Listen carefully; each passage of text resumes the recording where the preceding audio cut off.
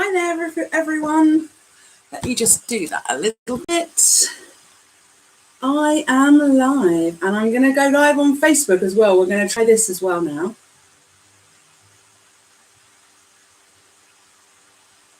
Hello, everyone. I think we are now live on Facebook. Oh, you can't turn your phone while live. Okay. Well, I've never done a Facebook Live before, so we're learning here. So let's just hope that will stand up. Okay, it does. Amazing.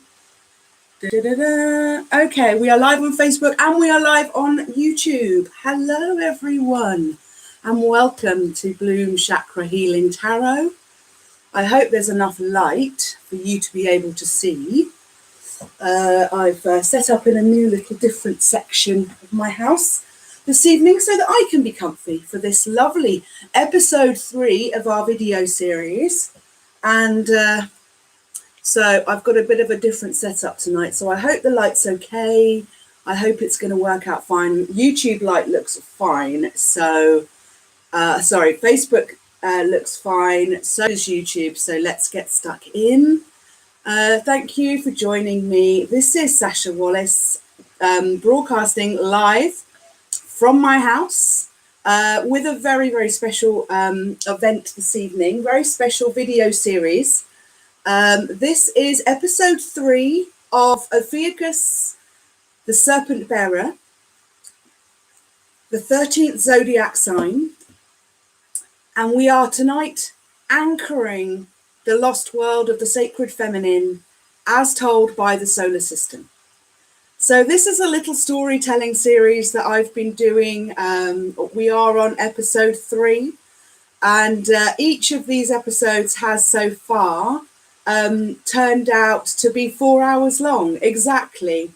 Very strange, and it would probably be rude not to go to 4 hours again tonight, being that it is the 444 portal. So it's pretty amazing synchronicity that it happens to be today that, you know, I think we probably will go to midnight, but let's see.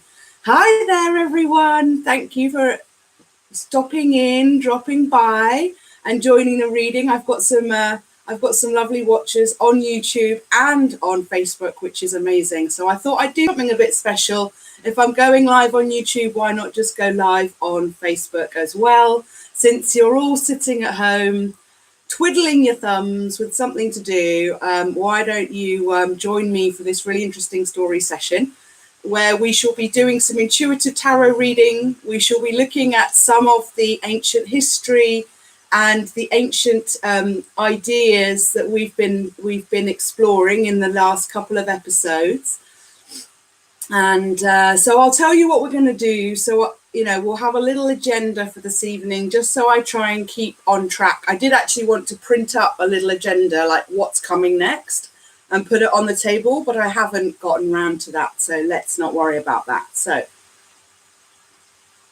tonight we are going to start with a little summary and introduction with what we looked at in the last couple of episodes. Very quickly, we'll look at the characters, so the actors in our story that have already come to show themselves already, and I will also talk about why this portal, this Jupiter-Pluto portal today, the 4th of the 4th, 2020, is so significant and important. And then we will pull some tarot and just see kind of what energies we've got around us at the moment. And for this evening's reading, who's coming to join us. And also after that, I'm going to talk to you about the Ascension timeline meditation, a very important mass meditation that is happening tonight. If you're in the UK, it's going to be 3:45 a.m. So everybody around the world is joining into a mass meditation at this time from wherever they are in the world. Oh, I'm getting a reconnect. Oh, that's okay. I'm still there. So yeah, because a lot of people aren't going to be staying up till 4:45 in the morning if they're in England. If you're in the States, obviously it's going to happen to, you know, before midnight for you. But once you're in Europe and the rest of the world, it's going to be into the night time of Sunday the 5th. So I'm going to actually share that meditation with you this evening during this session, so that you actually can take part in it, even if you're not going to be awake at that time of the night. But if you can, set your alarm for 3:45 a.m. I will go through the timings for each country. Well, not each country, but some of the main countries, just to kind of give you some help with that. And I'll remember that to not just look at Facebook and to look at YouTube as well. Hi, YouTube. So yeah, we shall do a lovely grounding exercise. Then we will do the meditation, the Ascension Timeline meditation, and I will actually play that for you. It's a guided meditation, and I can actually then enjoy that as well and engage with that energy vibration as well, if I can listen into. And then I've got something really special that I'm going to read to you, a conversation between Thoth or Hermes and Asclepius.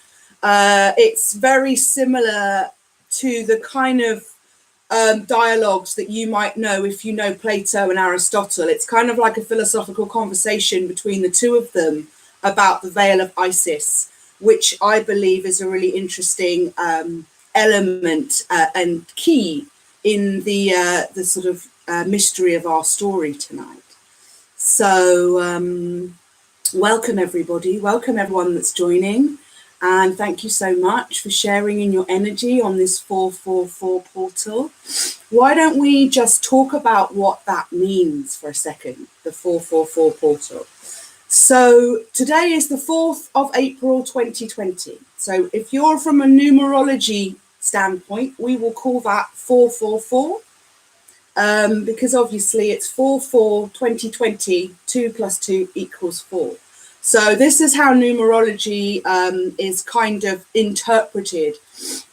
And there's a lot of very special symbology and meaning to today's portal. So we have a very major planetary conjunction happening today. At that point, at 3:45 a.m., Pluto and Jupiter are going to conjoin. And this is going to, I'm not entirely sure what all of the sort of specifics are, but I know that there's going to be a huge charge of energy from the solar system, from the sun to the planet. No doubt the moon is involved as well, as we have been learning through our journey. And this is really about helping raise the consciousness of the planet. It's called the Ascension Timeline. There's apparently going to be a huge acceleration or burst of energy, of light energy, helping to bring in the dawning of the age of Aquarius. So apparently we are in a position to actually help speed up bringing in the age of Aquarius. We aren't quite there yet. But as we've seen, there's a lot of timeline shifting and things happening, and certainly we can manifest to bring things forward in a speedier time. So that's what this Ascension Timeline meditation is all about. It's a worldwide mass meditation, and the focus of it is going to be about healing and supporting Gaia, supporting the planet and everybody that lives upon her back, to get through this coronavirus and to be in harmony with what is happening in the world at the moment, to bring loving energy and light to this time, and to dispel the fear and the negativity and the anxiety that is surrounding this this very unique and brand new time that we are all experiencing. The whole planet right now is experiencing this is having the same experience. You know, it's very strange to be able to say that. There's really been no time in my history where I can say that we've all been having this same hallucination at the same time, because in a way that is a little bit what it's like. We are all assuming that everybody else is staying in their houses. If you're not the naughty one, obviously we are allowed to go out and go and do a few bits, depending on which country you're in. But this does feel a little bit like we're all in some kind of strange group hallucination as well. And so I think, it's a really interesting time to draw on that energy while we're all kind of tuned in to the same vibration. We're all sat at home doing a little bit more reflection and meditation and chill out time with ourselves than we normally afford ourselves. So that is already a very grounding, peaceful space that we're coming from. And I think, with some of the grounding technique that I'll give you tonight, we can even further, really tap into that lovely, beautiful energy field and then reverberate that energy out when we do the meditation afterwards. So that's my little kind of plan for this evening. Facebook seems to be like flashing on and off, not connecting, but you're still there, which is great. So, oh, it looks like YouTube is unstable as well. Let's just wait and see that comes. Oh, look, 11:11, as I said that, and it's come back. So, okay. Let's just talk about what I've got on the table. So, the cards, and I'll go back to 444. I'm nowhere near done explaining what all of this is about, but there's a lot to it. So let's kind of just take it gently and gradually. Let's just look at some of the tarot cards that want to be with us this evening and have wanted to join in. So we've got the Tarot de la Nuit, which is a lovely deck, and really wanted to come out the last two sessions and didn't get a chance to. We kind of, didn't get round to that. So I think it might well come in tonight. We've got the Tarot Nefertari. The Tarot Nefertari, my lovely Egyptian deck. We have got the Dragon Oracles, which I haven't actually opened yet, and I'm going to open them during this session. So we'll take the first reading from that tonight. Let's pop that there. We have the wonderful Thoth Tarot, written by Aleister Crowley, illustrated by Aleister Crowley, and it is the most beautiful deck. It is very much what we've been using as our kind of main channel in this series, because I am channeling Thoth and Bast through these readings. They are my Egyptian guides, and very much the wisdom gatekeepers that I look to in this journey and search for knowledge, and search for answers through this mystery that we find ourselves in. I've got the Oracle of the Unicorns. Moonsong, I know you're going to love that one. And here we are, Oracle of the Unicorns.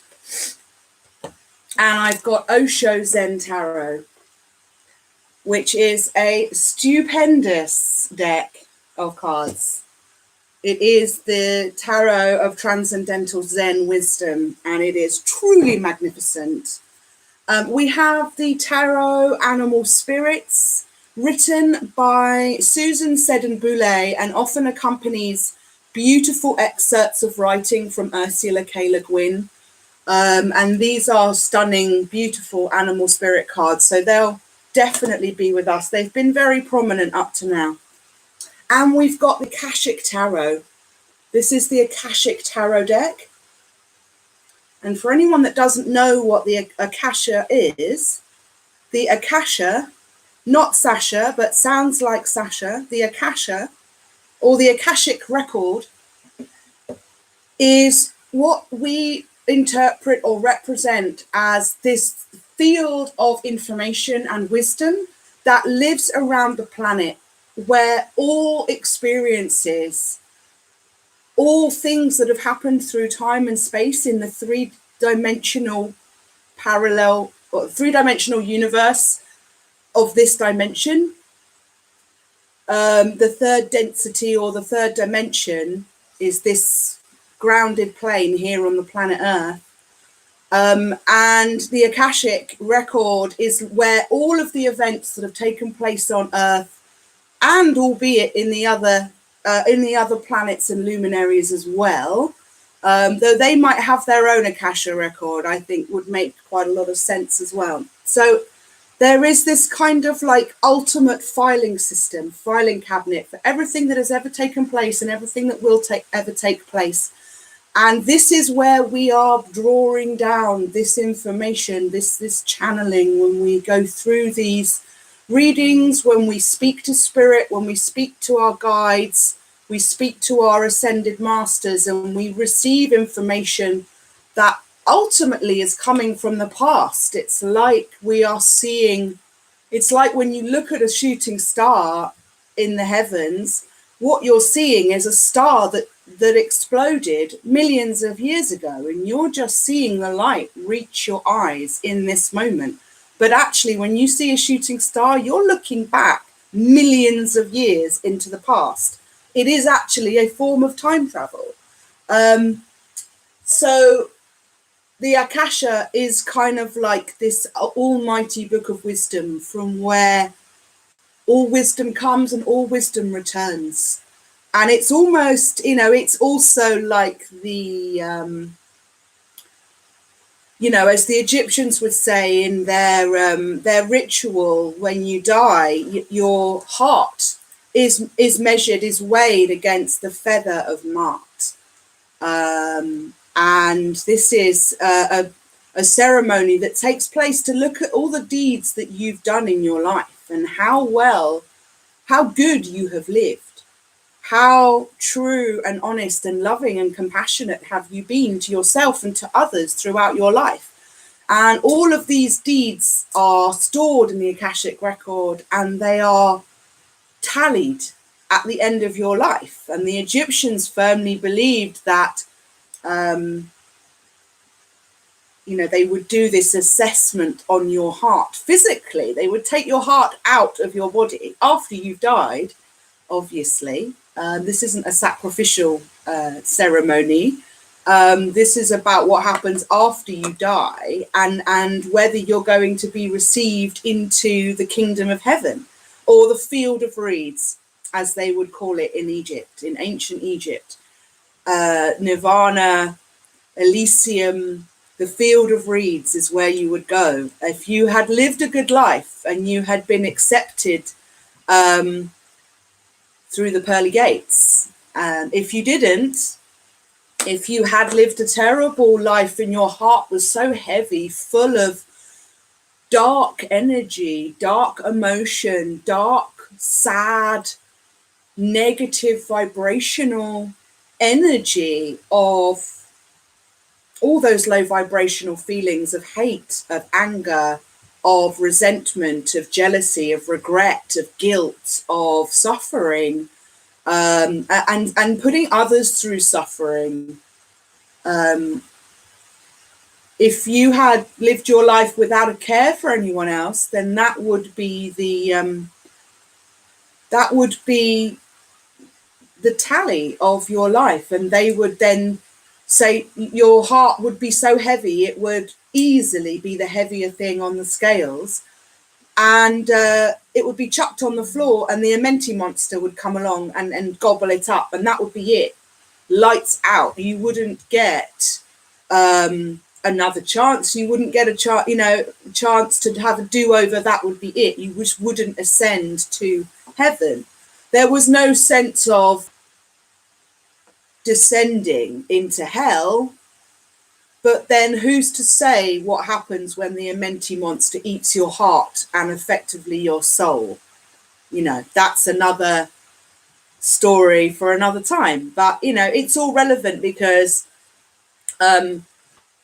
it brings it back to this idea of heart consciousness. It's our heart consciousness that we are opening up to.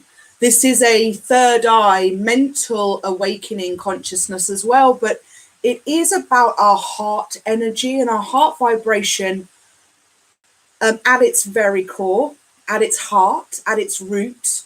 And I'm wearing red tonight for our root chakra to bring that, root stability, foundation energy for all of us to in the collective. And I also have our heart chakra card. This is from my Essential Earth Wisdom deck. Essential Earth Oracle Wisdom deck, and I've created all these cards for our chakras, for our chakra blends, and the heart chakra energy has already been very prominent in the last 2 readings, the last 2 episodes, as has the throat chakra energy. So speaking your truth, you know, finding that self-love, finding that heart peace and that heart acceptance within you, and then finding the voice to speak it and to voice it and to be your true authentic self, to take off the mask, and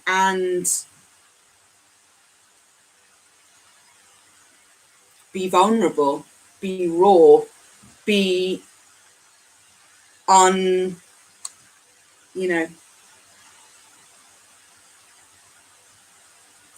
unclouded by all these other external energies. It's really about going within and shedding these paradigms, I think, is the way we're going. This isn't necessarily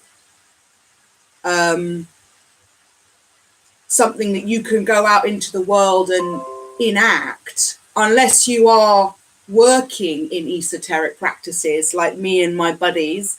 You know, we have found physical, tangible ways with which to tap into it. But what I mean is it's more of an inward, reflective, singular journey that you do in your mind, in your heart, and your silent time with yourself,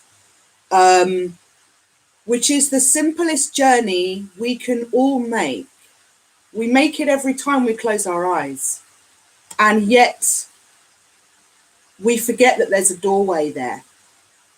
We think we close our eyes just to sleep, to blink. But actually, when we close our eyes, there's an awful lot going on. That actually closing our eyes and bringing in the dark is all about triggering our circadian rhythms of responding to light and darkness. And once the brain recognizes that the eyes are closed and the darkness has descended, that is when all sorts of magical processes then kick up and start in your brain and your mind and your body and your spirit while you're asleep or while you're in meditation. Same thing. Eyes are closed. The body is relaxed. The body is at rest. That sense of quiet can come in. And, all sorts of magical things happen when we go to sleep.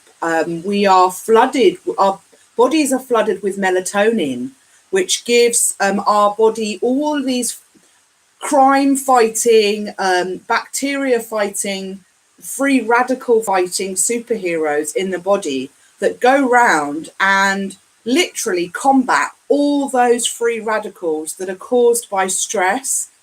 Specifically is where free radicals come from, and free radicals are what causes all sorts of illness and dis-ease in the body. It causes inflammation. It causes all kinds of cancerous growth. It causes all kinds of deteriorative, is that a word? Deteriorating problems in the brain and the memory. And so melatonin, when we go to sleep and we're getting a nice, healthy, rested sleep, not just, a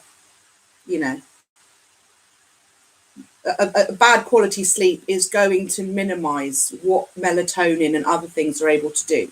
So having a really good sleep allows your melatonin to come in and literally go through the body and just kill off all those things that are likely to make you ill and keep your body in a stressed place, holding on to all that strain and struggle, and being wired totally by all the stress chemicals like cortisol and adrenaline that are just pumping, that have been pumping around your body, and all those overstimulating effects that we get from all the devices that we use. So couple of other things just to say that melatonin is created as we now a lot of the scientific community are coming to this understanding that the third eye, the pineal gland, is actually where all of these processes are, where melatonin is actually produced, where DMT is produced, and where cryptochromes are produced and stored. And cryptochromes are the little kind of magnets. They are cryptochromes. They are little magnetic aspects or little magnetic beads, as I kind of imagine them, little magnetic crystals inside our body, inside our head, that actually keep us aligned to the magnetic field of the planet. Which is, there is a magnetic field around every single human body and every animal body, and the earth has a magnetic field as well, and it has a north and south pole polarity, just as the human body does. The body has positive and negative ions, if you like. We have a sort of, the two extremes. The body is a perfect imitation of planet Earth, and that's one of the things we've been exploring. So bees and butterflies and birds all have this cryptochrome in their brains as well, and it's what keeps them aligned to the South or the North Pole, or probably more specifically, it keeps them aligned to the equator. And this is how we understand that birds know where to go when they're migrating, and how it is they seem to move in this ethereal, magical way that's completely synced. And that's most likely because it is all because they are aligned to the magnetic field, and it keeps them, on this target course like a missile. And bees have the same thing. Bees have what's called magnetite in their heads, and that actually helps them not just navigate to the equator, because they might not necessarily get that far. I know that there are species of butterflies that will actually transcend through several lifetimes in the same journey. It's like they will, as in the same journey from here to Africa, they will actually die and be reborn through the same family in one single journey. It's fascinating. But anyway, bees and butterflies, it's thought, are attracted to pollinating plants through the sense of their cryptochromes in their brain.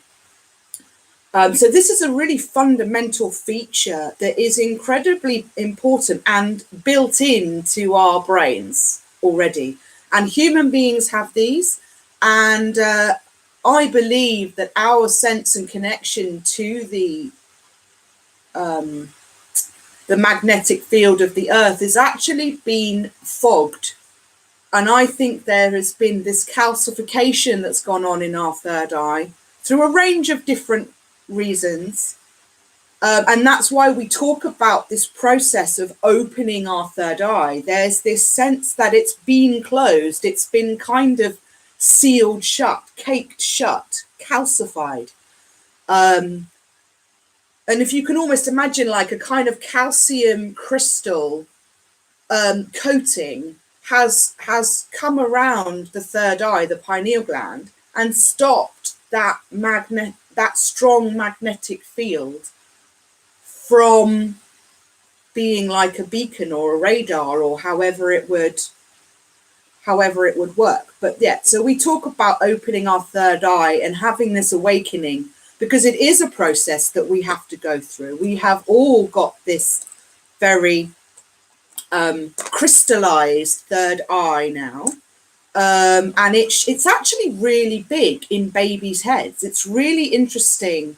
Babies, when they're born, they actually have a really large pineal gland, and in the first 6 years of life, children are so in tune with the universe. They're so that they're almost what's called pre-conscious. They're actually before they're in that space before consciousness, as we know it as adults, has set in. And this happens when you're 6 years old. And before that point, children are so close to, you know, that's why children are so able to have imaginary games and imaginary friends, because children really are connected to the spirits of animals, and they're much closer because their third eye is so large. It's really, you know, they say children and babies are like a sponge. Well, they really are. Like, they are just taking in all this energy and information like a supercomputer. Far greater usage of their brains than adults will use later on in life. And as an extra important point, we now know that babies and young children, and my AMETHYST friends can confirm or deny if I've got this right, that actually babies and children actually need more anesthetic to knock them out than adults do. Now, that seems really contrary, but the reason for that is that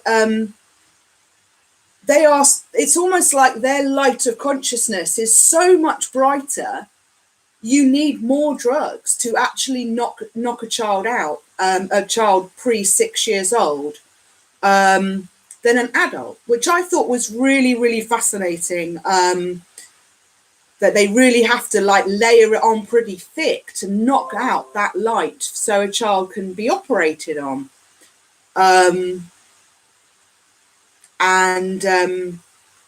So yeah, so talking about the third eye, for those people that have just joined, thank you so much for joining. We are doing a really special reading.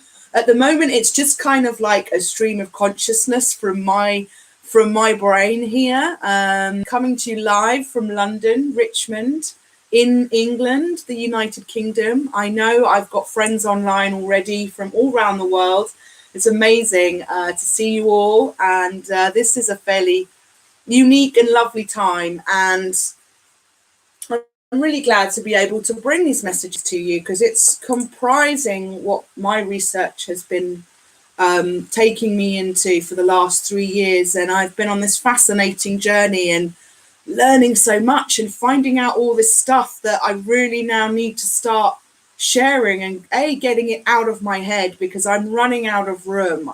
I swear I'm using more of my brain capacity and energy than I've ever done in my life, and whilst that I seem to be constantly finding new reserves, when I get tired now, when my energy juices run down and I'm out of steam, I'm out. Like, it's so funny. It's just like I'm a phone that just switches off, and I have to be really careful now, because obviously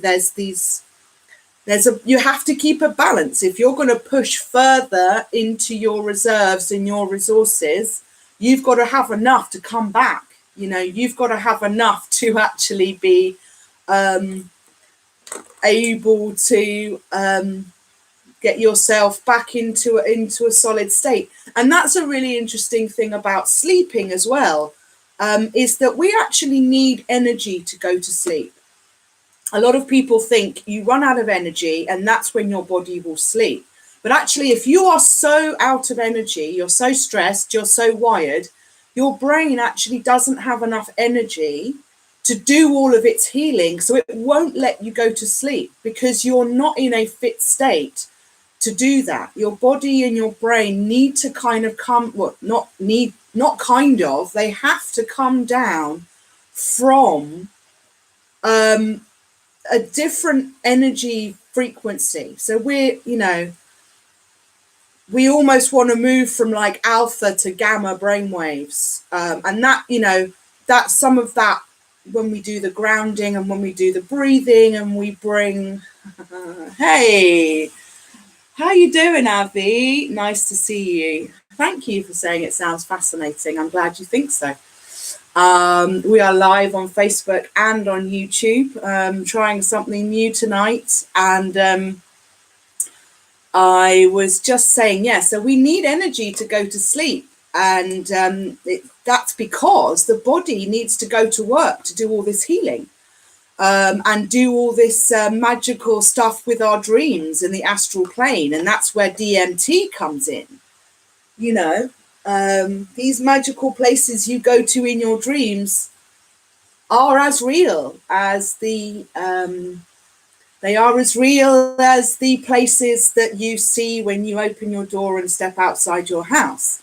And that's why we often find things like milk and cookies before we go to sleep is a really great way of chilling ourselves out and getting into that state. And you'll often find that as soon as if you're having trouble sleeping, if you have a little snack like milk and cookies, like your mum would give you when you were little, you will very gently drift off to sleep. And milk especially, things like milk are really good at calming the brain, calming the body. Moon juice, as Thoth would have called it, very special, lots of special properties in milk. So anyway, yeah, just talking about, you know, the importance of sleep. Everything comes back to our sleep. Everything is about how still we can bring ourselves back and ensure that we're just giving ourselves that self-love, because it is self-love to have nice sleep, to actually have a nice routine, chill out, make sure that you're getting good rest is going to be your absolute best friend. It will give you all the energy you need for the following day. You'll wake up raring to go. Your body will have done immense healing while you've been asleep. You know, we lose 1 billion cells every day. If you think about how much people are washing at the moment, how, you know, we actually lose 1 billion cells in a day, every day. Now, those cells are replaced and rejuvenated while you go to sleep. If you're not getting a good sleep because you're anxious or you're struggling with mental health or you're staying up watching movies all night and you've got all that light blaring in your eyes, or you're drinking or smoking too much weed, is also going to have a real effect on your dreams and your sleep quality. So all of these things, it's really important to remember you don't actually need to do too much to ensure that your body is a super healing machine, but you do need to give it that time and rest and balance. And you know, having a shower or a bath is a really good way of chilling out before you go to sleep. Water is so healing. It is the most healing, life-providing substance on the whole planet. It is what makes up most of our bodies. We are 95% water. The planet is the surface of the planet is 75% water. Children are actually more percent water than adults are, again, when they're born. And children actually live in water when they're in the womb. So, you know, water is the ever-preserving, ever-river of life. And you need to make sure you're ensuring that you're not getting dried out and dehydrated. So my advice is always to drink as much mineral water as you can. It's so important. Our tap water is often not safe, even if you live in relatively first world countries like mine. I don't touch our tap water anymore. I believe there's all too many chemicals and fluoride, which has a huge effect on crystallizing our third eye and calcifying our third eye. And I believe our water systems have been intentionally flooded with chemicals, not just fluoride, but fluoride is a big one, and you should research it and Google it if you've not heard this before. So fluoride, that and loads of other heavy metals, loads of other chemicals, and you don't get any of the natural vitamins and minerals that were present in the water when it came down from the mountain once upon a time. The way to get that is to drink bottled water. Spring water or mineral water, it doesn't matter. As long as it's got a pH of 7 or above, And that should be marked on every single kind of mineral water you could find worldwide. pH 7 and above means it is just enriched with all that mineral element that is so good for you. And I've never felt more healthy since I went completely onto mineral water. And then when I introduced essential oils into my system, and then when I stopped eating meat, and then all these beautiful things are just helping to raise my vibration, to keep me fresh and natural and as close to the elemental state of the earth as possible. If we remember, like I was saying, the human body is an absolute replica of the earth. The earth, you know, we have this magnetic field around us, we have this auric field around us of energy that actually comes out to about here, you know. It's actually not, it's not just like at the level of your skin. Your aura is actually a good foot from your body in front of you, around you, like a bubble. And so if you imagine your heart chakra potentially is actually kind of out here. It's not, it is in here because the whole thing is like a, wow, my hand looked like it was see-through then. This whole thing is connected, everything is connected, but your heart chakra is kind of sitting here in front of your body. And if you can imagine what it's like when you're on a tube in rush hour and everyone is squashed and crushed up with each other, and you know, that whole sense of you're in my space, you're in my face, that really is true. People are standing in your aura. They are actually stepping on your aura. They are right in your energetic field, which is why it feels so uncomfortable when someone is in your field when you don't want them to be. And why it's so amazing when someone else is in your field when you do want them to be. You know, this is kind of where all these brilliant, beautiful sensations and emotions and you know, feelings in the body emerge when we're around other neat little segue. Let me show you what I am. So for those that don't know, I make natural medicines using essential oils and pure spice mixes and Epsom bath salts and lots of other bits and bobs. All natural, all completely natural and organic. I make supplements with turmeric, black pepper and ginger. And I make these essential oil blends. And I've just released my website yesterday, and it's bloomhealing.co.uk. Oh, I'm getting hiccups. Maybe that is a sign that some cards need to be read. I think, yeah. So let me just do one thing at a time. Thank you, Spirit. So I've made 2 blends specifically for preventative care during the coronavirus time. I have made, where's the other one? There we are. So this is Corona 1 and Corona 2. You can think of it like Apollo 1 and 2, or Apollo 11 and 13. And no one comment which one crashed and burned, because I've already had that joke with myself. But yeah, so I've made Corona 1 and 2. And in Corona 1 includes frankincense, myrrh,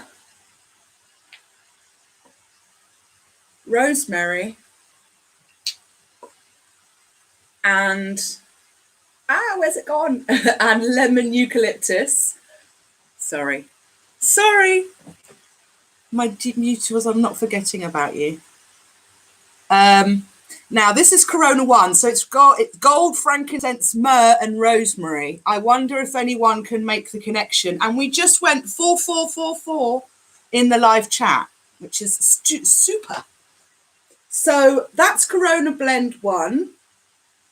And really, it's been designed to help with reducing fever, reducing cough, supporting the immune system, supporting the respiratory system, and really giving you inner body wellness and resilience to support you so that if you do come in contact with any germs or nasties, you're going to have the best resilience and the strongest immune system to deal with anything that comes along. So I've made 2 blends because I think that, you know, everyone's different. Everyone has different likes and dislikes. And, I'm trying this out new. So I thought I would try 2 different recipes. So Corona Blend 2 contains peppermint, lang lang, ravinsara and thyme. Has the same properties to support the respiratory system, the immune system, to support bringing down a fever, regulating temperature, and supporting antibacterial and antiviral healing in the body. So, amazing. Essential oils can do what antibiotics could never do. And, essential oils can actually target and treat and support a virus in a way that antibiotics can't, because essential oils are actually able to get through the cell barrier and into the nucleus and inside the cell, which is where viruses live. Bacteria, on the other hand, lives on the outside of the cell, and that's why antibiotics can only target a bacteria, because it can only target what's on the outside of the cell. It cannot penetrate into the cell. And that is the main difference between essential oils. And so that's my blends. And I've got frankincense, myrrh, lemon, eucalyptus, and rosemary already diffusing in the background. And I think it's a really nice blend, actually. So I'll be interested to hear what other people think when I get their feedback. But it is all available to buy from the website. And there's lots of other things. I'll just show you some of my other existing blends. So this is Sniffles, fairly self-explanatory. This is Anxiety, not bottled anxiety. It's to help you relieve anxiety. Tummy, for all those tummy troubles. And my bestseller, without doubt, is Sleep Easy, which has been really flying off the shelves, as it were, and having a great effect. There's some beautiful feedback I've gotten from my existing clients so far about my Sleep Easy blend, and I know it's working for people. And even if these blends don't, I'm not advocating that there's a cure here for anything. It's about giving your body resilience. It's about reminding your body how to do its own healing, and bringing in, it's kind of like bringing in special instructions to remind your body how to do its own healing. And that's what I love about essential oils. It really is just natural. It is the earth talking to your body and reinstating some of those natural abilities that your body has always had. It's built in with it. We've just forgotten the language with which to speak about it. So yeah. So why don't let's bring Thoth in, and let's have a quick card from Thoth, and then I'm going to read something really beautiful to you. I hope everyone's doing all right so far. It's almost an hour. I haven't pulled a card yet, but it's nice to see that I've got a little captive audience. I've got, people watching on both platforms, and this is an important night. I've been meaning to do this reading. Well, I've always intended to do it today, but I've been planning it and looking forward to it. And now I'm here. I'm just kind of like chilled and enjoying it. And let's just see where we get to. I don't think it's going to be hard for me to go to 4 hours. I have to see how many of you stay the course. Ooh.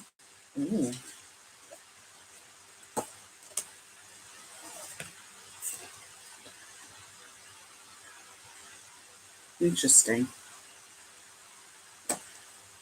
Interesting. Okay.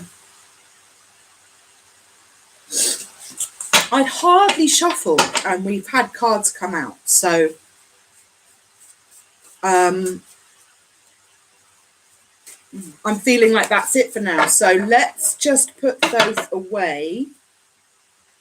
And I'll show you what. So the first card that actually flipped out was Death. Can you see that?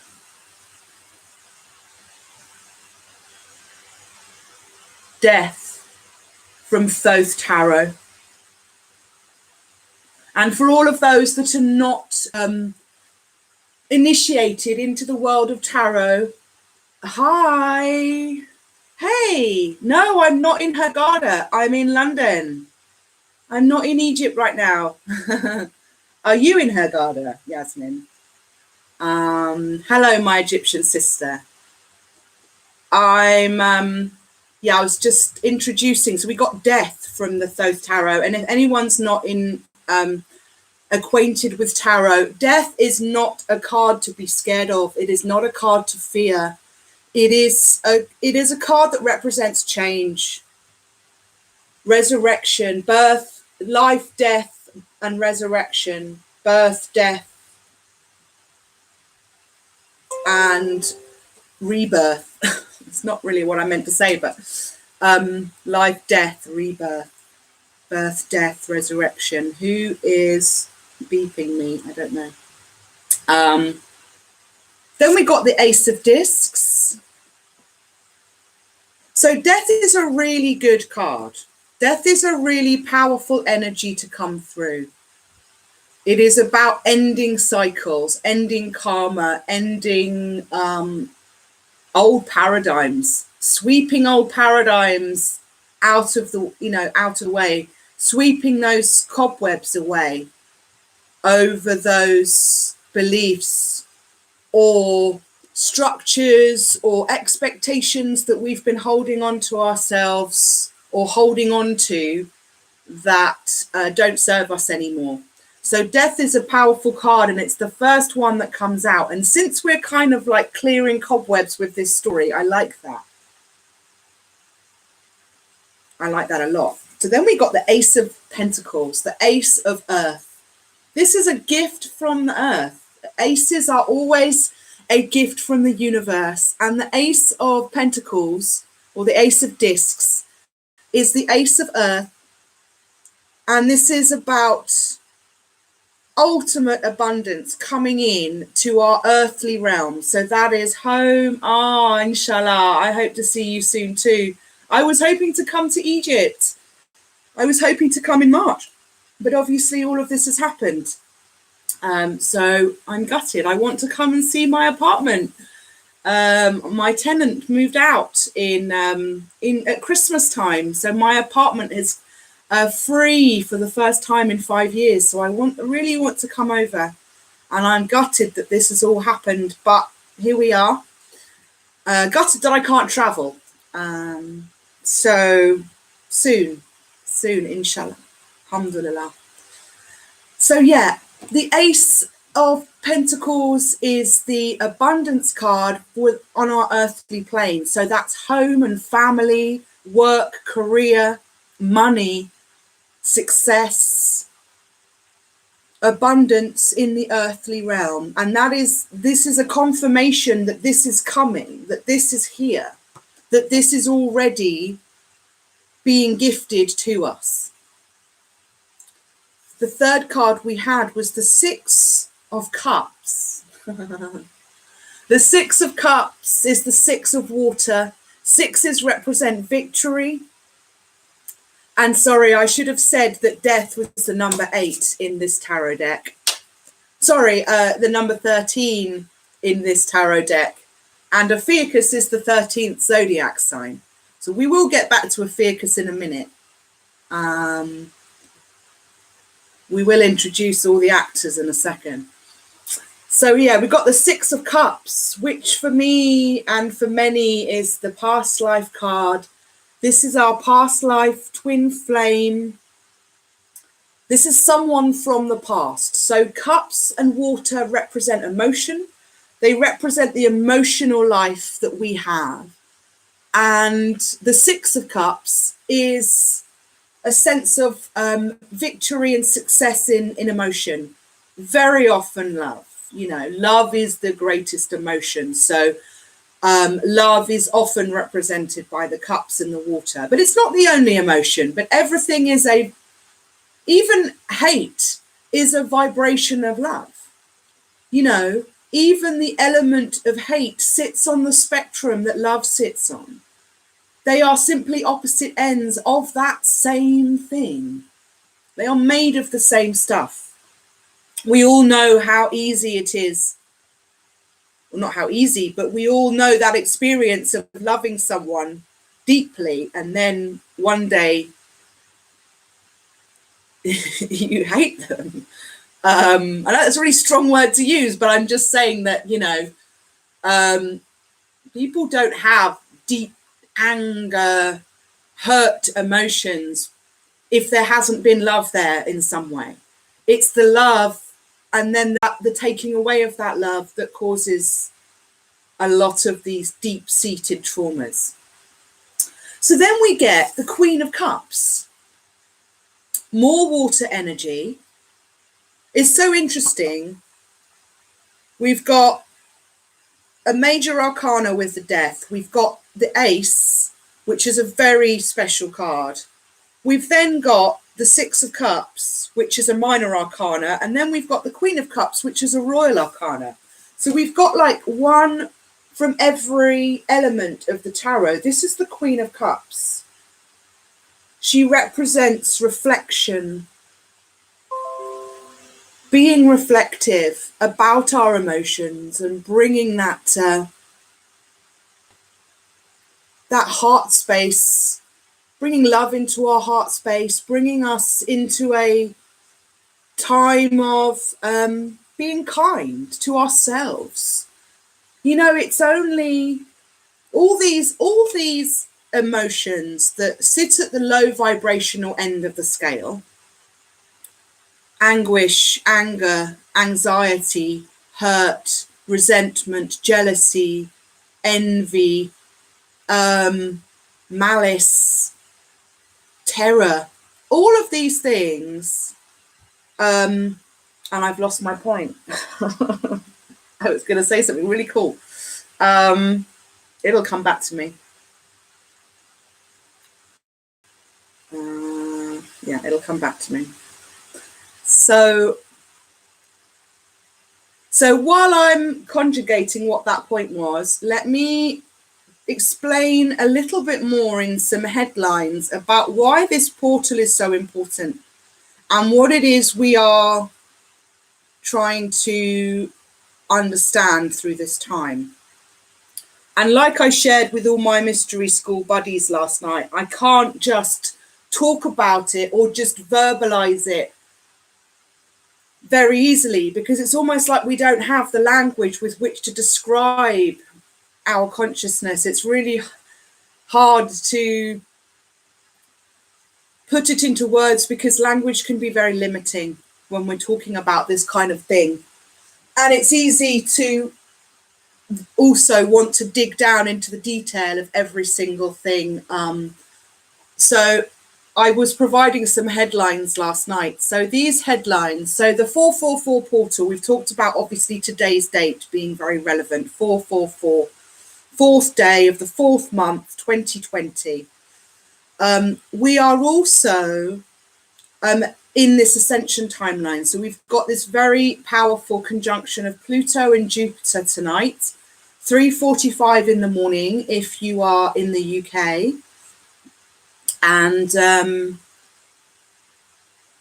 that is, what time is it now? It's 9:20. So in another sort of 6 hours or so, 7 hours, these two planets are going to conjoin. and we're going to see this beautiful new wave of energy that is being promised, that is being brought to bear in this time. And that's why all these people are doing this mass meditation at this very specific time, is to kind of harness and jump on the back of that energy and bring a huge worldwide global bubble of healing and resilience and love to the entire planet while we're going through this coronavirus, and to bring ourselves closer to who we really are, who we really want to be. And I think we're all finding that this time could provide an opportunity to understand who that is. And so, yeah. So the next point I was going to make about 444 is that we are heading towards a very important week.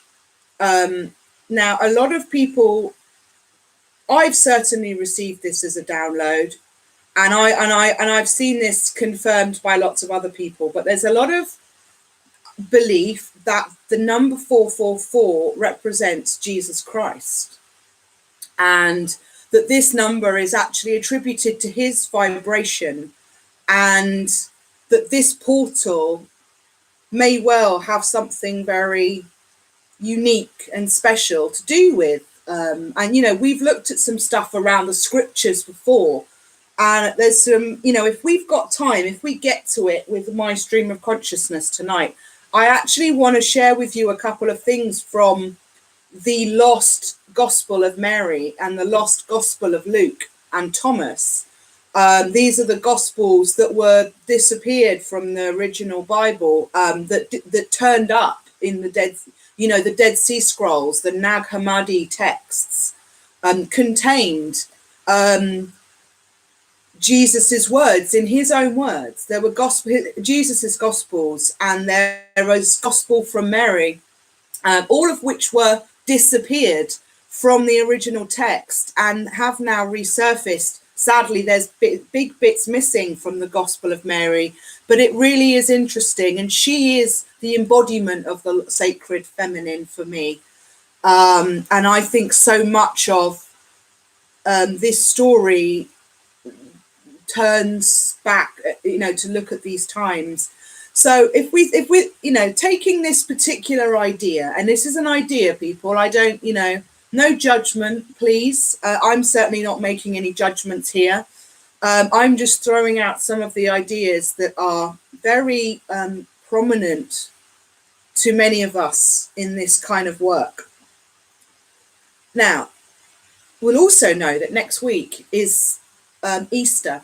We start with Passover, and we then move to Good Friday and Easter Sunday, as it's called and Easter Monday, as it's called in my culture. In England, we would talk about Easter, but there are a plethora of amazing spring welcoming, spring worshipping, nature worshipping festivals that all happen at this time of year, because this is actually the beginning of spring, and this is actually the real new year. You know, up until 1752 in England, March the 25th was actually New Year's Day, and it marked the ending of the long, cold, bleak winter, and was the beginning of new life, new life being birthed into the world, new flowers, new trees, new baby animals. And it would be the time for all that new light coming into the world. The days are longer. Everything's young and fresh and ready to bloom. And so this is when we would actually celebrate New Year. And for, as I said, until 1752, we were actually all focused as a culture in the UK, and it was different timings for different parts of the world, but this was a global a global understanding. And they would actually, 25th of March was called Lady Day. And it actually represents the feast of the, I forget the word now, it's not Ascension, Annunciation. The Feast of the Annunciation was actually what Lady Day represented. Lady Day became like a little quick abbreviated way, I suppose, to talk about that. But what it was, the moment, the Feast of the Annunciation celebrates when it is believed Mary was visited by the angel Gabriel and told she was going to be the mother of Jesus. So that was actually only like 2 weeks ago. And here we are heading into, now we don't celebrate Lady Day or celebrate New Year on the 25th of March anymore. But there is a huge, powerful energy that still surrounds this time. And so, yeah, we've now got Easter next week, and we've got this time which represents the 3 days when Jesus is crucified, and then the 3 days to his resurrection or his ascension or his rising from the dead, rising from this earthly plane, rising from the tomb. So we celebrate this. We would be celebrating this next week. And there's all this sort of, the Passover festival is also very significant at this time as well, if you're in the Jewish faith. And so there's all this kind of energy, and there's all this sense of this is a time of different crystal activation going on. So there's this 444 portal, which I've nicknamed the Lady Amethyst portal 444, because the Lady Amethyst Dark Angel is one of the kind of spirit guides that is giving us and sharing a lot of the information that is being downloaded, that is being channeled through mediums and through spirit guides and through empaths and tarot readers. We are actually connecting in with some of these sacred feminines in our space, and that's so that's another sort of synchronicity. So Lady Amethyst 444 is my name for this portal tonight, and I've actually got this beautiful piece of organ amethyst crystal sitting here for us all, giving us all this energy. So let me tell you a little bit about this meditation. Everything's in purple. All the meditation stuff you're going to see is all in purple because everyone's linking it to amethyst. So if you can even have some amethyst around you right now, that would be amazing. I'm going to read you the introduction to the meditation, and then I'm going to take you through a grounding.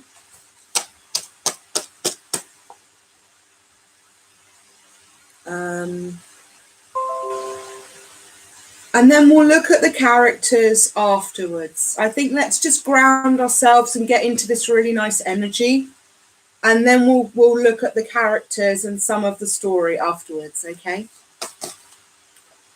So the global meditation for planetary healing and ascension is on April the 4th and 5th, 2020. It is time to take action again. It is time to take the destiny of our world into our own hands. We all agree that the process of planetary liberation is taking too long, and the current timeline is not going in the best direction. Here is our chance to collectively shift the timeline back into our optimal timeline for planetary liberation. We are using the opportunity of the massive astrological configuration of Jupiter and Pluto coming into conjunction on the 4th and 5th of April to create a portal through which we will unify our consciousness and trigger the process that will solidify the optimal ascension timeline for the planet and help the humanity unite to overcome the current global health crisis.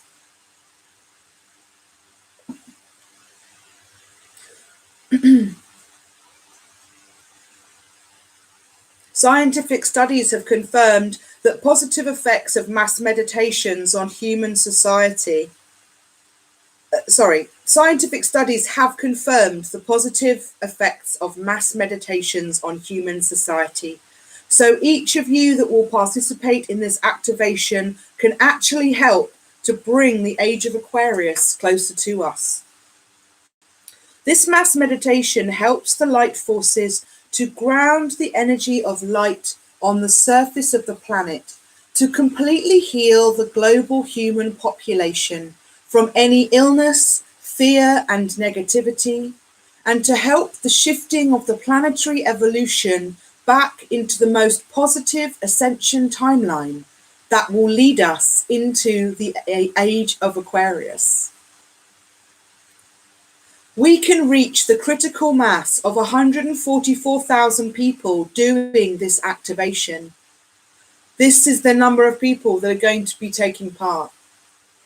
This will create a massive healing chain reaction in the energy field worldwide. But for what we wish to accomplish, we need more than that, which is why we are aiming for at least 1 million meditators on April the 4th and 5th. And we are counting on each one of you to make this happen. The power that we will have at our disposal on April the 4th and 5th is truly astronomical in the most literal sense, because the planets of Jupiter and Pluto will come together in the sky that day, today. We intend to harness the powerful astrological alignment and create a massive shift for humanity in the most positive and harmonious direction possible. But this will require mass participation and a joining of hearts and minds together with a singular focus and intention on a level that has not yet been reached on planet Earth.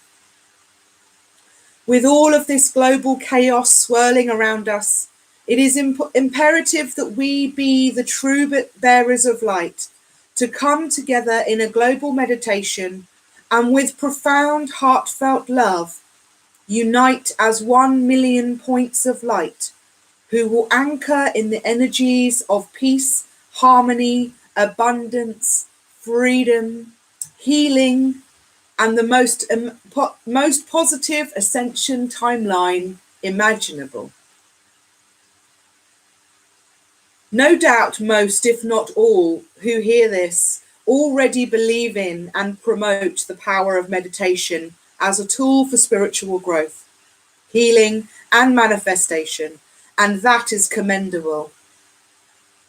You are now being asked to expand that power by reaching out to all that follow your social media pages and read your books and blogs and communicate that mass meditation on a global scale, and to make this a top priority, beginning with the powerful astrological ascension portal, when an unprecedented wave of light, 5D gamma light waves, will flood our planet. There are legions of light beings that have entered our galaxy at this time to assist us in our ascension and help direct this high dimensional light our way on this most momentous day. Whatever your personal view or belief about ascension and evolution might be at this juncture, we can all agree that it is beyond time for us to advance our consciousness as a collective for the upliftment and healing of all beings on planet Earth. The best possible way is to do this with mass meditation. The greater the numbers, the grander the results. We must harness our power collectively and come together in much larger numbers to meditate more often, and especially on key strategic dates and times with a singular focus. This is the only way we are going to evolve or ascend as a society and put an end to all this madness. Global mass meditations are the key to our liberation and the quantum leap we all long for in human consciousness. It is time to use the magic key.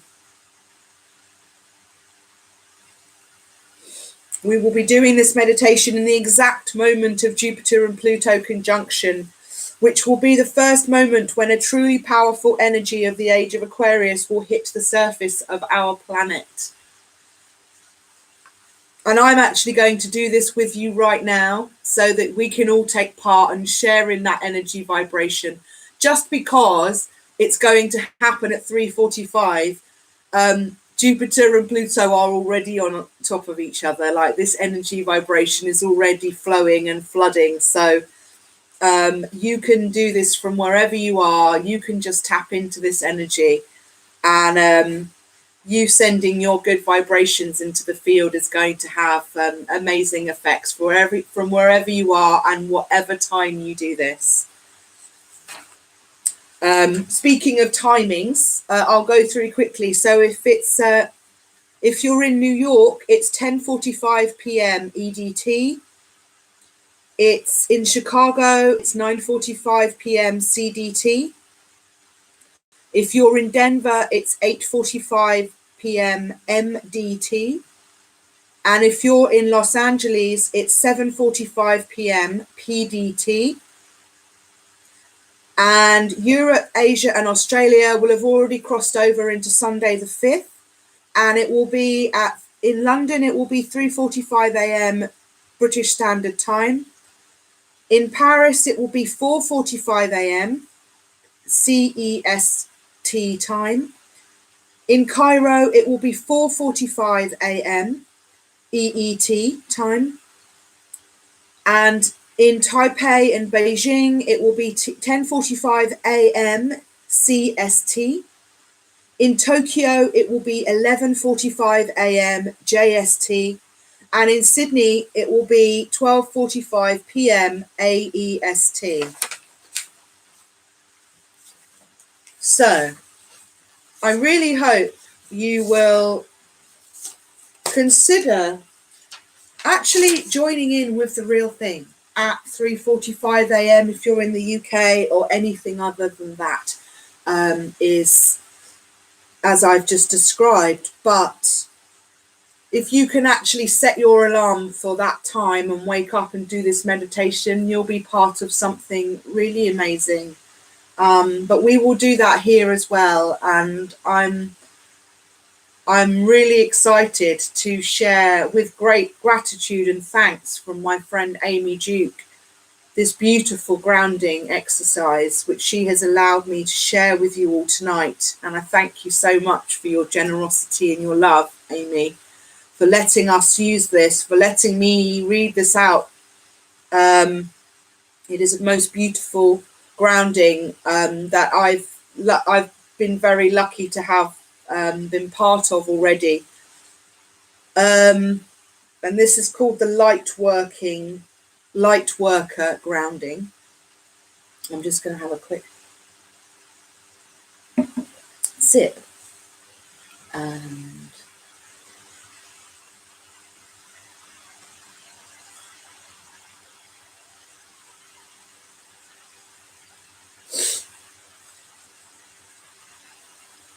I'm feeling like a card. And I'm feeling, let's open the Dragon Oracle cards.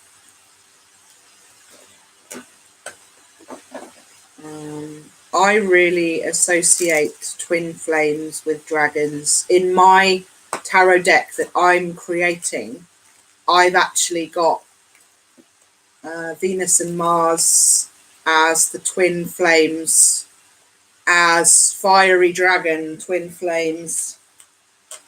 which they actually look very like that in the Osho Zen Tarot as well, which we definitely will get out this evening. But yeah, Dragon Oracle cards, opening them just for you. So let's see what we get. Let's see what we've got. What's this dragon energy? Lovely little book comes with it. Dragon energy.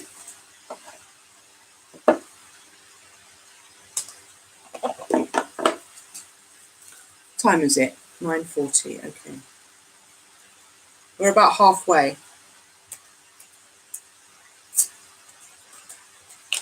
So let's... Amazing. You couldn't... Beautiful. I'm not even going to shuffle because do you know what has just been there on the top waiting? It's the air. The first one was Earth Dragon. So straight out the gate, we've got Earth, beautiful Earth healing energy from the Earth Dragon.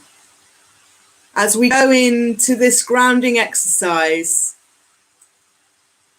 powered by the 5 elements to support Gaia and to support our natural nature. And here we've got the water. Oh, sorry. Earth Dragon. It's Water Dragon. It's because he's green. I said, sorry. This is Earth Dragon. This is what came out first. It's confusing me, you see. They've made Earth and Water green and blue the other way around.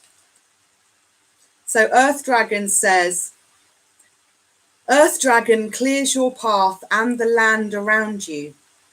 Stay grounded. Be ready to serve. Stuck energy is clearing. You can move forward in life.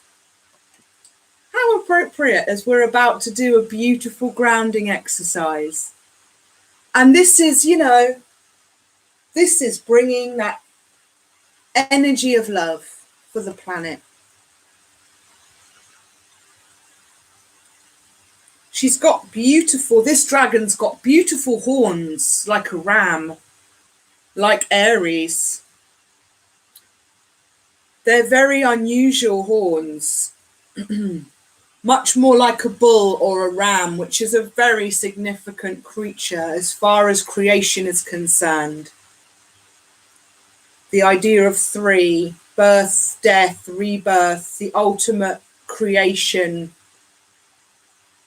the snake eating itself. The Ouroboros is the symbol of 3, birth, death, and rebirth, birth, death, and resurrection, the Holy Trinity.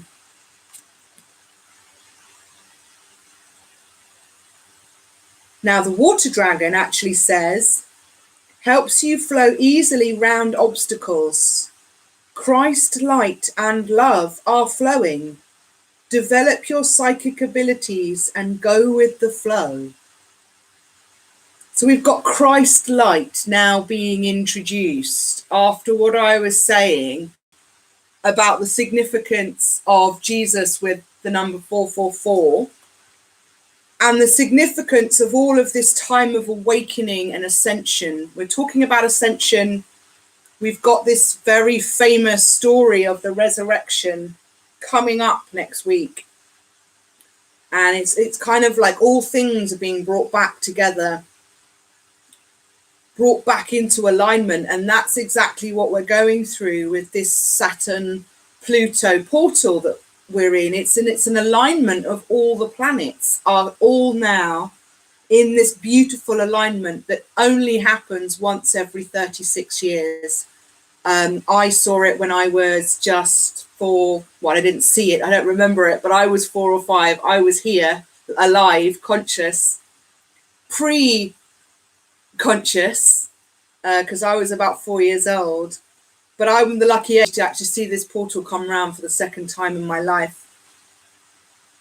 Air Dragon is what we got next, and it says helps you rise above earthly matters, communicate honestly, brings inspiration and hope, see life from a higher perspective. Yeah, definitely. That's that air, that mental energy. Air energy is our mental realm. Everything to do with thought and the mind, manifesting, imagining, thinking. And we have Fire Dragon, who is actually the chap on the book.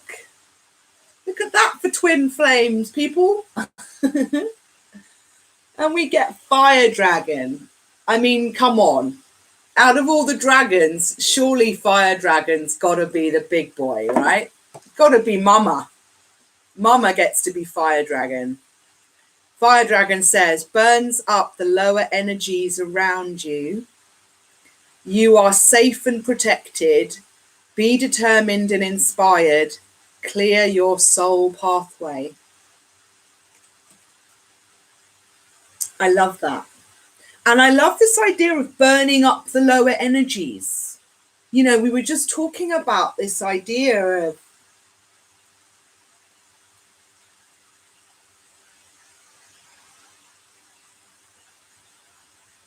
I'm quiet because I'm thinking about something else I was going to say.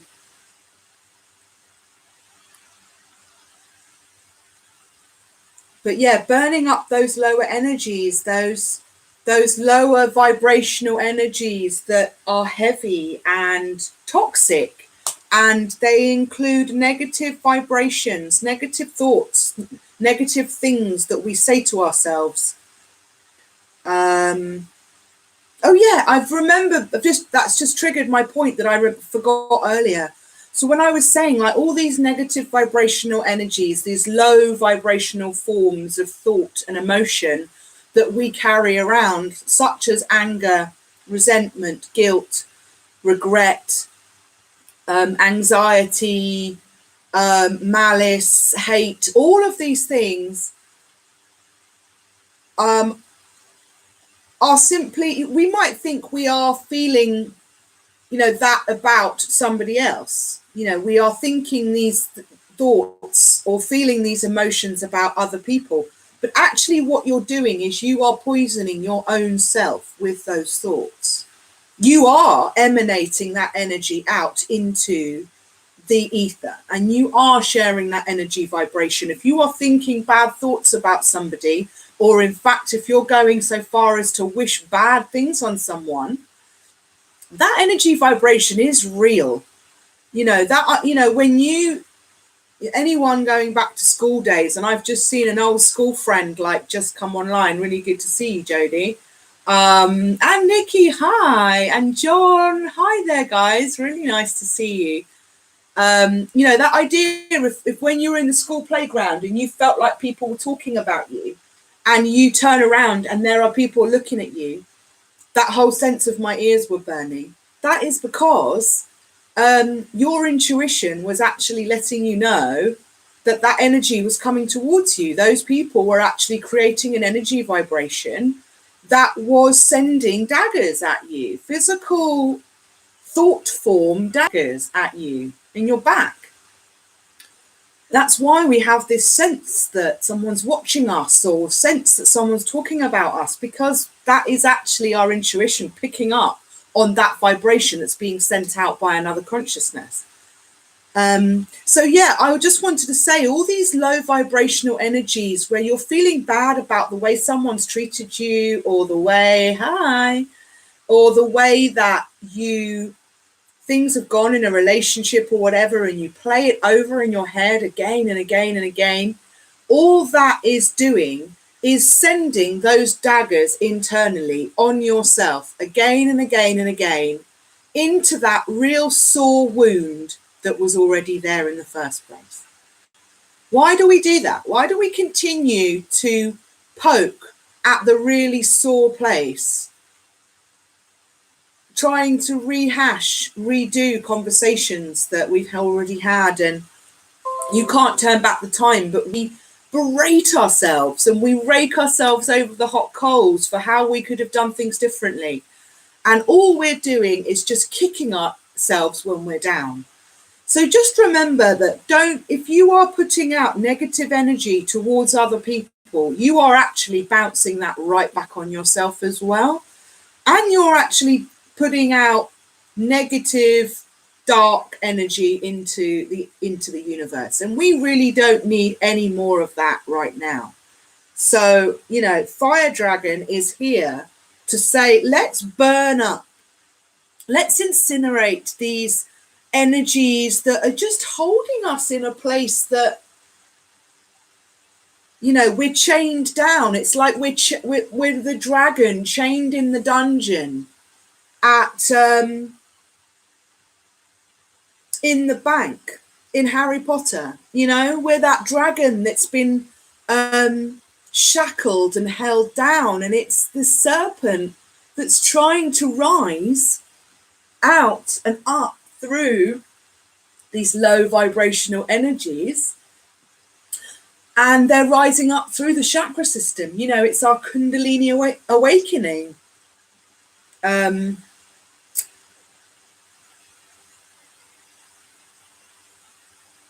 It's amazing. It's amazing that those cards decided they wanted to be pulled right then before I go into this grounding session. I think that's ace. And you know what's sitting there on top is Earth and Air Dragon. I don't know these, but we're going to take Earth. I'm just seeing these all brand new for the first time, like you. It's funny, we've now got Earth, Air and Water. Oh, right, Fire and Water. Okay.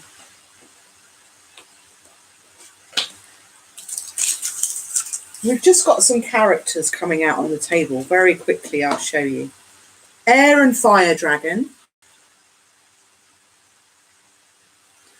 So this is where we're really combining those energy frequencies together. Earth and Water Dragon.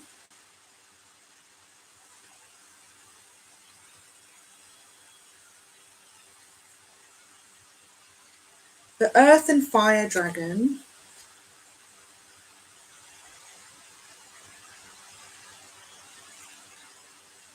And the Earth and Air Dragon.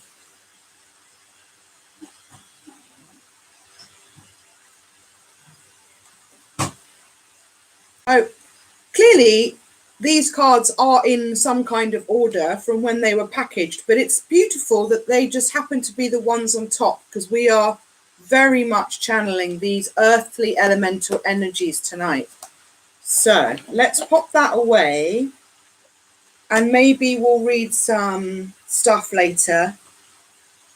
We have got so much that I would love to talk to you about, and I know I'm not going to get to all the things I wanted to share tonight, and we're not going to try and rush it.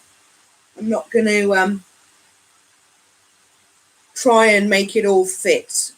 This is just episode 3. We're nowhere near done, so I hope you'll come back and join for the next episode, because, you know, this story is unraveling quite marvelously and beautifully.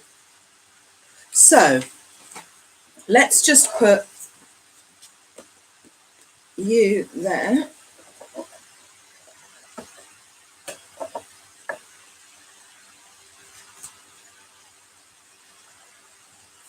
In fact, what I'm going to do is leave that one there and put that one. I've got another one.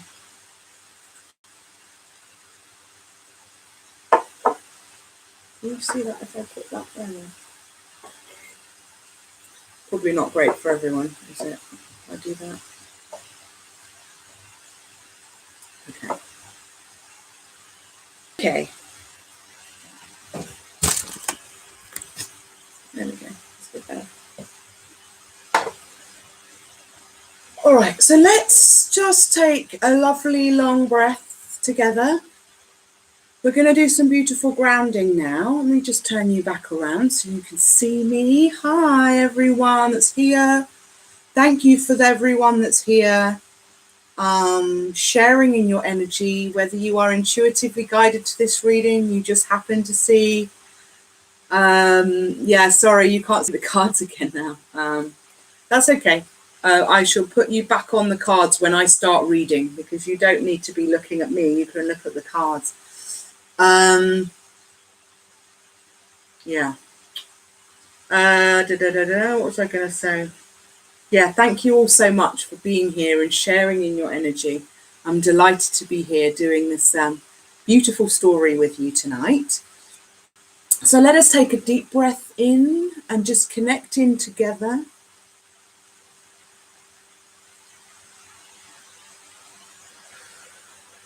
And breathe out. And breathe in again. And breathe out. And one more time.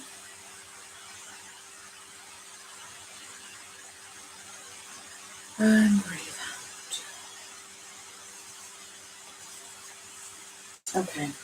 So let me move you round. Oh, thanks, doll. Well, you're going to hear me talk now, so I'm going to... You can all see those cards now. Let's bring Thoth there. Can you see Thoth? Did I put Thoth in the corner there?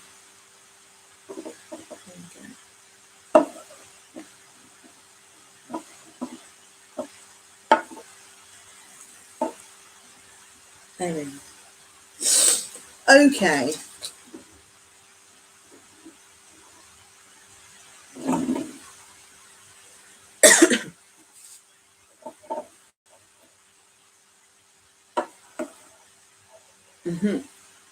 I know I'm fiddling around, but I'm just trying to make it really nice. So you can see it. There we go. Okay, that will be fine. Okay. So I would definitely suggest you close your eyes for this. You can obviously look at the cards that I've put up there. Let's put a different one. Let's put death here. And let's put the Ace of Pentacles here. And I love that death decided to be with the throat chakra. You know, that coming clean, being straight up, putting away things that we're fooling ourselves with, ending stupid cycles, unhealthy cycles. And now we've got change, magnificent change, and we've got the heart chakra sitting with the energy of the Ace of Pentacles. So,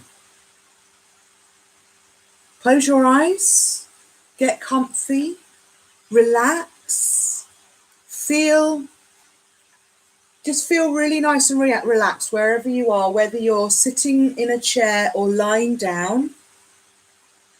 If you happen to be able to put your feet on the floor and be barefoot with your feet on the floor, or even outside, if you happen to be outside and you can be feet barefoot on the grass or on the ground, even better.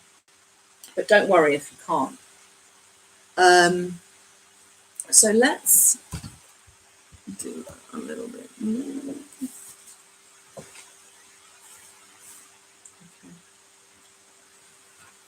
And yeah, just shut your eyes and just connect in to that inner space that you know as yourself, that inner place that just belongs to you.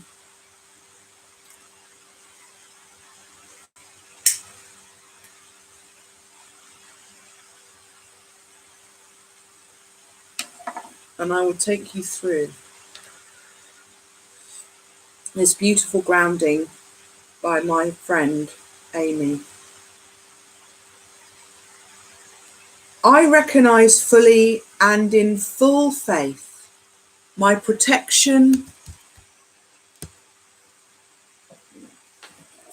Oh, there we go. Oh, that's better. Okay. I recognize fully and in full faith my protection and guidance from Source, God, and the Divine Spirit. I offer gratitude and thanks for the knowing that I am fully connected and supported to all that is, and that I have full access to all protection, wisdom, safety, and support.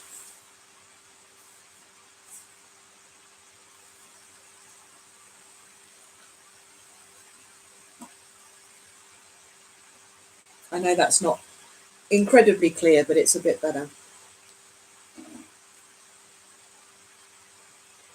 Okay.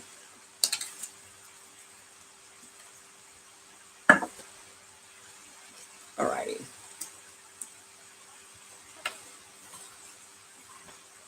I acknowledge and ask of my higher self, my energy being, my holy guides and angels, the Christ consciousness, divine masculine and divine feminine energies, whomever you pray to assist me into entering into a state of full surrender and trust, releasing and entrusting all aspects of myself to my higher wisdom and support. Allow yourself to truly feel what it is to let go, to empty your cup, to release your stress, tension, responsibilities, and aspirations to this loving force that knows why you are here and why everything in your life is as it is. Wait for this energy to wash over you so that the vibration is working in all of you.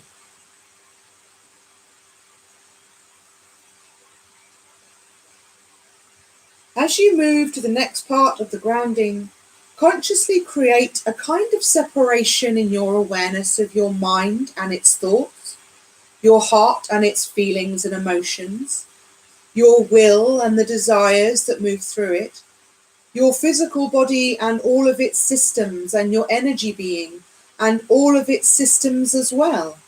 It's like the chakras.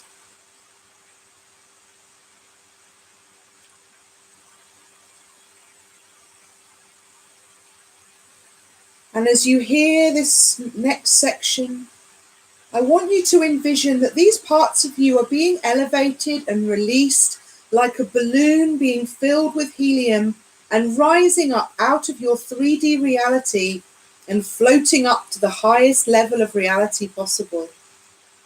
Perhaps imagine the light and origin point of source, whatever works for you.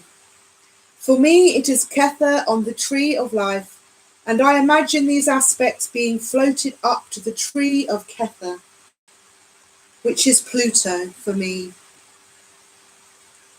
And this is where the aces of the tarot sit as well. So this is our tarot card here is an ace. I release fully and in faith my incarnated mind, my emotional being,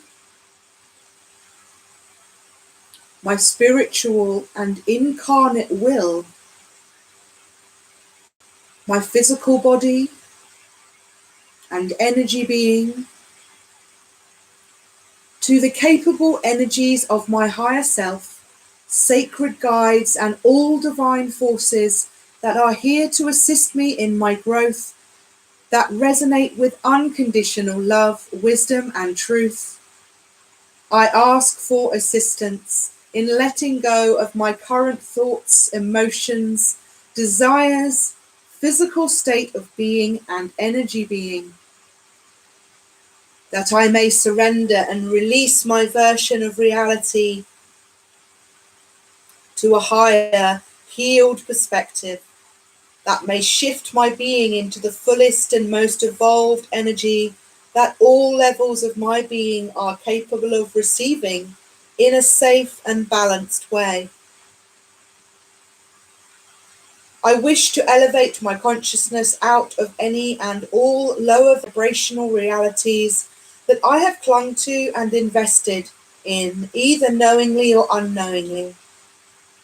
I ask that all subconscious programming that were installed with energies of fear, doubt, ignorance, dishonesty, confusion, scarcity, poverty, separation, or fear be revealed and released. I sink into full trust that I may embrace the truth of love, wisdom, support, balance and safety of oneness with all of life and release my fears. I ask that I be cleaned and purified of any and all energetic interference that is not mine, any cords or curses, negative attachments, parasitic entities or psychic attacks that are not mine and does not belong in my energy being. I surrender in full faith to the highest capacity and creativity of my higher self and the divine forces that guide and support me. And I receive this cleansing and healing from the highest vibratory space that every aspect of me is capable of receiving in the most balanced and peaceful way. Spend a few moments now just allowing yourself to drift into this energy, feeling the vibration of the reality where fear and doubt and scarcity have no hold on you and you are free. Imagine these aspects of you being bathed in pure shimmering white light, cleaning your perspectives, like the windows, cleaning your perspectives like the windows through which you view your reality. Imagine the full safety of being fully guided, taken care of and supported by your higher support.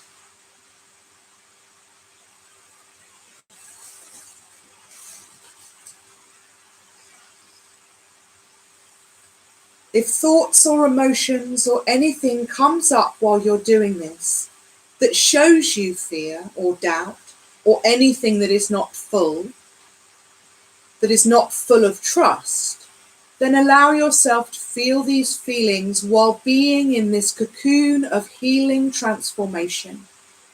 Allow those feelings and thoughts to be embraced by this vibration. Do not resist anything you feel. Surrender it to this process, fully accepting and being accepted. Take your time with this.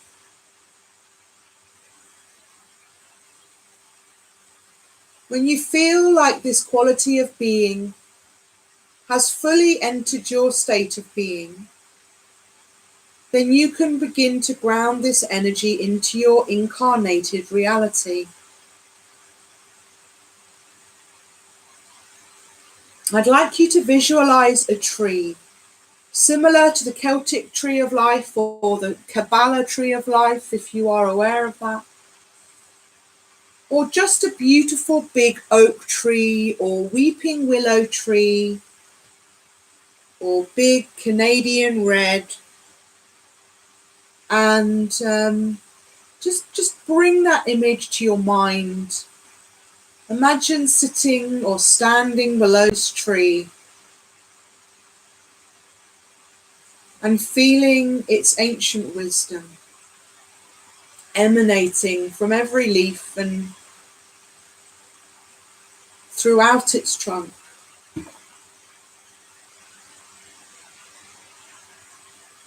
See yourself as the tree. Imagine you are one with the tree.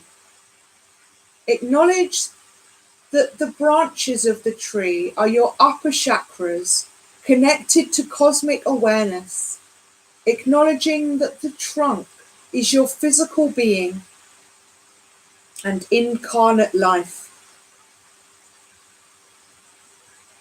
and acknowledging that the roots are your energetic connection and support to the divine intelligence of the planet herself.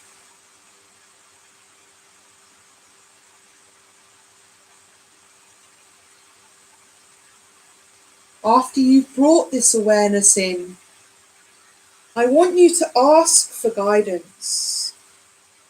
Ask for your guides to come in, whoever those might be for you. And I want you to ask for the guidance and ability to attune your being to the new frequencies of thought and heart and will and body and energy that you have summoned from your higher self.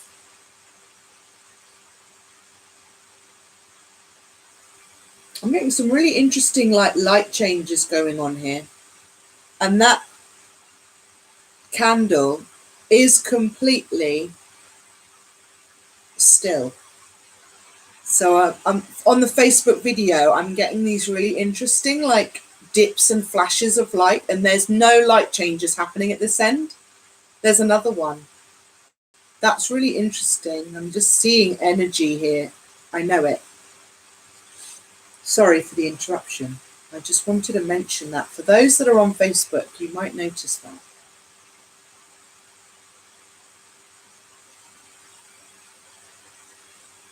So as you are as the tree, bringing this awareness in, ask for the guidance to attune your being to the new frequencies of thought, of heart, of will, body and energy that you have summoned from your higher self to be filtered down through the levels of consciousness and being, and to be earthed in your third dimensional incarnate reality. Try to imagine angels with large pitchers of glowing white liquid on either side of you, pouring this awareness down into the more dense aspect of your physical being. When you fully surrender to the visual and your desire, you will feel this energy. Just feel into it.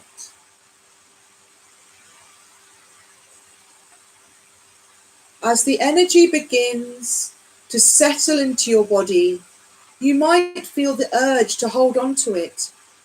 Don't.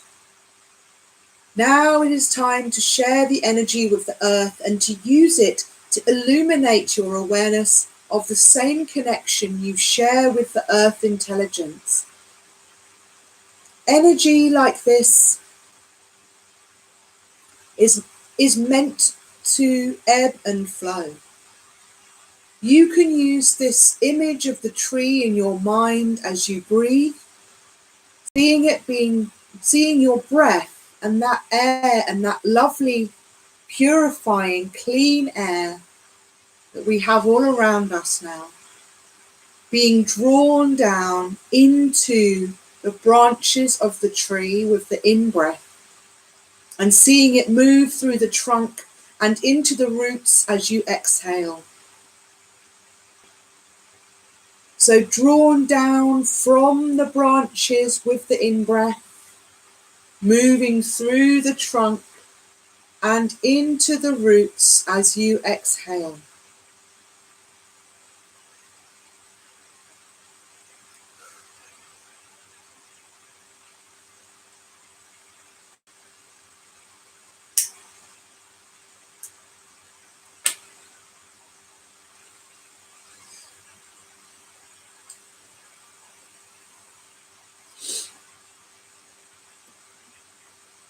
This practice alone will help you to clean your energy.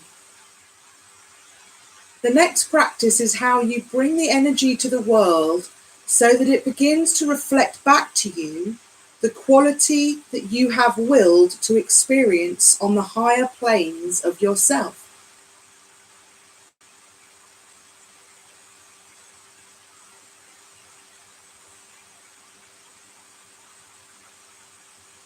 Take a really deep breath in and hold, and try and make your out breath longer than your in breath. I ask my higher self, working with the energetic fields and my holy guides, whoever or whatever energies you see them to be, bring them in now. Ask for their help, ask for their assistance, to assist you in rooting and grounding your newly incarnated thoughts into the divine intelligence of the elements of the air of Mother Gaia.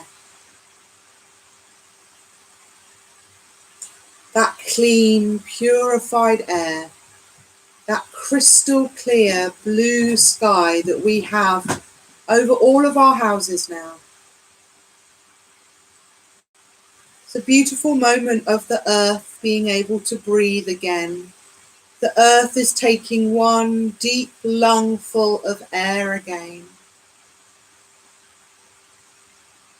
She has been starved and choking for a long time. And I don't doubt that she has some special hand to play in all of this, that's bringing cleansing and purifying to her air, to her water, to her fire, and to her earth, and to her spirit body.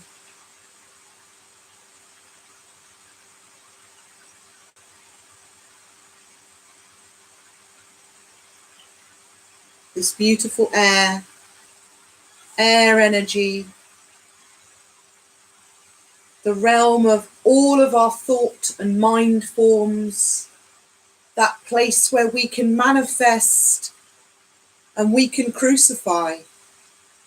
We hold this enormous power of thought. We don't even know how powerful our thoughts are and how impactful an energy they can create. But they do. And they have. And they are very, very real. As real as they appear in your mind, they appear on the astral plane. They are manifested in another reality, in another dimension.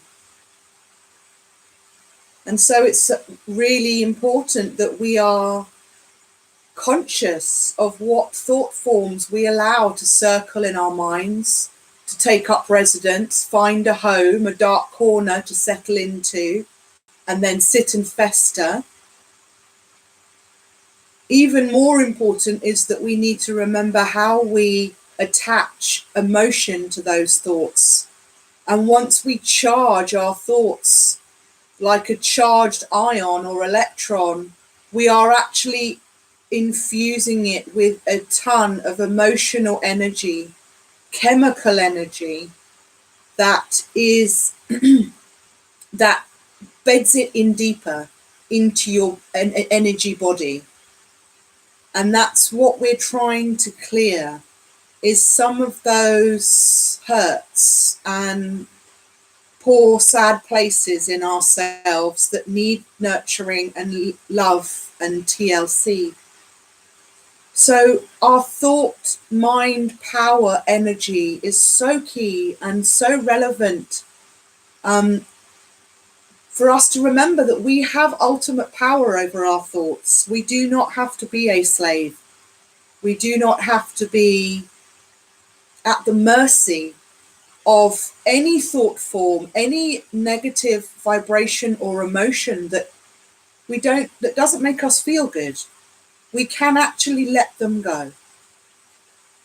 We can say thank you to that energy, thank it for whatever survival mechanism or coping strategy it took up residence in our energy body for, because all of these things are stored in us to try and protect us from being hurt again. It's a natural process of survival.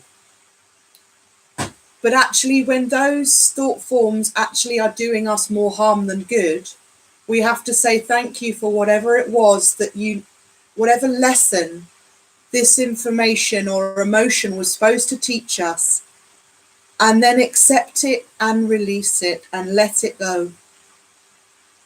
You no longer need to hold on to it, providing you've held on to the lesson.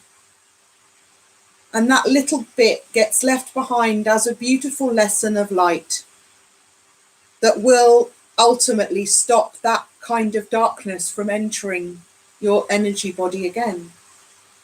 So air is so powerful. And, you know, we've got the air dragon here. I'll show you again the air dragon.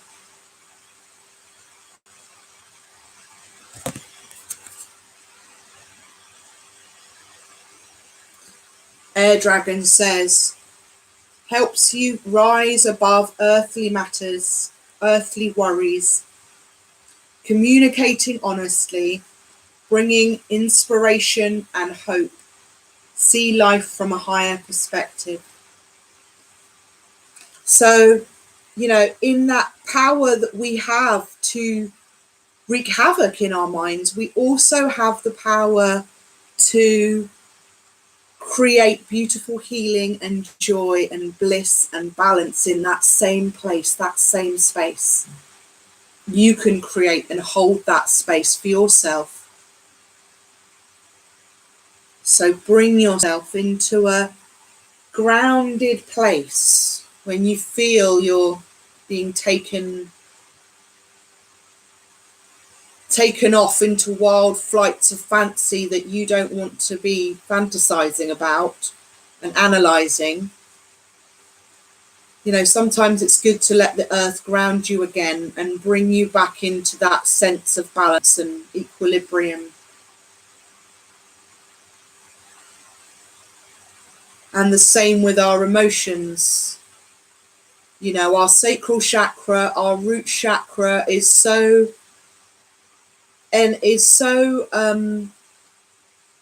energized and amplified through our emotions. It's kind of like a speaker. The sacral chakra is like a speaker.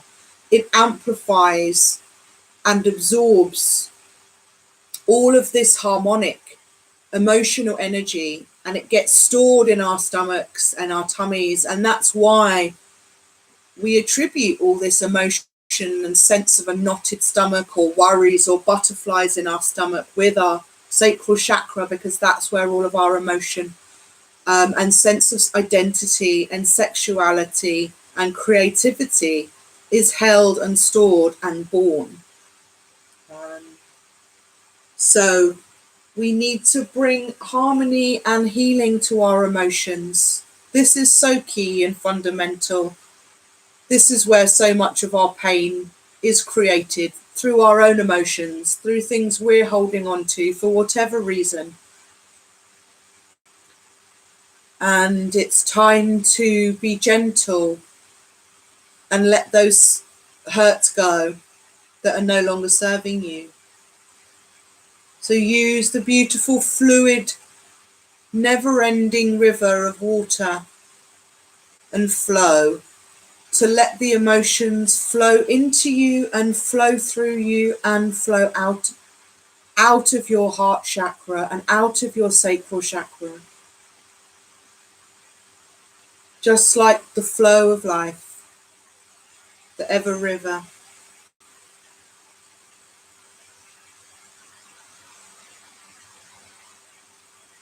And I ask my higher self, working with the energetic fields and my holy guides, whoever they choose to be, to assist you in rooting and grounding your newly incarnated thoughts into the divine intelligence of the elements of the water of Mother Gaia.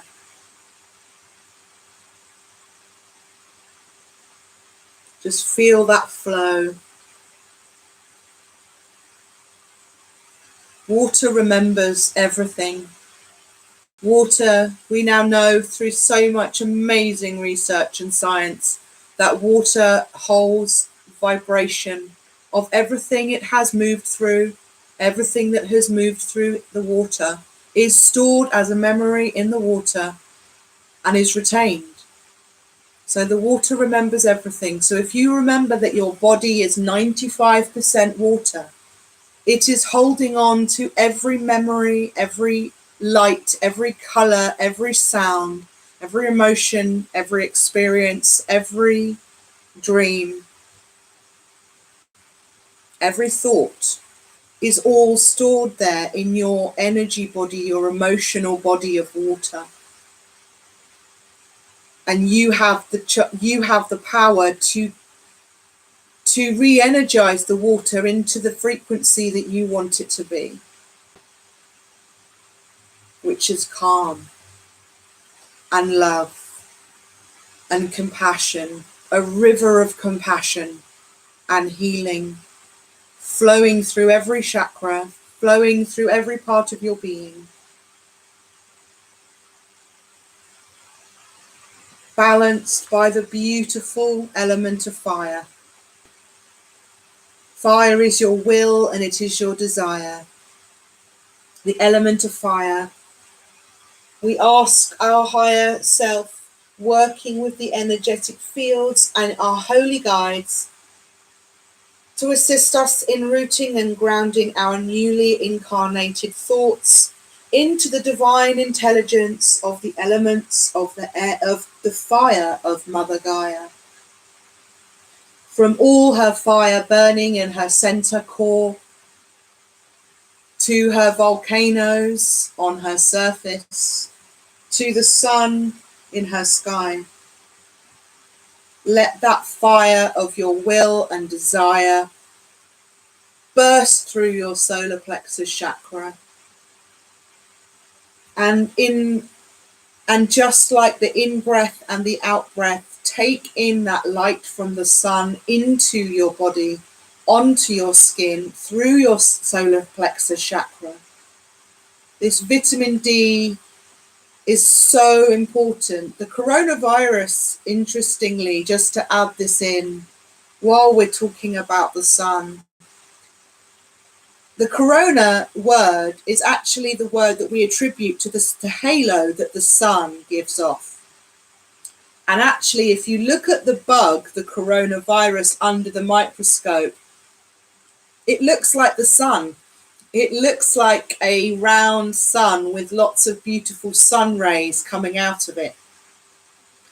And I didn't even know that. My dad told me that today, and I'd already created these images for my coronavirus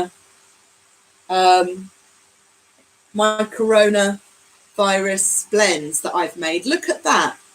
It's a dragon, but it does actually look like the sun. And my dad told me that actually the bug actually looks like that under the microscope. So I'm just amazed by that. But really interesting that this virus really doesn't like heat. Sunlight and vitamin D is really, really good for you.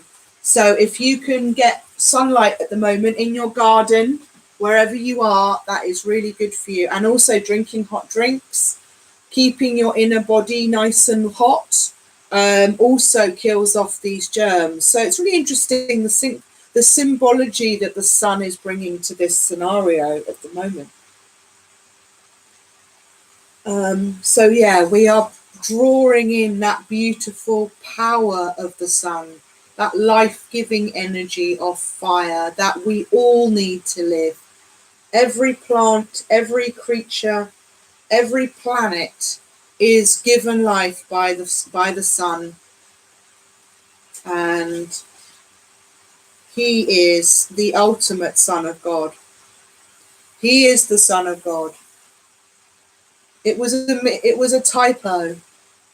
It was S-U-N, not S-O-N. Son of God was the ultimate son of the universe that gave light and life to all the planets in the solar system. And not last but not least, but fourth in our list is the Earth, our physical vessel that for me is the timeline. I see this as the timeline where all physical things manifest.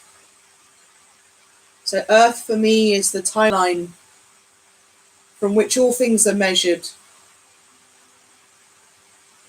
I think,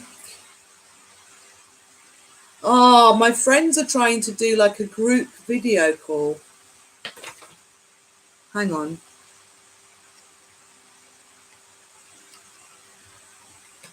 Hello? Hi. Hi. Oh my God, you know what? This is amazing. Did you know that I was live on YouTube and Facebook right now? I'm doing like a live reading at the moment. I'm doing like a live tarot reading on Facebook and YouTube right now. No, it's great. I've just opened your video call. Like, how random and amazing that you two would call me up. I'm sorry to everyone that was watching on Facebook, but doesn't matter. How long is it going on for? Can we call you back? No, you cannot. You are staying on. You are staying here for this now. You have just. I'm doing a storytelling about the lost world of the sacred feminine, as told by the solar system. And who turns up but two of my sacred feminines? Amazing. Like, you're amazing. How are you? Let's just take a moment. Oh, darling, listen, like, don't want to interrupt that if you're in No. This is like universal divine timing. You're staying if you want to. I love you. I love you. Hi. What a beautiful surprise. Tell me, what is my cousinage doing in my front room? Because we're in your front room with you. That's Yay! Amazing. Gans can do this, you see. Like, my phone is shit. She's got like some amazing thing. Or like, just I just said the fucking no. So she invited me to chat, and then we just, thought to say hello. This is crazy. This is crazy. It's a very special time. It's the 444 portal today. This is a really. Wine? Where's the wine? I don't have any wine. I do have a joint though. So that's fair enough. Sash, are you still live on Facebook, or? I think probably not, since I've just answered your call on my phone that was recording the Facebook. What I should have done was answer on my other phone. Shall I? Oh, do you know what? I'm still live on YouTube. It's fine. It's Where fine. Did you do? Like, hopefully not. But how's it going? Fill me in. So we just decided to do like a ring round. Well, Gab's actually has got this technology, and I've sort of, beaten off my responsibilities tonight. Angus is fallen asleep having had 2 months. Next to him having had fallen out of like a very low. Don't worry, he's not damaged anyway. I was sort of like down here. Anyway, but I did actually check them twice. That's fine. And I'm really like enjoying my time. Like, it's really sparse these days. I've fucking got to look after 2 babies. Do you know what I mean? So, hi. Hey. And how's Sash doing? And clearly you're doing fantastically well. Okay. I'm doing good, I am doing good. I'm Sash is going, because I spoke to Sash like about 3 weeks ago or something, but that was before the whole thing kicked off. So I'm just like wondering, how is it going on the old coronavirus? Sort of, I think you seem to have come into your own. Kind of have, like, timing of this is divine for sure. I've just been sharing like I'm making my own natural medicines now, and so I've got a bit of a different setup tonight, so I hope the light's okay. Fucking hope so. Are you watching it back? So this is like my little. This is Corona Blend 1. This Sasha I've made. Broadcasting my house with a very, very special this evening. Very special.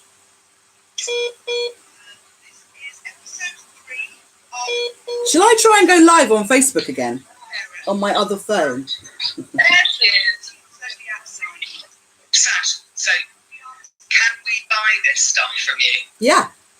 Yeah, so I've just finished the website yesterday, which is bloomhealing.co.uk. Ah, what's going on? It's all beeping at me. I've got so many devices going off. Yeah, no, it's a bit shit. Turned out to be 4 hours long. Exactly. Do you want to turn off me on your end? Because I'm getting loads of feedback on this end now. Okay. Ah! Let's see if I can put this on. This is just crazy. You guys are staying. I really want you to stay, okay? And watch. We're staying. Okay. Right, let's put this. You sort out your gizmos. We'll still be here with all the wine. Okay, let's see. I mean, if I could sort out my bloody self. I love this. So, Gams, I swear to God, this is such an amazing thing. Is it only your phone that can do this? No. I just can't believe you've dialed me at this particular moment. Of all the times in all the world that you dial in when I'm doing this. Where's that other thing gone? You tap your screen. Copy. Well, anyway. And then everything comes Amy, up, and then I know you're still watching. I'm just gonna move you there. So Amy is watching in America on YouTube. Can I put that? Hello, Amy. There's my cousins, Amy. They've just both dialed me into a group conversation. And Amy's watching from America. So she's one of my tarot buddies from mystery school. So that's Poppy and Gabs, Poppy and Gabriella, and that's Amy. Hi. Hello, how are you doing? Oh, almost. Hang on. Yeah. Oh, there we are. I did it by mistake. Okay. You tap the top right-hand corner. There's like a person sign with a plus. So if you press that, get your entire contact list up. Yeah. If you want. Okay, but how do you start though? This evening's reading. Just so if you got my like when we're in a message, there's a camera sign at the top right.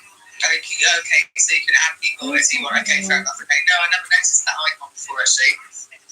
Yeah, person with a plus. I'm gonna. Okay, so if I dialed you on it, I'd get that normally, and I just add that and bring someone else. Yeah. That's really easy.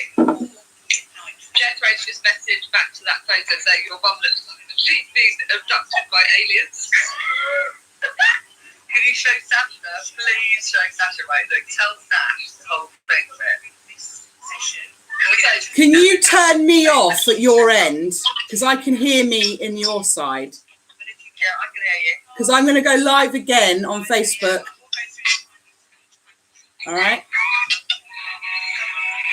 Who's hearing it? Are you muting us, Sash? Huh? Are you muting us? No. No. Oh. So yeah. Oh, hang on. We're not going live with you, are we? Well, you're live with me as in the energy vibration that you're live on YouTube at the moment as well, which hasn't stopped at all. Right, let's just turn this camera around. Finish. Ah. Finish.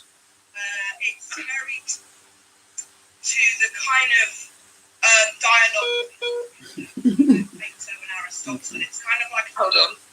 I need to find the photo. Right, Sash. Yeah. Sash. Which I believe is really interesting.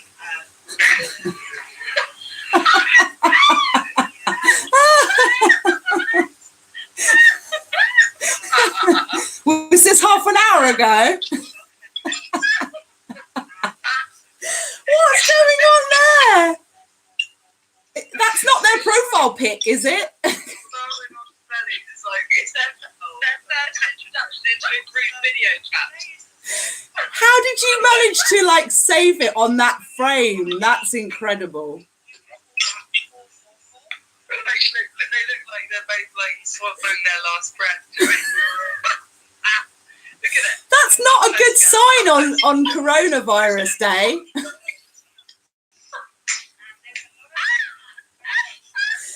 Come on. Oh, bless them. Yeah,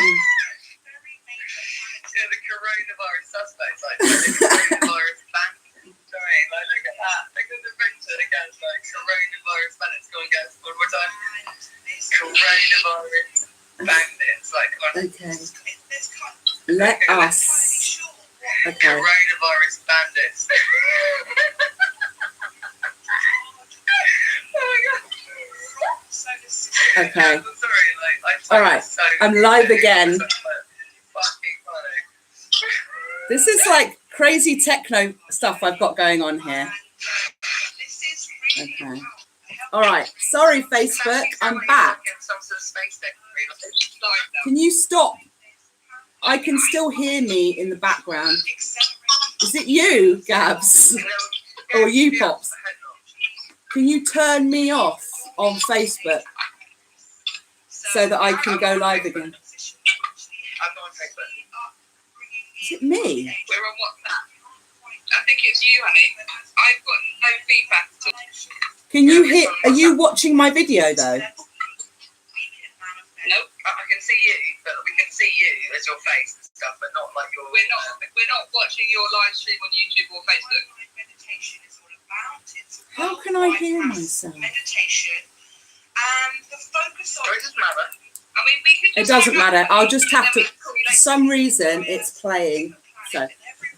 So, Facebook, I'm back. Sorry about that little interlude. I had to introduce my two cousins, Poppy and Gabriella, to the Sacred Feminine reading this evening. So let's just show you. We are going to show you out. Hello.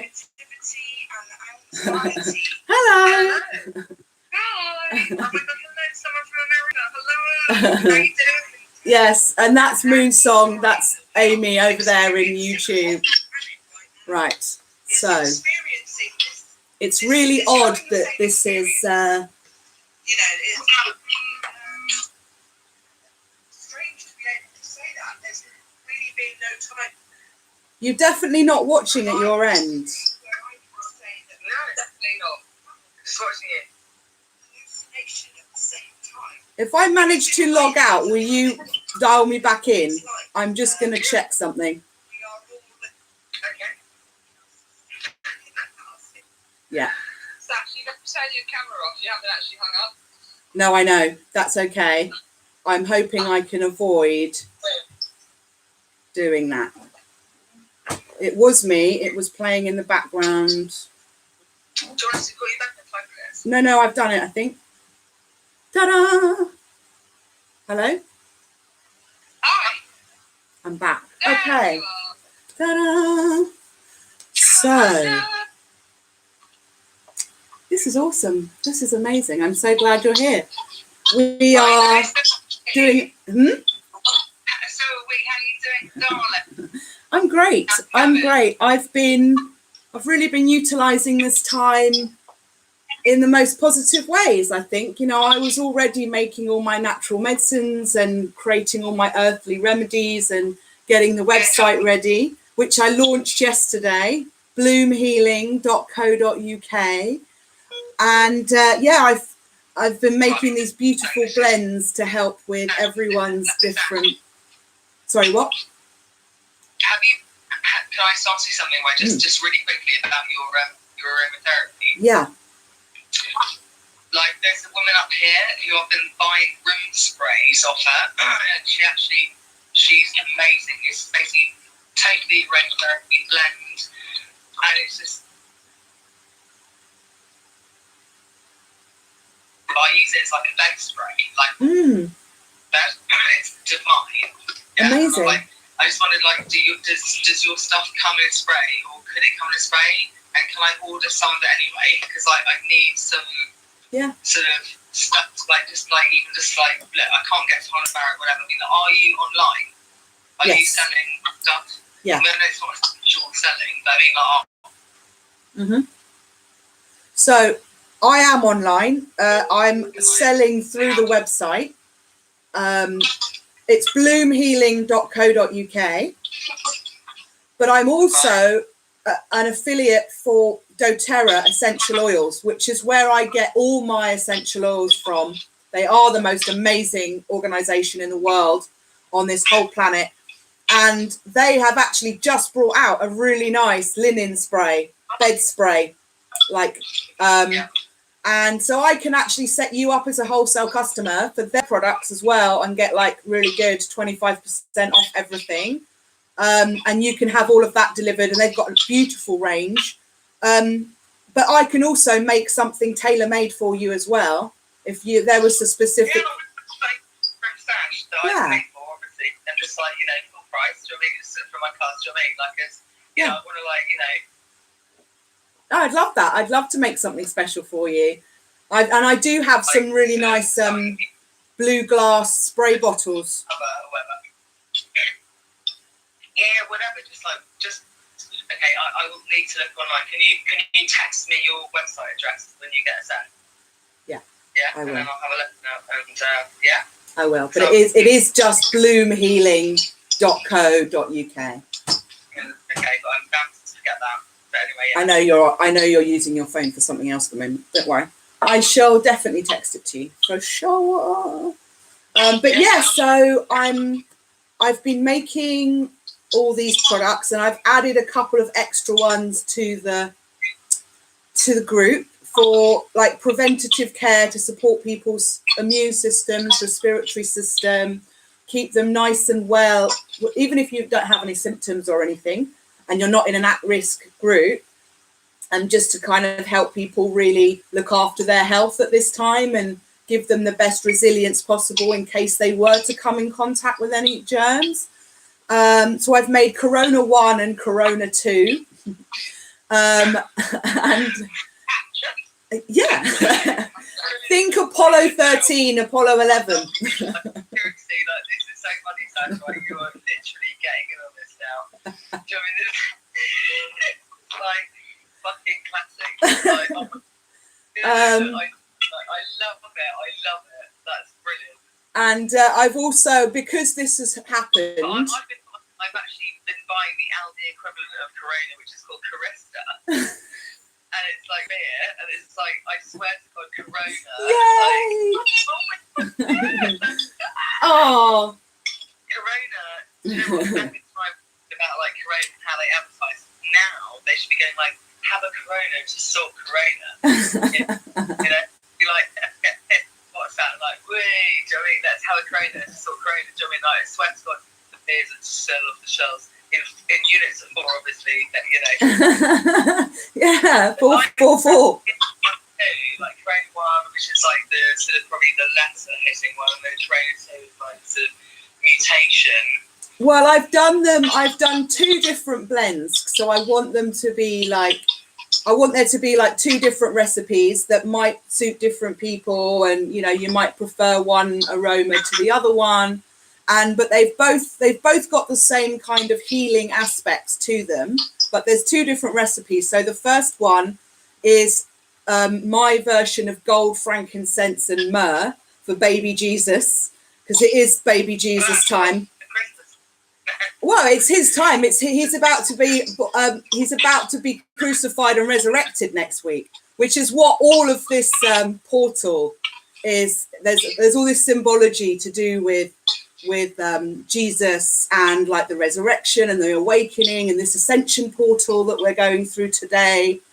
And so anyway, when we were down in London last, actually 2 times ago, Sydney, like we just like he was strapped to his like buggy that is a bit small for him, but like left with mum and dad's, and it's like me and Angus have gone to cover a bit pissed, and it's like so walking around, and it was like I was like and I videoed it actually. It's quite, it's like Mother Day is like, you know, taking the heavy load, and it's not even Christmas, and then like Angus dropped the actual buggy, and like it's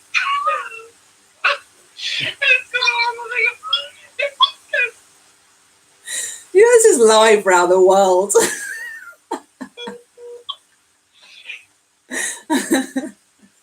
like really trying to with the pram on his back, and I was like, oh, it's like a donkey carrying over his Christmas, and it's like, Oh. Then he needs to blend. Anyway, he's alright now, but that sounds really awful, but it was just one of those things you think, look, honey, you're going to get a lot better later in your life. Exactly. We're very resilient. Yeah.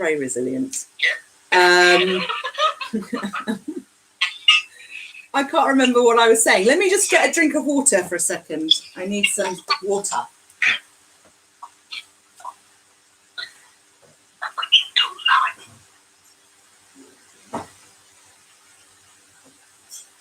Are we still live?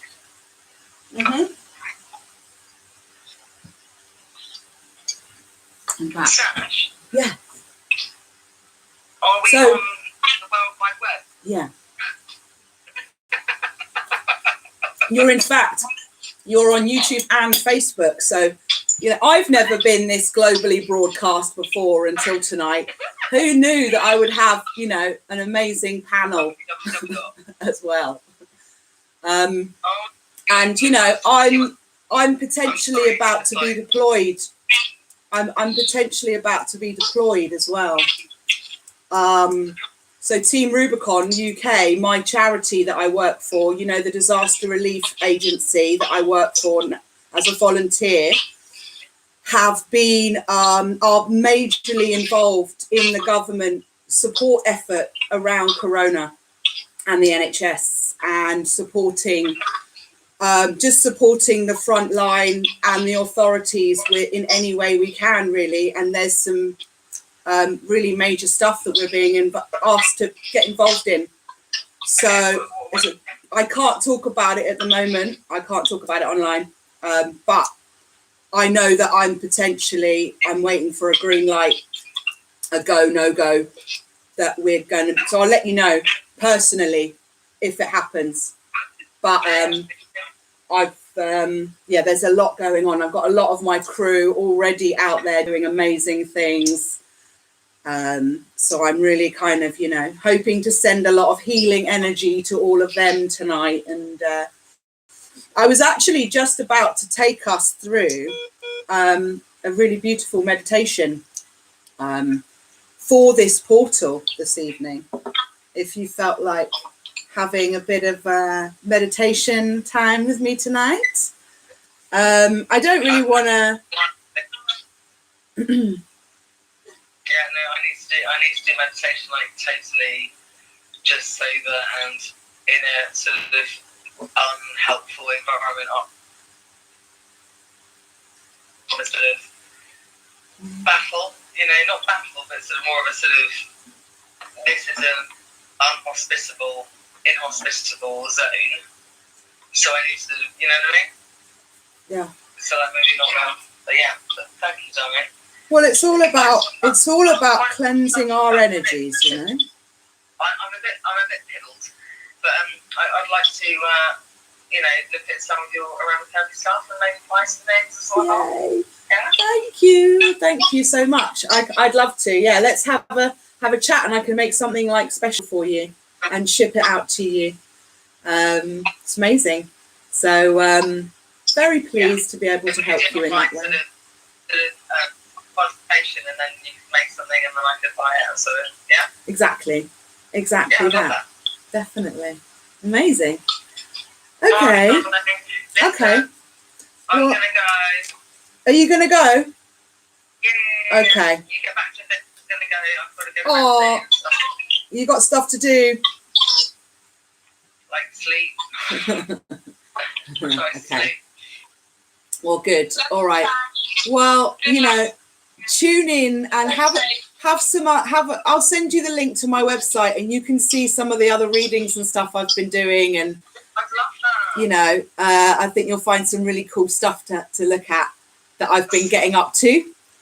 Starting to share lots of my research and all my mysteries and secrets that I've been discovering. So it's exciting. It's exciting stuff.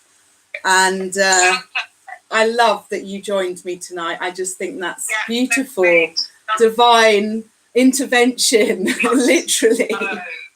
A divine intervention. Perfect. Your timing was beautiful. And it's so nice seeing your beautiful faces. Love you both. Take care. Bye. Love you. Bye, guys. Bye. Bye. Okay. So, lovely. I've got you back that were watching before. Thank you so much. Sorry I dropped you. Dropped the Facebook Live link for a little while there.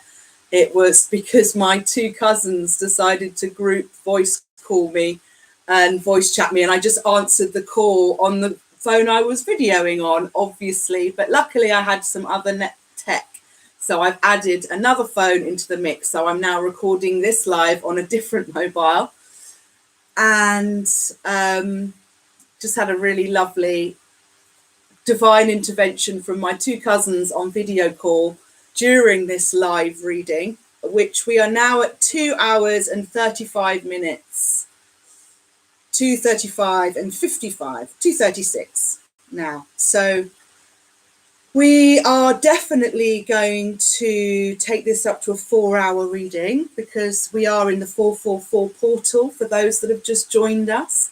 I'm doing a beautiful reading this evening. We have been exploring the lost world of the sacred feminine during these readings. This is episode 3 tonight. And I've been exploring some of the real magic and mystery and wonder of the lost world of the sacred feminine as told by the solar system. This is something I've written, and from all of my research and my discoveries, through my exciting experiences through mystery school. So I'm really excited to be able to bring these messages through to you and share some of my beautiful tarot cards. So we are doing a tarot reading. Oh, let's stop that from falling over. So there's some of the lovely tarot cards we've been playing with tonight, and we'll pull a few more.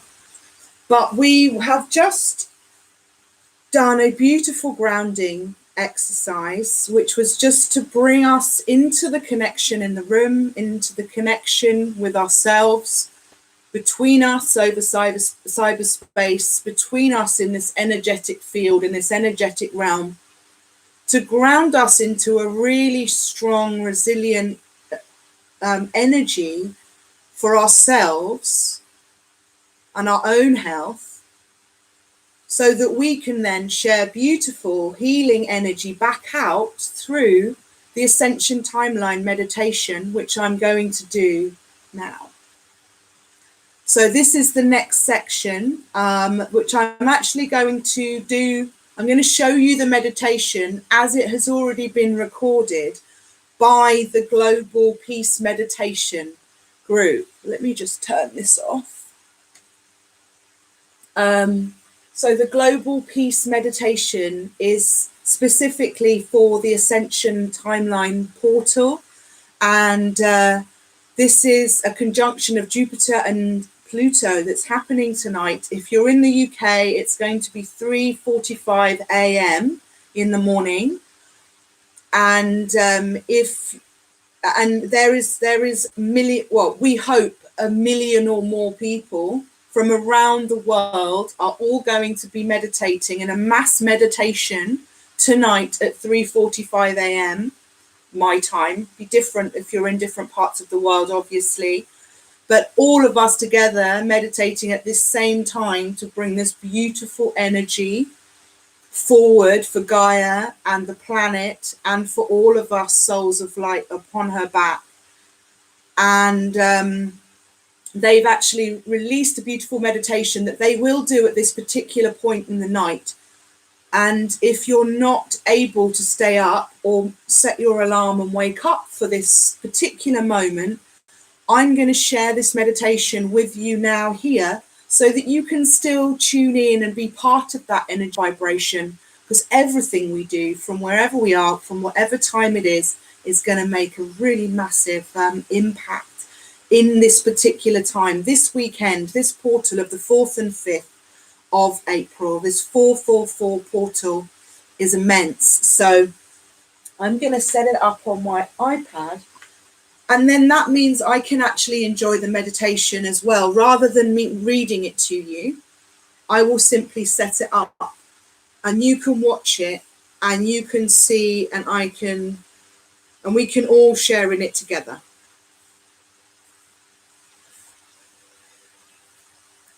So give me a minute while I just open it up. And for those of you that have just joined, just take a moment. If you missed the grounding exercise, just take a moment to do some really nice, gentle but deep breathing.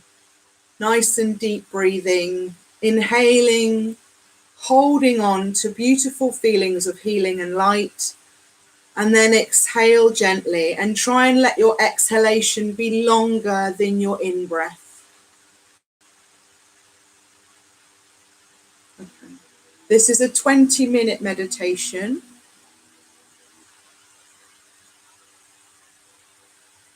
And you should hopefully be able to see, if I turn the iPad round.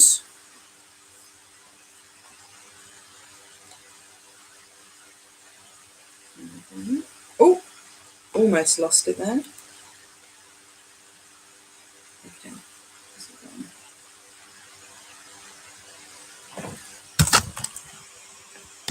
Okay.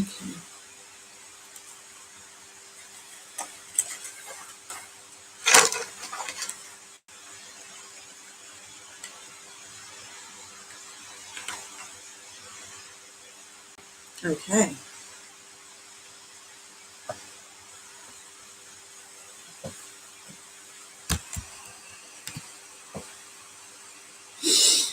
Okay. So we shall begin in just a moment.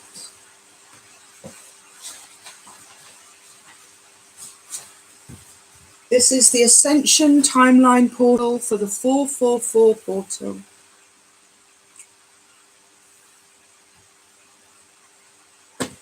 Live on YouTube, live on Facebook, for you all to share in this energy vibration as we give our love and healing to Gaia.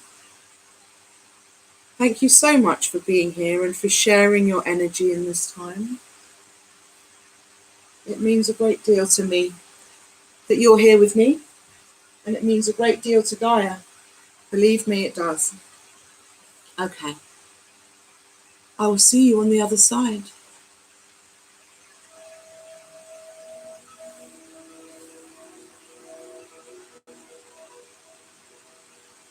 Use your own technique to bring you. What's going on?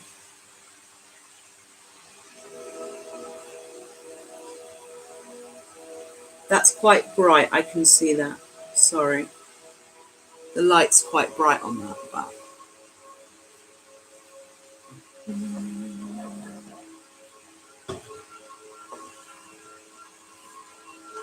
Does it help if I move it backwards a bit?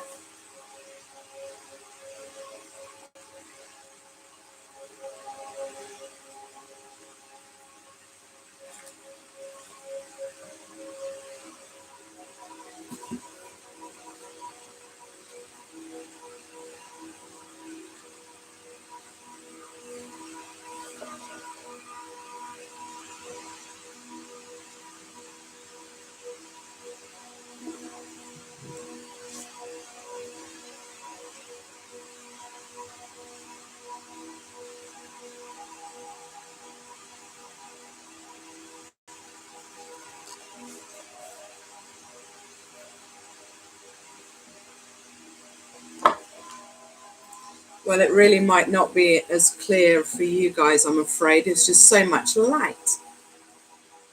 But there we are. You can still enjoy the sound. Shut your eyes and enjoy the sounds and the energy.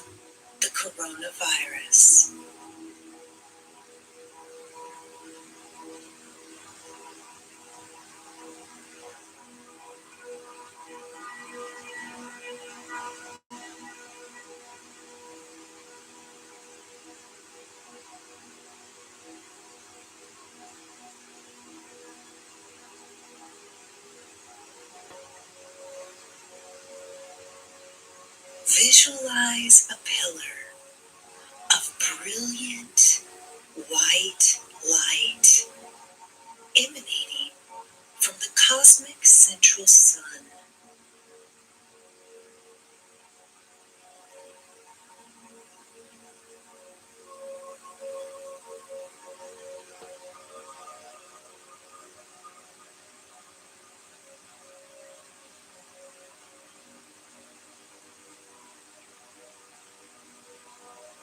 Then being distributed to central suns of all galaxies in this universe.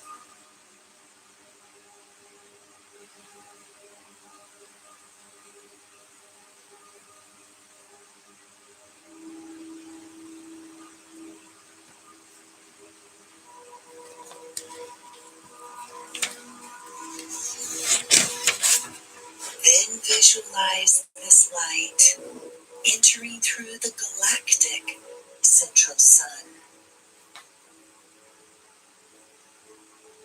Then going through our galaxy.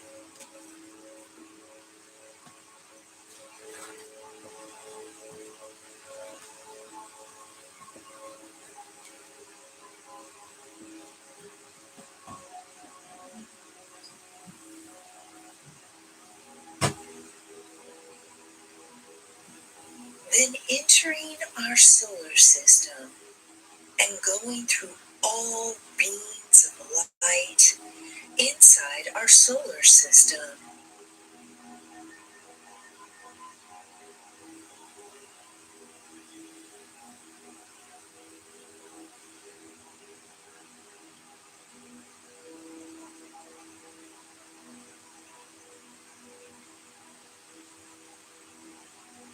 And then through all beings on planet Earth.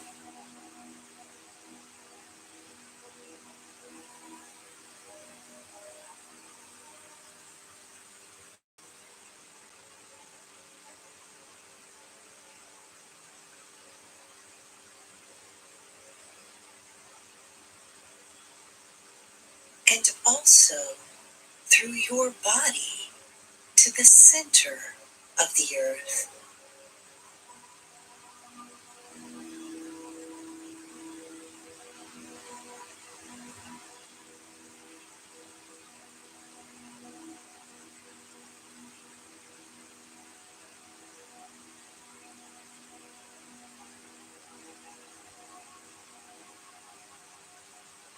Visualize this light transmuting all remaining coronavirus on Earth.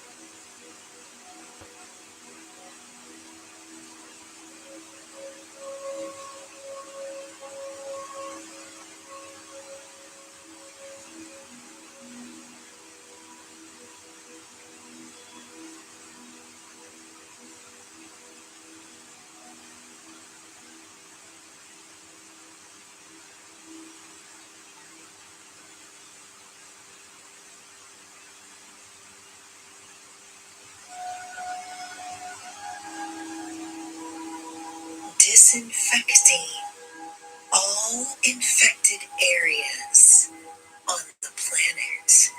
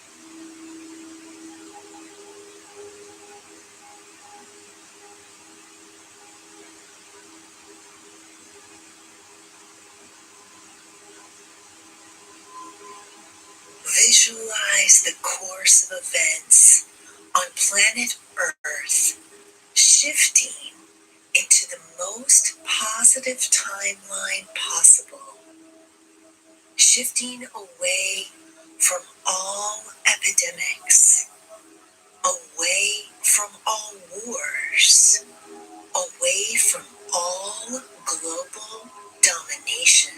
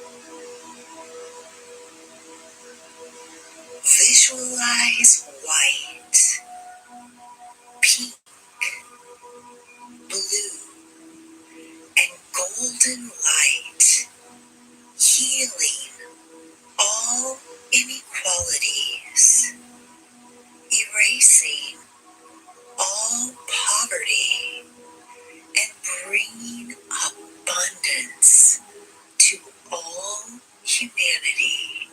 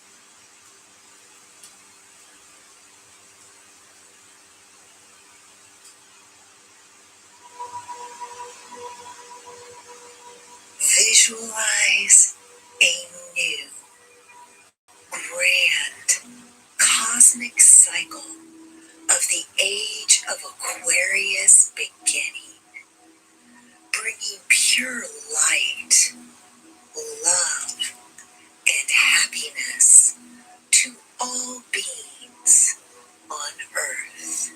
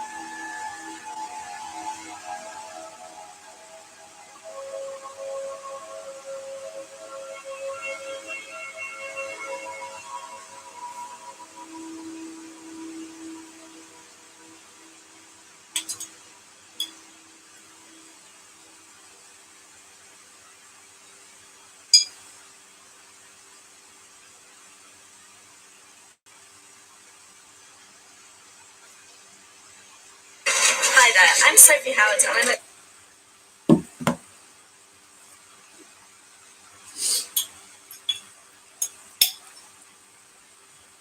Oh, that was really nice. That was really nice. I hope you all enjoyed that as well. I hope that it was clear. I hope that the sound of the fan on my computer isn't too loud and it wasn't too disturbing. And sorry about my cat. My cat just decided to start scrabbling and scratching through everything. So that was very interesting. Timing that she decided to be really noisy while we were all meditating. I think she was trying to give us a message of some kind. I'm still live on Facebook and I'm still live on YouTube. Welcome.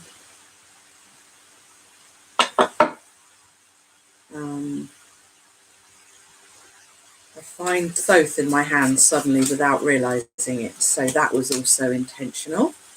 I picked up Osho though. I was thinking it was time to pull some Osho. But, I hope you're all doing well. I've had to put a jumper on. Good to regulate our temperature, keep our temperature in check. Don't let your body work harder than it has to. When your body needs healing and it's struggling too hard because you're too hot or you're too cold, it has to work a lot harder. So actually, you know, if you're feeling hot, feeling too cold, really be on it. You know, make sure you regulate your temperature, and you will be really helping your body with the healing it needs. And look what happened to come out. The number 4.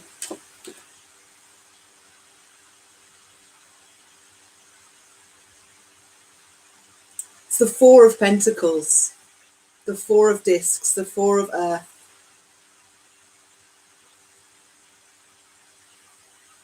This is the Thoth Tarot by Aleister Crowley. Number 4 coming out. The 4 is structure. Structure to the earth. Bringing foundation and solidity and safety and security into that earthly plane. You know, we had the Ace of Discs, the Ace of Earth, this gift to the universe, this gift to Gaia. And now we have the 4 of Pentacles, the 4 of Earth.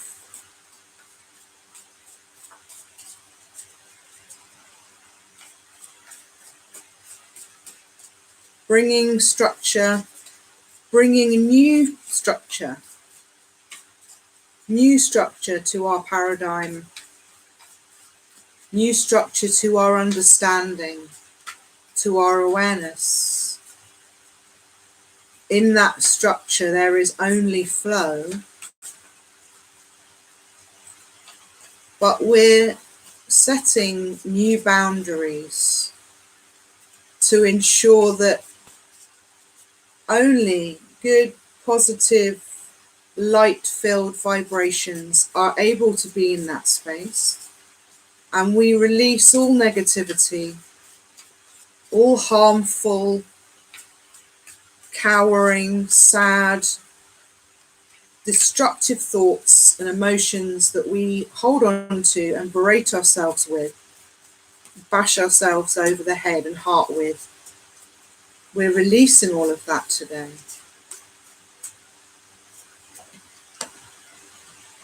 And we have the 2 of Cups, the 2 of Water,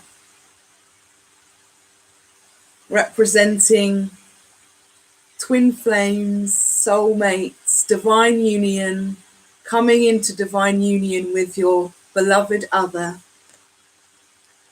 The 2 of Cups, the 2 of emotion, the 2 of partnership. The two of love flowing into the two cups.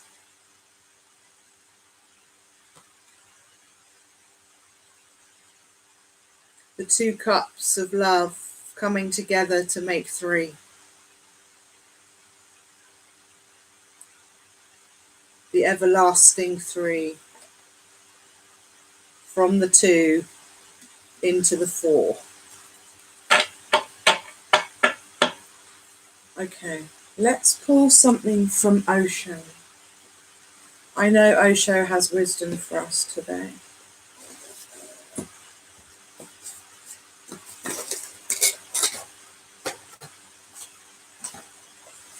And we will read from Osho as well.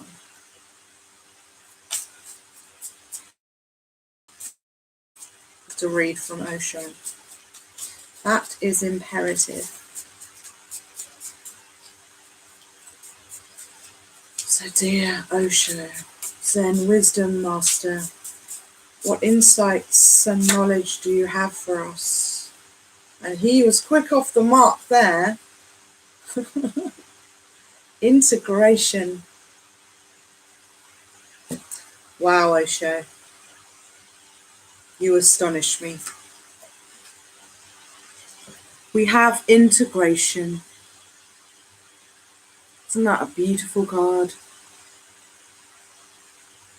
Integration.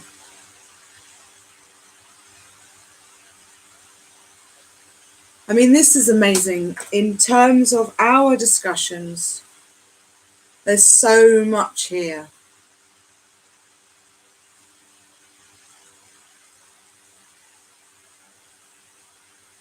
So much here. Integrating the yin and the yang, the moon and the sun, the moon and the sun, our left eye and our right eye chakras, integrating, creating this opening, the awakening of the third eye chakra, this beautiful process that happens when we fill up our heart chakra with love and healing. It bursts open these three branches, the heart branches, and it opens three branches of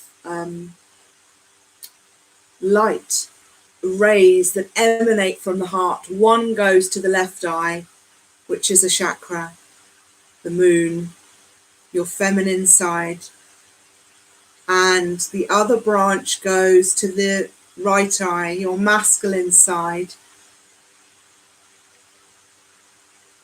your masculine aspect.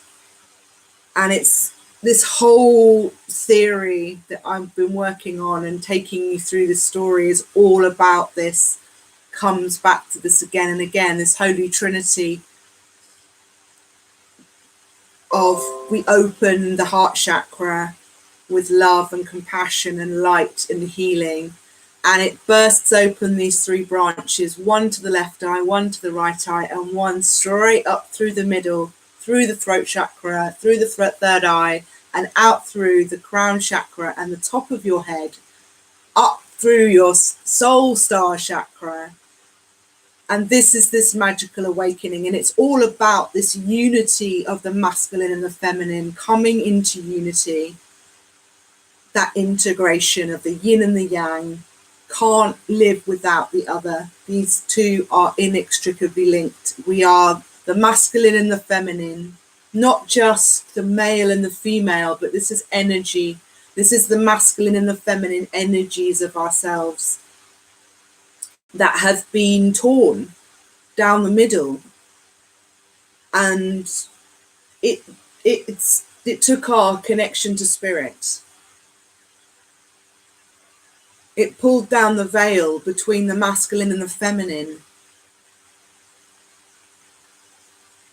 And this is our everlasting journey and quest to find that other side of ourselves. And it manifests in the 3D, and it manifests within us as well. And it manifests at an earthly scale, at the scale of Gaia as well.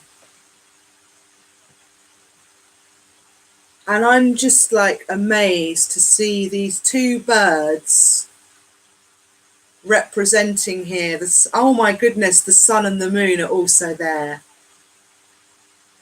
And it's the same side I've been saying. The left eye is the moon, the sun is the right eye, the masculine. And you've got the snake eating itself, the Ouroboros at the bottom, the serpent bearer, Ophiuchus. The serpent bearer is us. We are the serpent bearer. We bear the serpent. Let's just get a picture of Ophiuchus out to show you.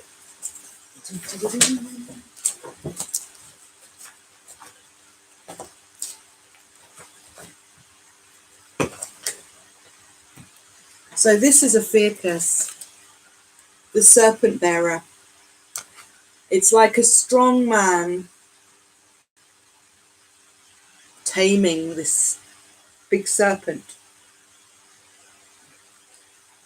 And all of my research and my discoveries are leading me to the conclusion that actually this missed out, misaligned, misrepresented, and thoroughly hidden from view aspect of the zodiac and the celestial symphony, the idea that Ophiuchus, the 13th zodiac sign, has been kept from us. It's been kept out of the pantheon of the 12 zodiac. And when you look into Ophiuchus and all that this energy represents, it's all about loving nature. It's all about these gods and goddesses of nature that protected Gaia and taught us how to look after her and how to protect her and how to use agriculture and farming to get the most from all of the abundance that she would provide in the soil and in the seas and in all of the fauna and flora that is provided by the planet. And the serpent bearer is a healer. He was one of these gods of nature that was all about healing, and it's all about the serpent, the healing that the serpent has. And the serpent is also the yin and yang. The serpent has, the serpent's venom is powerfully fatal to some creatures, but it's also the antidote to its own venom. And it's also, a healing venom to some creatures, whilst at the same time being a powerful fatal venom to other creatures. And there's all this symbolism about serpents and snakes and dragons and people bringing snake medicine through again and again in shamanic wisdom. And it's it's the eternal, ultimate, original idea of creation. It is birth, death, and resurrection. It is the cycle. It is the orb, the sphere that goes round and round, everlasting. And so Ophiuchus is one of these beautiful nature spirits that has been left out of the common understanding, common wisdom about astrology and astronomy and tarot. And I'm exploring this journey because I'm just awed when I learn about the gifts of healing for the planet and for our race of human beings, for our ascension of consciousness, and how it all comes back to healing our hearts, healing ourselves, doing that self-love. And there are so many other characters that sit around Ophiuchus as well that have also been lost to history, and I think in a lot of ways put out to pasture on purpose. They've been hidden, they've been misrepresented. The feminine has been one of the most misrepresented groups that any of us will ever witness. And I believe that there's this real as above, so below reflection happening, that whatever, you know, whatever is happening down here on the 3D is also reflected exactly in the heavens, in the solar system, in our in that dualistic microcosm, macrocosm that we share in with the universe. Everything has to have a reflection of itself because we're in a dualistic universe. And I'll introduce you to some more characters in a minute from the AMETHYST story. But I'm just to bring it back. I just love this. Again, the integration. The yin and the yang is there in her heart space. She's got both hands.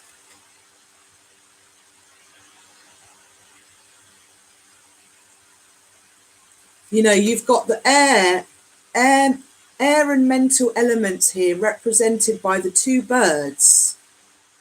And even though it's the masculine and feminine, it's kind of like the masculine and feminine of the air element or the air realm. Because you've also got the sun and the moon also represented here. Which is exactly as I say, as I see it, that the sun is our right eye, our masculine, our imagination, our future-focused energy, and our left eye chakra is the moon energy, the feminine side of us, our emotions, our past. It's looking backwards, full of nostalgia and sentimentality and mystery at what has already come to pass. The sun is much more about that engaged, future-forward, powerful, accelerated Aries fire energy. But I love here that it's, you know, the colors are really clear. Like the moon has got these lovely blues and indigos, and the sun has got these lovely orange and red. And the sun's got the eagle, which is such a masculine bird. If you're going to go, you know, start really looking into that symbology. And you've got the swan, which is such a feminine energy. So I'm really bowled over. I haven't seen this card before. And clearly the third eye is lit up with beautiful crystal light and rainbow energy rays beaming out. And there's that white light in the heart that we talked about in the grounding and in the meditation.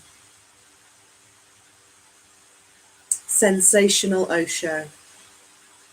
I love that he has brought us back as well to kind of where I was at the beginning. You know, I wanted to come back to reintroducing AMETHYST. And I love that I can just let the cards take us on that journey and not make too many expectations of where this particular reading, this episode is going. It's already taken some lovely...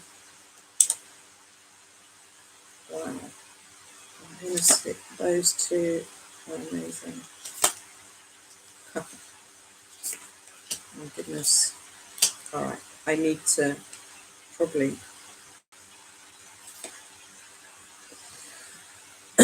so easy to get lost in these cards. We got exhaustion.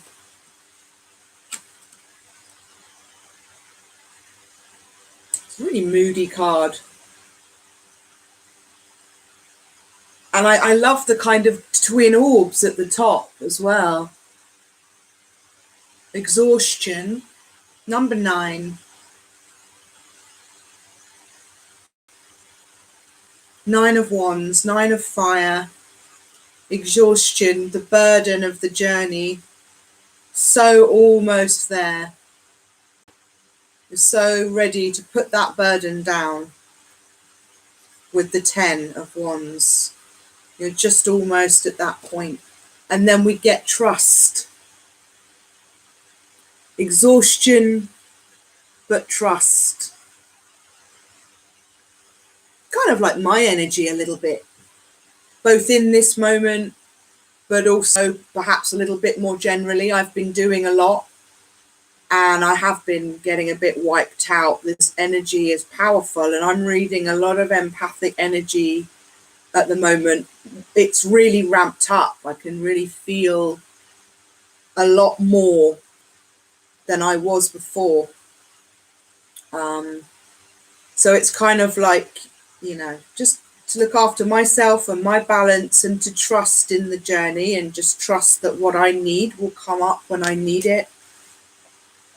And we get flowering and ripeness and existence. Oops.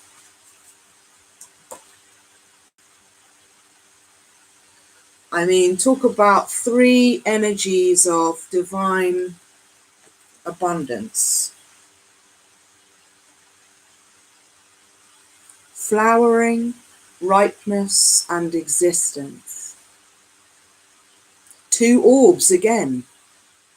The 2 orbs of the sun and the moon in the red cherry ripeness, which is quite a sexual energy ripeness. They could be beautiful, ripe body parts, or the idea of the cherry of virginity.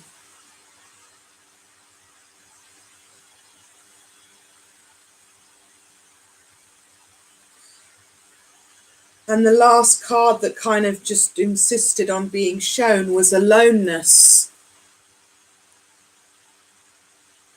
And I see this like the hermit.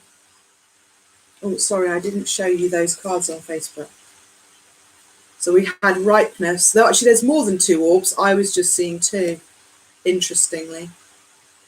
Existence, ripeness, and flowering. This is the Osho Zen Tarot. And the last card was, I felt, like the Hermit, Major Arcana, like the sign of Virgo, the energy of Virgo, the Hermit, not loneliness, aloneness. A positive step inward into ourselves, not needing the external world. Powerful energy of inner wisdom, inner truth, inner trust. Trust in our inner self, in our inner guidance system that will always lead us into the light if we trust to step into the darkness. We are the light in the darkness. We are the lights that exist in this big darkness. Just as that light comes on in your mind, in your visual mental space, when you shut your eyes, there's still light there. And it's that inward internal light, that fire, that spark that we need to turn to do that real genuine healing, because we can only really honestly heal ourselves when we've illuminated the dark corners of ourselves and genuine and been honest and gentle. I don't know why my phone's just died. Oh well.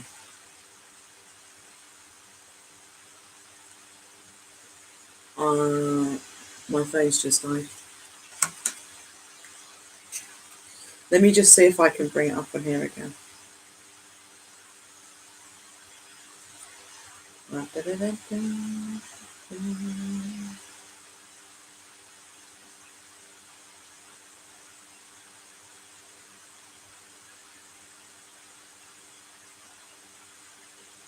Ourselves and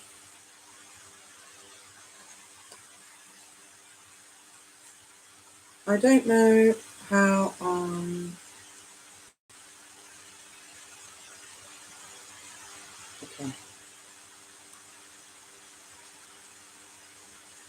okay.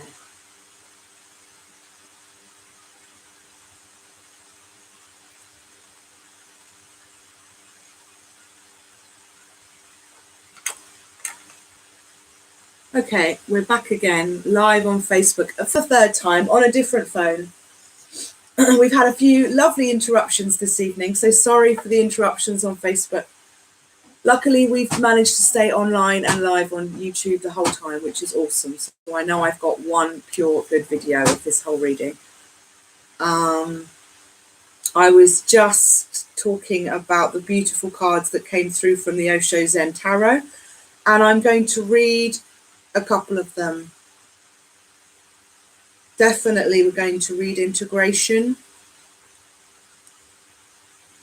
And I think trust. And I think aloneness. I mean, I think existence, flowering and ripeness and exhaustion are all energies we all know quite well. And I think ripeness, existence and flowering speak for themselves. They are here in abundance, and that's the beautiful thing. Hi there on Facebook. I hope everyone's doing all right. Thank you so much for joining in this lovely reading. I'm just about to read from the beautiful Zen Osho Tarot. The card, which is number 14, integration. And it is a major arcana.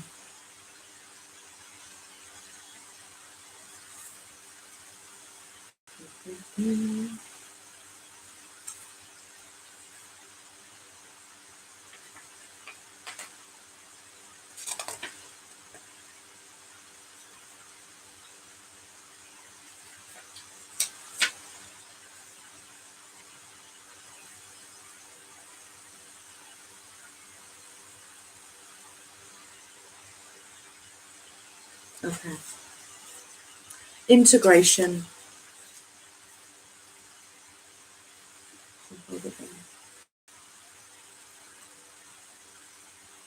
The conflict is in man. Unless it is resolved there, it cannot be resolved anywhere else. The politics is within you.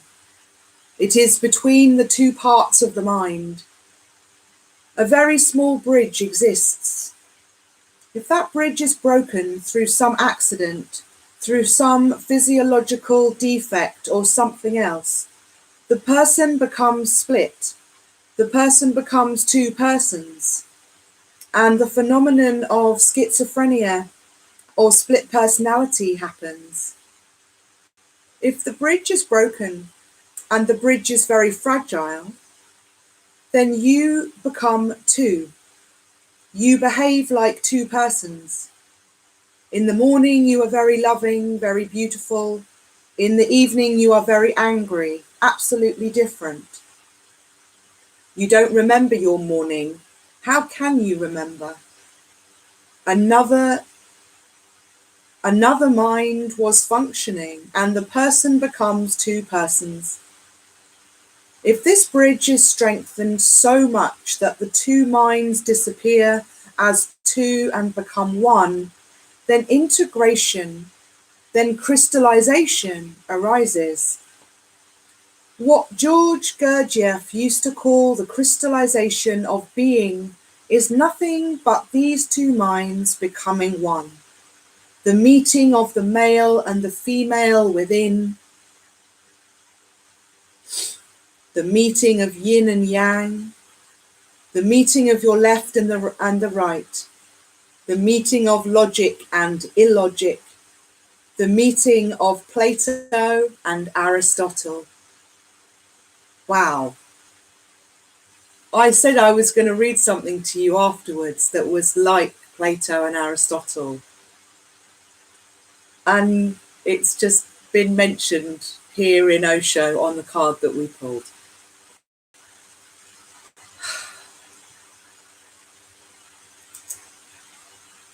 I was going to say that's given me chills, but it hasn't. It's given me a warm, fuzzy feeling.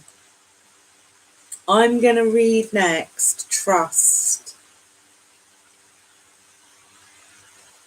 which is water.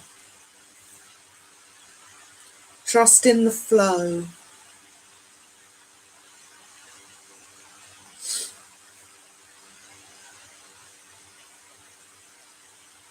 Okay.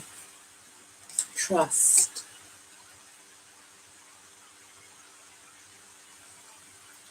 I'll show it to you, Diana.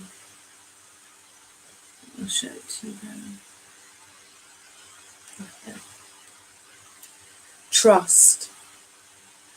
Don't waste your life for that which is going to be taken away. Trust life. If you trust, only then can you drop your knowledge. Only then can you put your mind aside. And with trust, something immense opens up. Then this life is no longer ordinary life. It becomes full of God, overflowing. When the heart is innocent and the walls have disappeared, you are bridged with infinity, and you are not deceived. There is nothing that can be taken away from you. That which can be taken away from you is not worth keeping, and that which cannot be taken away from you, why should one be afraid if it cannot be taken away? It cannot be taken away. There is no possibility. You cannot lose your real treasure. Now is the moment to be a bungee jumper without a cord. And it is this quality of absolute trust, with no reservation or secret safety nets, that the night of water demands from us. There is a tremendous sense of exhilaration if we can take the jump and move into the unknown, even if the idea scares us to death. And when we take trust to the level of the quantum leap, we don't make any elaborate plans or preparations. We don't say, I trust that I know what to do now, and I'll settle my things and pack my suitcase and take it with me. No, we just jump, with hardly a thought for what happens next. The leap is the thing, and the thrill of it as we free fall through the empty sky. The card gives a hint here, though, about what waits for us at the other end. A soft, welcoming, yummy pink, rose petals, juicy. Come on.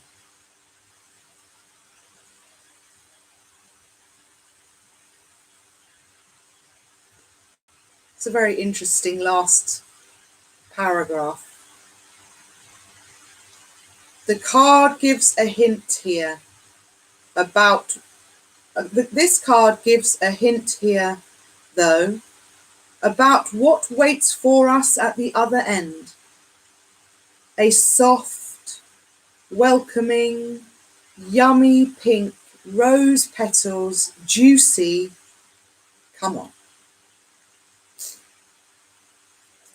And I've realized that I had a little other bit to read for integration.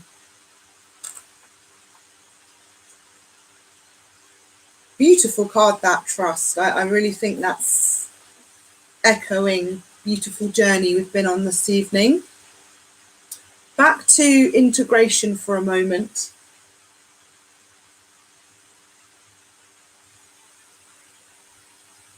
The image of integration. The image of integration is the unio mystica, the fusion of opposites. This is a time of communication between the previously experienced dualities of life. Rather than night opposing day, dark suppressing light, they work together to create a unified whole, turning endlessly one into the other, each containing in its deepest core the seed of the opposite. The eagle and the swan are both beings of flight and majesty. The eagle is the embodiment of power and aloneness. Aloneness. The swan is the embodiment of space and purity, gently floating and diving upon and within the element of the emotions, entirely content and complete within her perfection and beauty. We are the union of eagle and swan, male and female, fire and water, life and death. The card of integration is the symbol of life creation, new life, and mystical union, otherwise known as alchemy.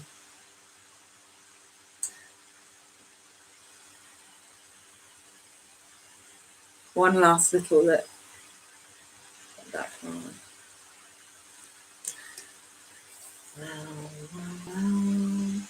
We're going to read aloneness, which also just came up. One reading keeps tripping into the next. There's a word or a phrase that's pulling us into the next lines. Number 9, aloneness. So it's definitely the Hermit. Number 9 of the major arcana is the Hermit. It is my number, my life path number. And I'm a Virgo ×3. I'm Virgo Trismegistus. Right, aloneness. We ended up on integration again. How did we do that? Number 9, please. Integration's really like chomping at the bit. But we need aloneness first. We need to go inward. We need to find that space and that time.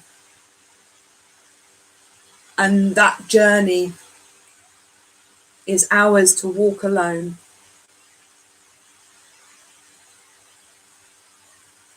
When there is no significant other in our lives, we can either be lonely or enjoy the freedom that solitude brings. When we find no support among others for our deeply felt truths, we can either feel isolated and bitter or celebrate the fact that our vision is strong enough even to survive the powerful human need for the approval of family, friends, or colleagues. If you are facing such a situation now, be aware of how you are choosing to view your aloneness and take responsibility for the choice you have made. The humble figure in this card glows with a light that emanates from within. One of Gautam Buddha's most significant contributions to the spiritual life of humankind was to insist to his disciples, "Be a light unto yourself." Ultimately, each of us must develop within ourselves the capacity to make our way through the darkness without any companions, maps, or guides. When you are alone, you are not alone. You are simply lonely. And there is a tremendous difference between loneliness and aloneness. When you are lonely, you are thinking of the other. You are missing the other. Loneliness is a negative state. You are feeling that it would be better if the other were there. Your friend, your wife, your mother, your beloved, your husband. It would have been good if the other were there, but the other is not. Loneliness is absence of the other. Aloneness is the presence of oneself. Aloneness is very positive. It is a presence, an overflowing presence. You are so full of presence that you can fill the whole universe with your presence, and there is no need for anybody.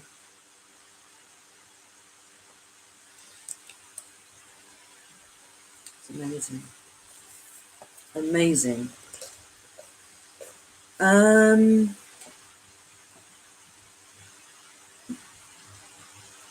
being called to read. Yeah, I'm being called to read the last thing I want to read to you tonight. When I can figure out where I put it.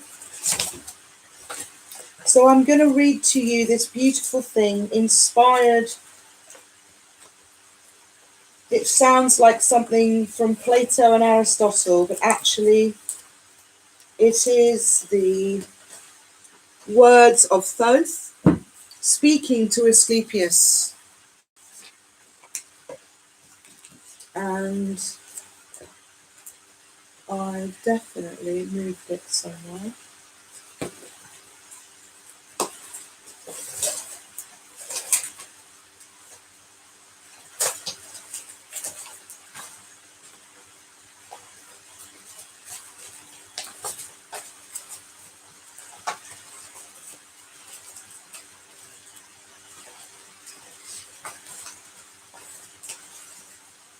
There we go.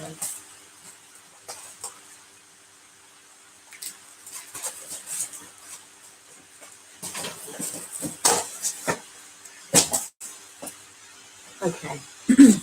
So it's now 3:44 in the live chat. Little bit less in Facebook because we've had to start and stop a few times. We had some beautiful interventions and introductions tonight. Lots of different people jumping in and out of the reading, so it's been really nice. The last thing I'm going to read for you tonight is this beautiful piece I've discovered about the veil of Isis. And Isis is one of the characters in our story about the sacred feminine, our journey for the sacred feminine to find her sacred masculine, be that in the 3D, but also internally, combining and integrating our masculine and our feminine sides of ourselves, bringing us into true harmony. And through that, we enliven and awaken our full serpent nature. This wonderful Kundalini awakening will come to pass when this integration comes to pass. And nature is getting this huge integration at the moment. She is getting a huge charge of fresh air and fresh water at the moment. And we are doing these readings to really capitalize and amplify that energy vibration. So I'm now going to read this really beautiful part of the story from the words of Thoth, or Hermes, the man of many names, our god of many names, beautiful Thoth. So this is called the Veil of Isis.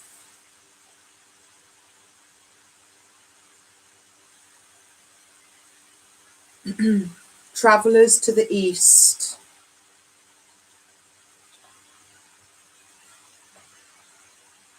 Wisdom of God is veiled by a darkness and by a nameless chaos, but it shines sometimes like a very pure light. The wisdom of man is like a twilight and like a dawn that gravitates between the two poles.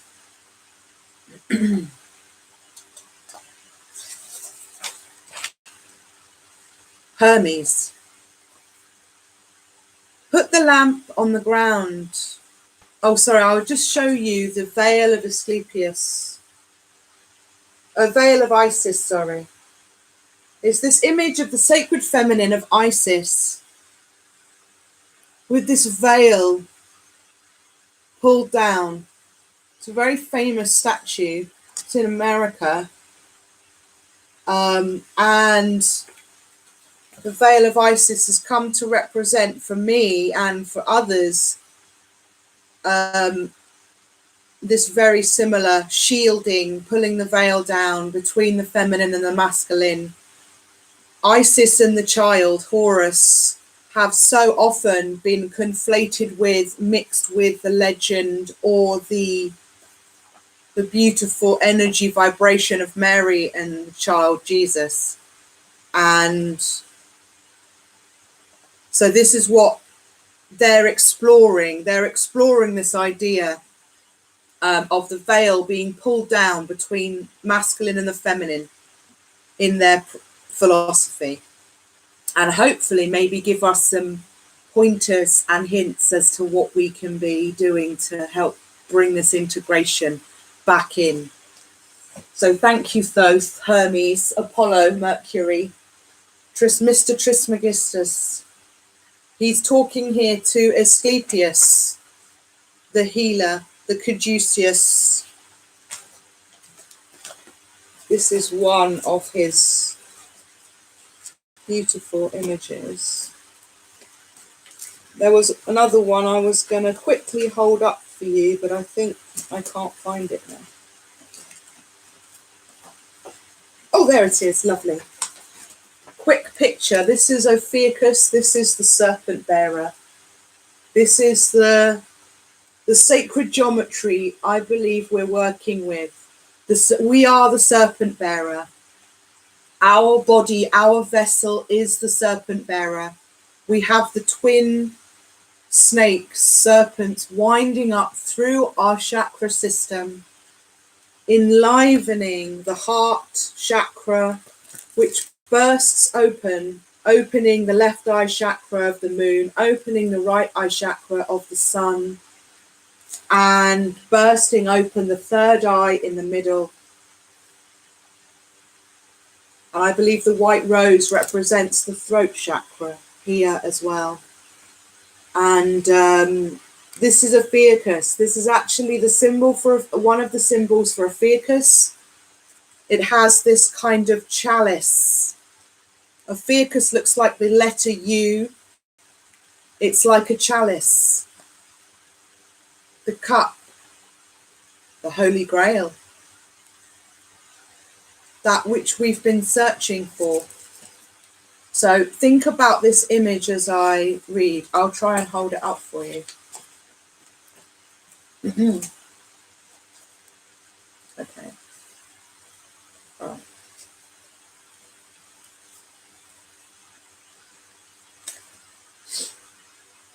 Hermes, put the lamp on the ground, Asclepius.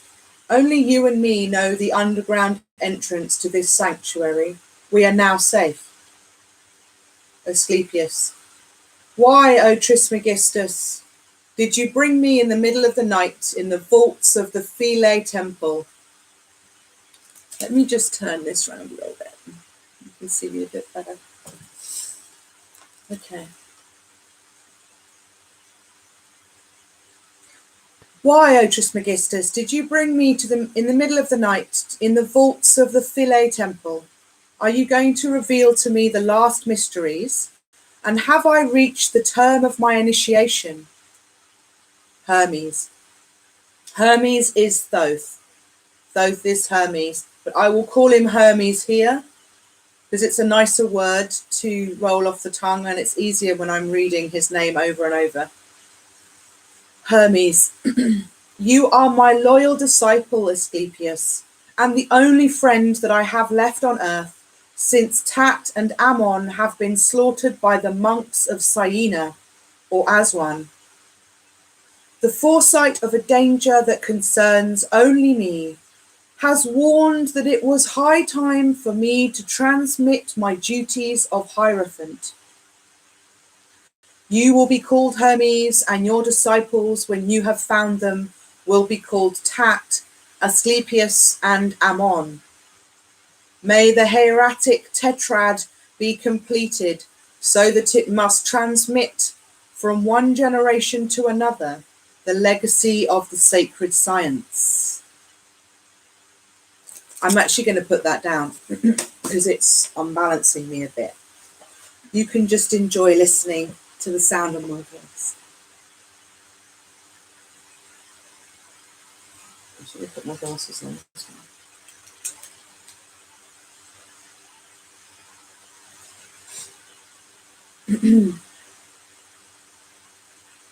Asclepius, I fear that this wish could not be granted, O Trismegistus, unless we gave shelter to an abandoned child, like you once did for me. How would I find a disciple in the midst of Christian Egypt? Hermes. I know, Asclepius, we live in the bad days foretold by our prophetic books. Egypt, this holy land, beloved by the gods for its dedication to their cult, has become a school of profanity. The children trample the religion of their fathers. Since Emperor Theodosius' fatal edict, so easily accepted by the cowardice of the people, the statues of the gods are being broken, and on the walls of the temples, now serving as churches, their images are hammered and covered with lime. Only the sacred island of Philae still harbours the antique wisdom, but I have reasons to fear that us two, its last loyal servants, will be forced soon to leave this supreme sanctuary. This is why I wanted to entrust you a sacred treasure that you will carry forward towards the source of the Nile, in the deserts where profanity cannot reach you. In the deserts where profanity cannot reach you. Your internal river Nile, river of flow. Have I not spoken often of the veil of Isis? Asclepius, more than once. In fact, you have spoken about this marvelous veil that no mortal hands have ever lifted, while all the flowers of earth are embroidered in shining colours, all the stars of the sky in golden glitter. But I never saw this magnificent veil. Or rather, I think that your words were an enigma, that I have failed to pierce its meaning.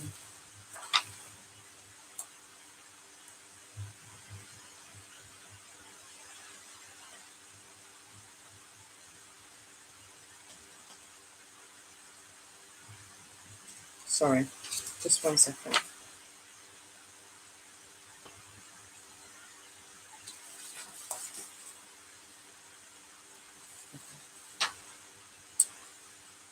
It contains the sacred books of all the nations. I feel like a bit's gone missing, but I don't think it has. Maybe it's just a chunk that's missing from the original text.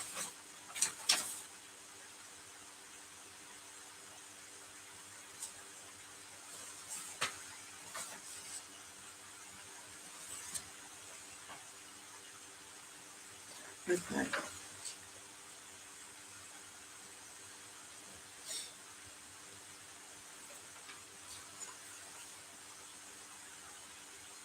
Okay. I don't think I'm going mad. It's just a weird segue. That often happens with these really old texts. There are big bits missing. So we'll try and pick up the thread. Hermes is saying now something about something that happened at the destruction of the temple of Serapis. It contains the sacred books of all the nations, and first of all, those of our ancestors, the book of the manifestations to the light, with the additions from King Menkaure, Pentheor's poems about the wars of the great Ramesses, the books of Thoth Trismegistus, not the unfaithful or falsified translations, but the original text exactly as it was carved on Thoth's columns in sacred characters. Next to it lies the most ancient collection of Greece's most ancient poets, Homer, and the whole epic cycle, Hesiod, Parmenides, and Empedocles.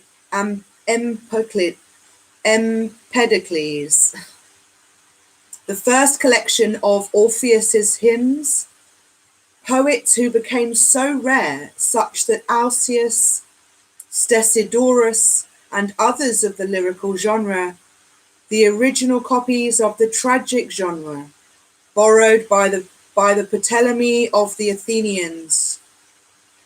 And further, we have the Chaldean and the Phoenician books, consulted and copied by Berezius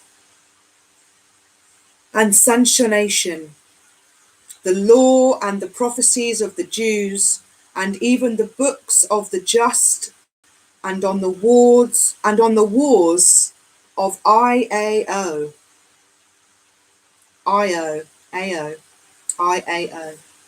which were used by the priests of Jerusalem to compose their Bible, and that the Jews have now lost. Finally, the sacred books of the Brahmins and the Magus, the Vedas and the Avesta, brought to Alexandria by the very first Lagides after Alexander's expedition. Asclepius. This trunk contains a priceless treasure, O Trismegistus. But what is the link with the veil of Isis? Hermes.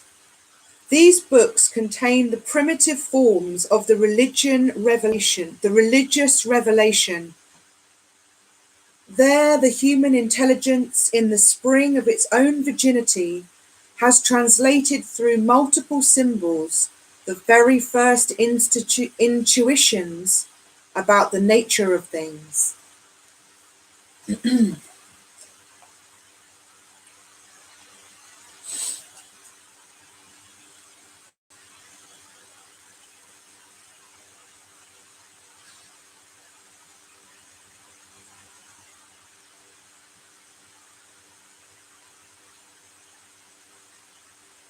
Each nation has weaved with love a piece of this ornate mantle with flowers and stars. As speech translates thought, the immutable truth manifests itself by the changing spectacle of the appearances. This is the mystical veil of the great Isis. It was transparent for the clear eye of early humanity. The universal mother had no secrets for the child she was rocking in her arms. It became impenetrable for the aging races, and no mortal eye can lift it. The aging races. We are the only human race that ages as quickly as we do. If you look back at the races before us that lived for such a long time, 900 years they would live. So we are the aging race, and no mortal eye can lift the veil of Isis. Heavenly lights dimmed in the evening shadow, nature wraps itself in silence, and its oracles are mute for us. We dissect one by one the flowers of her robe, but life escapes analysis.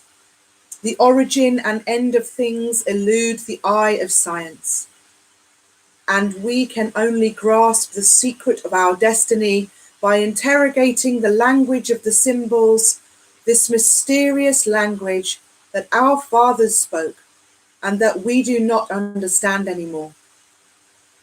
Let's preserve, O Asclepius, this sacred legacy of the religious traditions. It is the heritage of the past that must be transmitted to the future.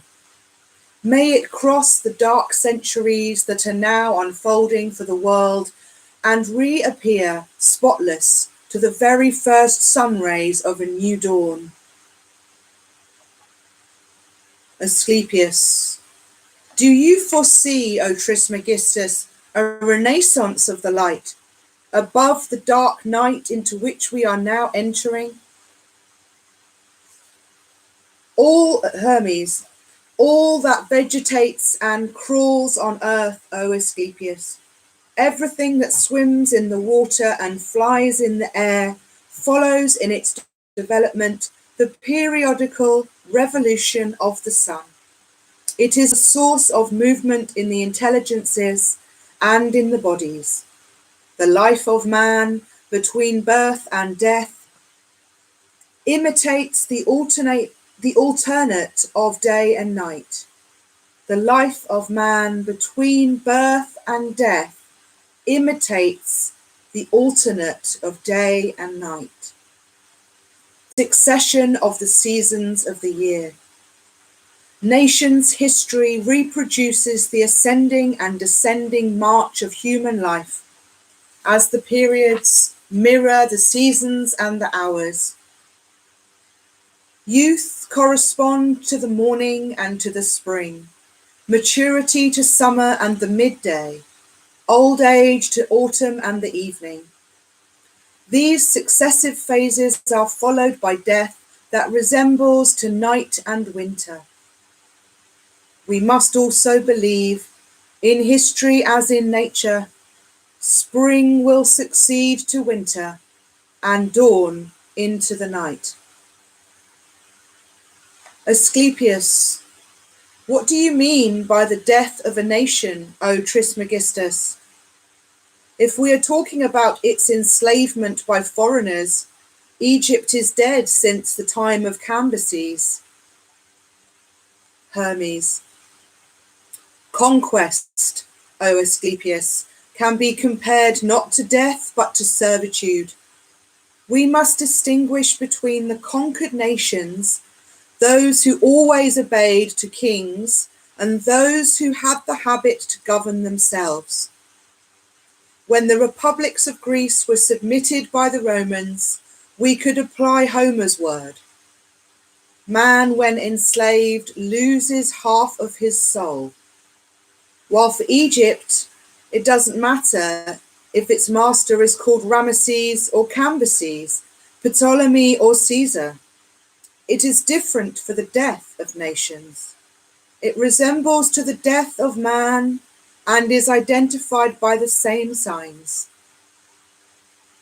Life ceases for man when the soul leaves the body it loved. The soul of the nations is their religion. A nation that has denied its gods is a dead nation. This is what has happened since the victory of Christianity, not only to Egypt, but to all the nations that composed the Roman Empire. New nations will take their places. The empire established by Constantine in Byzantium is not the Roman Empire, even though it kept its name.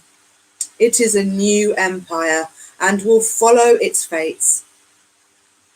Gaul, or France, Spain and Italy are already occupied by barbarian races. The same fate awaits Egypt, as Thoth's prophecy is soon to be accomplished. There's a lot of talk about prophecy with this 444 portal tonight, that there was a great prophecy attached to this great acceleration towards the age of Aquarius.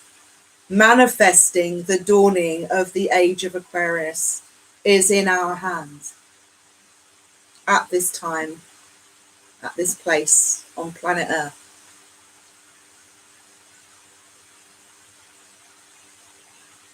Asclepius, but you often said, O Trismegistus, that death was only one of the modes of existence. Our fathers believed in the immortality of the soul and in its transmigrations. Nations also must find beyond death a new life in their descendants. And you spoke a while ago of a renaissance. Hermes, Egypt will be reborn, but it will not be like in the past the great center of intelligence, because this center moves through time and goes from the east to the west, like the sun in the sky. A new race will rule in Egypt and will build temples for a new cult. Mystery schools in Egypt. But by the revolution of the ages, these temples will fall in ruin, and the monument erected by our ancestors will remain, even though mutilated, less by the injuries of time than the ungodliness of man. The new empires will enter into the night and into the middle of their rubbles and sands of the desert, the pylons of Thebes and the pyramids of Memphis. Asclepius. And what will happen in these distant centuries of the soul of the old Egypt? Hermes. The souls, you know that, dwell in the ether, between the region of the clouds and the region of the stars. It is from there that they disperse their blessed influence. But alike the sun cannot dispend its warmth and light to those who avoid its rays, by hiding in caves. So the forgotten dead in turn also forget the living. They are present only to those who think about them and who pray to them. The thought of the ancient nations would shine like a lighthouse over the future, if the future could gather the lessons of the past like a son's respect over his father's memory. But the time has come when, according to Thoth's word, we would prefer darkness over light, and we would prefer death over life. Ancient Egypt can sleep in the depths of its necropolis. At the time when science will invoke it, it would find a way to reveal the secret of its mysterious language to those who would interrogate it fervently.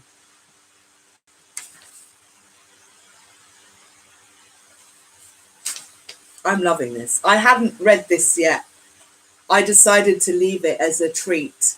I knew it would hold massive treasures, and it's amazing.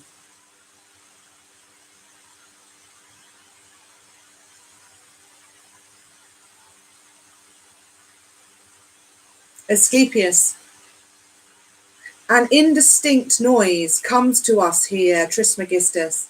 I fear that our refuge will be discovered. I will open the sluices, if there is still time. Hermes. Why bother, Asclepius? Let destiny fulfill itself. It is better to die together. He is gone and doesn't hear me anymore. The noise is approaching. A clash of arms, hasty footsteps, shouts. Let's join him. But here he comes back. Are you wounded, my son? Asclepius. I am dying, father. It was too late to close the way to them. They are now in the underground path, following my blood's trail.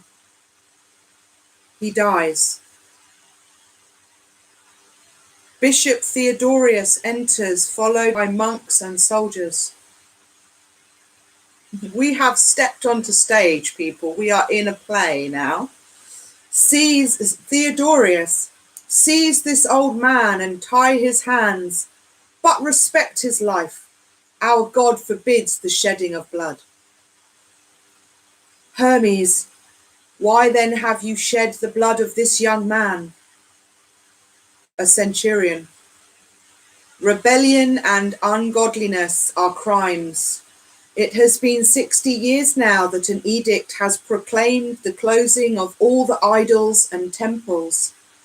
It is a shame for Egypt that the demon still holds in Philae one last lair. A monk. Deliver us the treasure that you keep hidden somewhere in these caves, and we will forget the punishment that you deserve.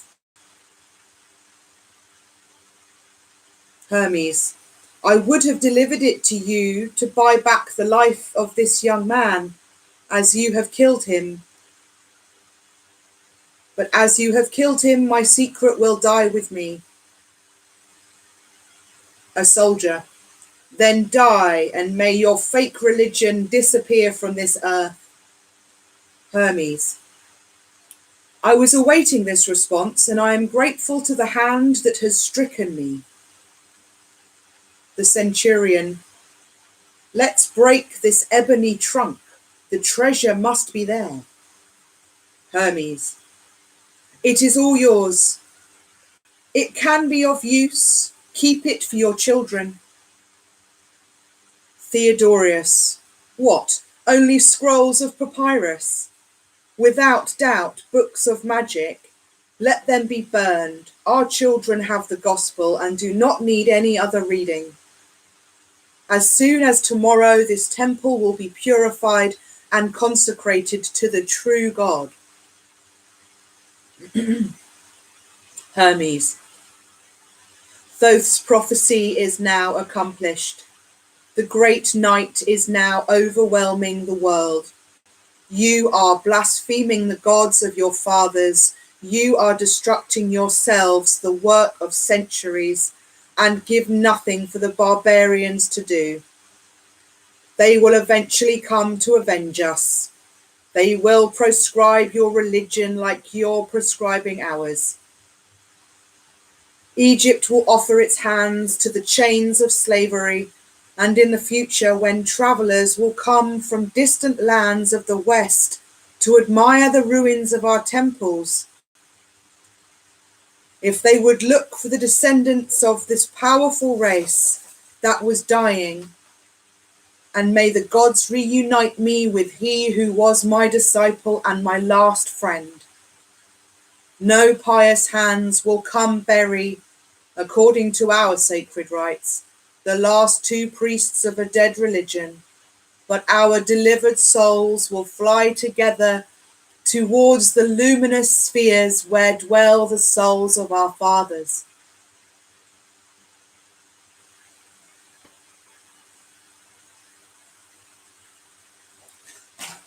And that ended at 41444. Loving the fours.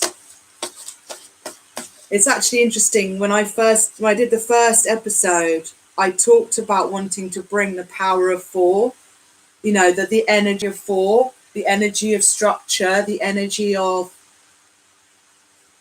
you know, bringing some structure and clarity to this story. And throughout and since that point, we have had fours flying out in all sorts of representations. We've had it as the Emperor. We've had it as that Four of Wands, Four of Fire. This evening, we've got the Four of Discs. It's the 444 portal. We're talking about the 13th zodiac sign, which adds to four. And I've just realised that the time of the conjunction in England will be 345 for me here in England. Lovely cyclical progression, sequentiality. I may have just made that word up, sequentiality. But that was really amazing. That's clearly a screenplay that's been written based upon existing text, which is really fascinating. It's like we really witnessed the last vestiges there of the hidden wisdom dying with Asclepius and Thoth, who supposedly dies in that scene. They take his life. He says to his murderer, I am grateful for the hand that's stricken me. So he gives thanks to his murderer at the moment of his death. I mean, what enormous, unbelievable heart-son passion and compassion. And knowing that the children of the future would discover these secrets and bring the throat chakra energy and the heart chakra energy to this story and bring these treasures once more to the surface of the ocean, up from the seabed where they've been trapped, as all of our emotions and our traumas and our hurts have been trapped deep down in our root chakra and our sacral chakra. And it's there we must travel. inward with our inner awareness and our inner love and our inner guiding light, to bring love and peace and acceptance to those parts of ourselves that we're just not that happy about. But they are parts of us, and they are special, and they are uniquely important to who you are. But not the pain. The lessons, yes. But not the pain and the suffering. The pain and the suffering is time to let go. When you've got the lesson of the karmic cycle ceases to exist because it is predicated on there being a lesson to be learned.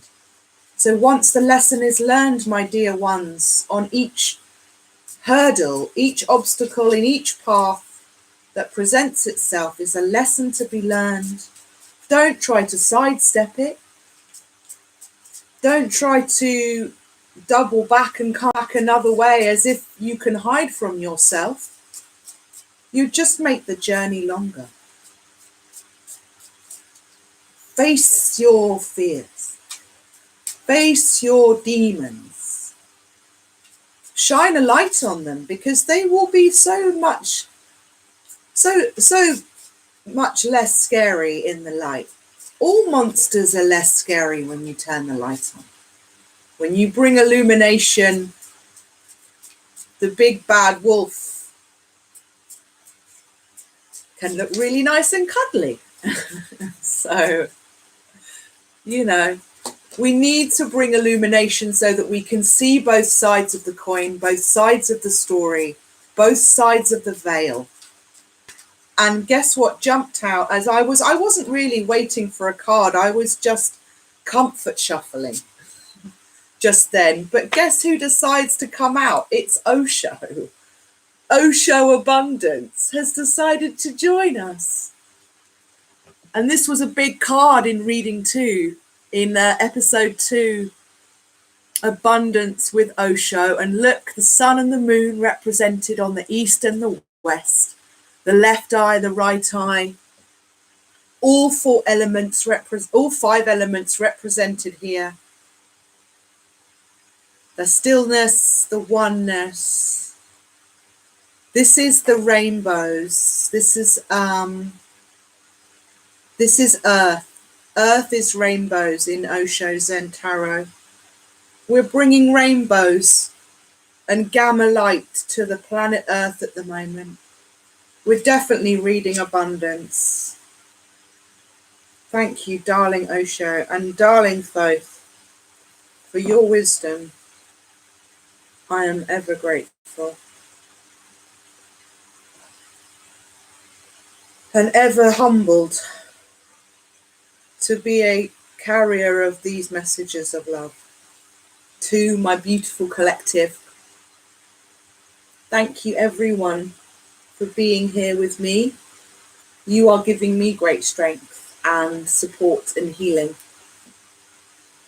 And I send it right back to you. Thank you so much for supporting me. Do send me a like or a subscribe. Please subscribe to my YouTube channel if you're on Facebook. It's Bloom Healing on YouTube. Because we are live on YouTube and on Facebook tonight.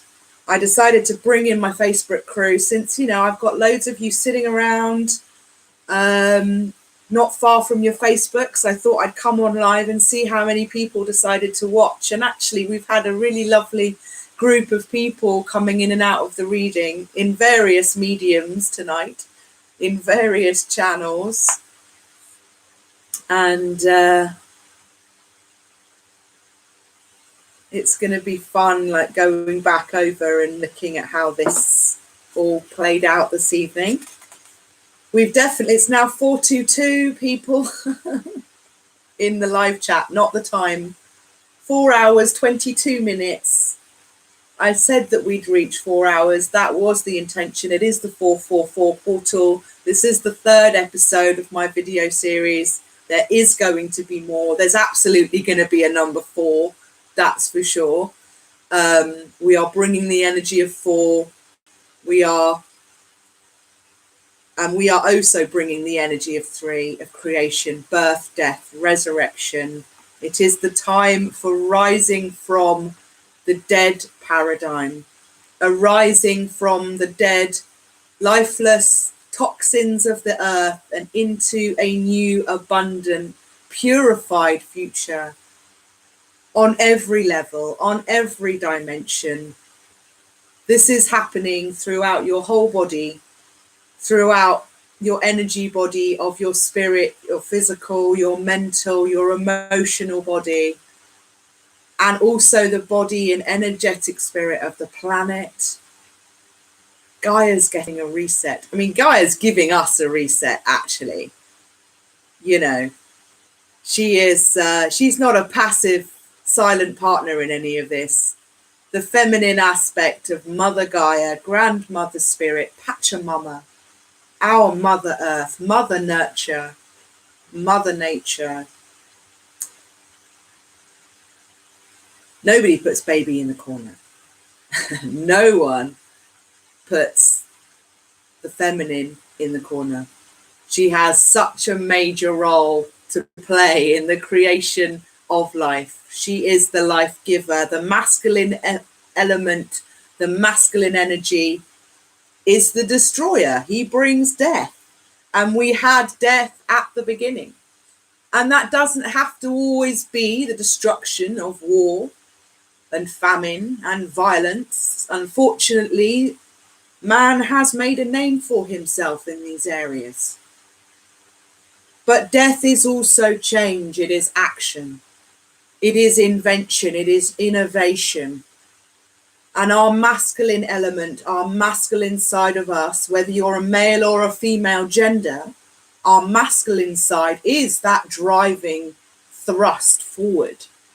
The feminine aspect is the allowing, the receiving, the passive, but not silent partner at all. Undeniably, inextricably, mutually inseparable. You cannot create a new life without the masculine and the feminine aspect. That has been proven. You cannot bring integration of the 3 unless you have the 2. And you cannot find the 2 unless you go in and find the 1. I like that. So yeah, beautiful. Death, energy, masculine, destroyer, feminine, life-giving energy, the yin and the yang. You know, they are needing to come into this integration.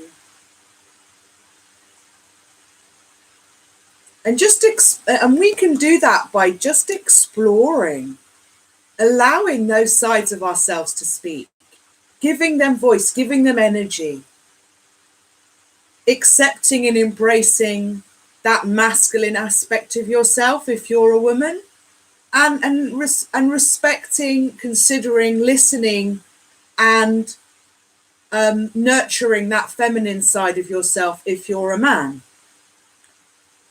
Because we all have both in us. We are all both feminine and masculine, whatever gender you were born. We are all both. And it is this terrible tearing of the masculine from their feminine. And there are so many layers to that statement. That has been our undoing. That has kept men and women so vastly apart, based on no logic, based on no recognition for how much the other needs, the one needs the other, how many gifts the masculine aspect has to offer the feminine aspect, and how many gifts the feminine aspect has to offer the masculine. Endless, integral unity that keeps the ball rolling. There would be no life, there would be no change, no birth, death, resurrection if the male and the female integration didn't happen. So it's about recognizing, okay, yeah, we've worked out how to have babies, We've got that kind of bit of the integration down, but actually we're able to go and do it with another person. But actually, how much integration are we doing on a solo journey level? Really? How often are you really happy to just trust your own intuition and your own thoughts and opinions? Or do you find you're constantly reverting to what other people think and what other people think you should do, or how other people think you should live your life, or what other people think you feel or think or believe? How often are you standing by your own convictions and saying, actually, this is me? And to hell with what other people might think is best for me.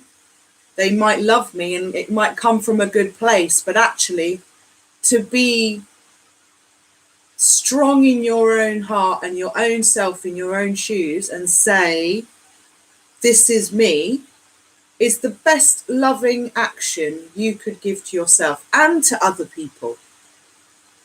You don't actually serve other people, or you don't serve yourself when you pander to other people's whims. You really don't. You serve them. You serve their agenda. You serve their needs. You nurture whatever part of themselves drives them to stop you on your journey or flag up fears and worries and negative thoughts. But to actually be centered and say, I'm good. I know where I'm at and I'll trust myself, and that's all that matters. That's a strong thing to do.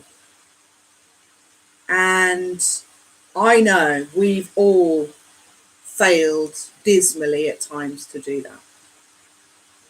And that's okay, because it's a journey and we've all been kept in the dark. But that's what I'm saying. It's about bringing that illumination. It's about bringing that time of the dawning of the age of Aquarius. The age of enlightenment is here. We are moving out of the age of Pisces. We are moving into the age of Aquarius. It was always prophesized as the age of enlightenment. Hi, Abby. Nice to see ya. Thanks for coming back. The dawning of the age of Aquarius. This portal today is part and parcel about bringing that age of Aquarius in even quicker. Because we are cresting the wave at the moment. We are literally at the top of the wave, zooming down into the age of Aquarius. No stopping it now. The energy is powerful, like the ocean waves. But we're not quite there. We are on that precipice of the cliff, like the fool, as they jump off. And we are all jumping into the unknown now, aren't we? Sometimes, for some people, this time of isolation is going to be really tough, because people have learned how to keep their world busy and occupied and stimulated so that they don't have to turn inward and look at what else is going on. And this time is enforcing us to be more reflective. I'm a hermit. I'm a Virgo 3 times over. I've got Virgo, Sun, Saturn, and Mercury.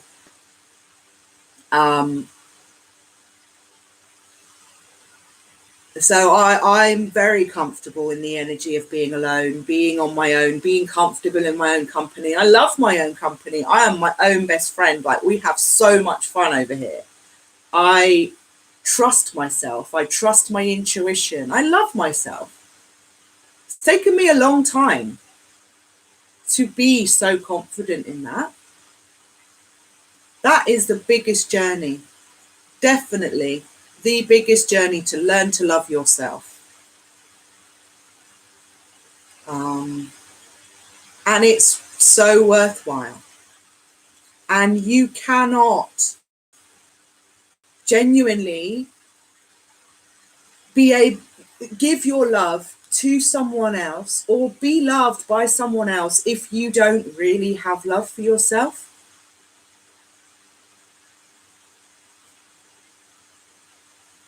Because you're letting something get in the way. You're letting something stop you from feeling that beautiful emotion. And it might be because you're stopping yourself from being hurt again. We all know that feeling, that survival mechanism. But we can't keep the veil down on ourselves any longer. We've all been forced to kind of sit down and look in the mirror a little bit. And I think that's wonderful. I think this is what will help raise our consciousness.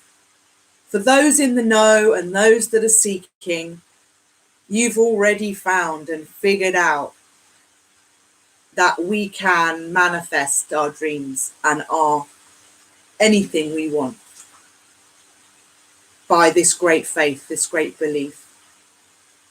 But those that aren't looking and aren't seeking and aren't in the know and haven't had someone wonderful tap them on the shoulder and say, look, read this, listen to this, look at this side of the story. If you haven't been one of the lucky ones yet to have that journey and have that moment like I have had, you've got wonderful treasures awaiting you. But you don't know what you're missing. You don't know what you don't know. You don't know there's something out there to be found, so you're not looking for it. And you're not ever giving yourself the time to meditate or go inward where you would find it. So this is you don't find it if you're not seeking.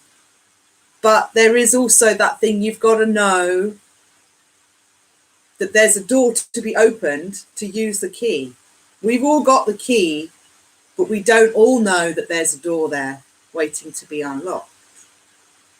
So I'm hoping that part of my journey, part of my life mission is to share some of these amazing wisdoms and knowledges that have come down to me through great, great masters of wisdom, masters of love, masters of light, masters of consciousness and creation, of who I now consider part of my own family. I am very much one of that tribe. And all of my spirit family around planet Gaia. And all of the animals and spirit animals. And we didn't take an animal spirit card tonight, which is going to change right now. Let's just take one animal card and then we're going to read Osho Abundance. And then I think, and look who's on top. It's the owl, which is Thoth. Thoth is the energy of the owl spirit. Incredible. Let's just see what other animal spirits might want to play.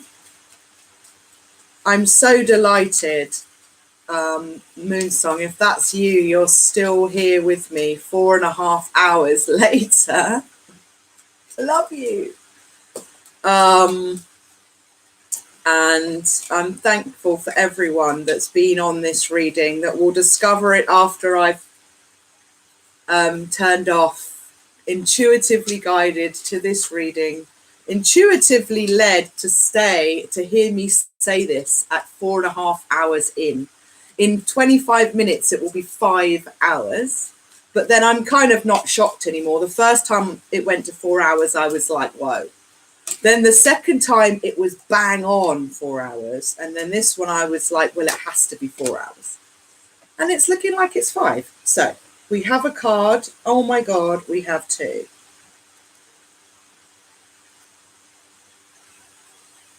Wow. We have the scarab beetle. Truly significant element of the moon in Egyptian mythology. This is the moon, the scarab, and we also had parrot. So we've had 2 birds, we've had Thoth the owl, and we've had this beautiful native native spirit with a parrot spirit. And I shall read those to you. Scarab. To the Egyptians, the scarab, a type of beetle, symbolized the powers that governed the celestial bodies. A great scarab was thought to roll the sun across the sky. This belief arose from the scarab's habit of shaping a piece of cow dung into a ball into which it had laid its eggs, and rolling it about gradually from east to west. I didn't know that. I didn't know that dung beetles rolled balls and scarabs because they put all their eggs inside. That's why they're so protective. Not only that, they roll it only from east to west, like the sun in the sky. East to west again, left to right, east to west, moon to the sun, feminine to masculine. Sorry, I've not got very much light anymore here, so I can't hold it up. I can hardly read it. Rolling it about generally from east to west. Scarab-like jewels were often placed in tombs of deceased relatives to give them the power of the sun and to facilitate their resurrection. Interesting. And it's interesting because I said the moon. And the moon, the scarab does often appear in the moon card. It certainly does in Patch Tarot. Moon. I can call you Moon Unit then, Moon Song.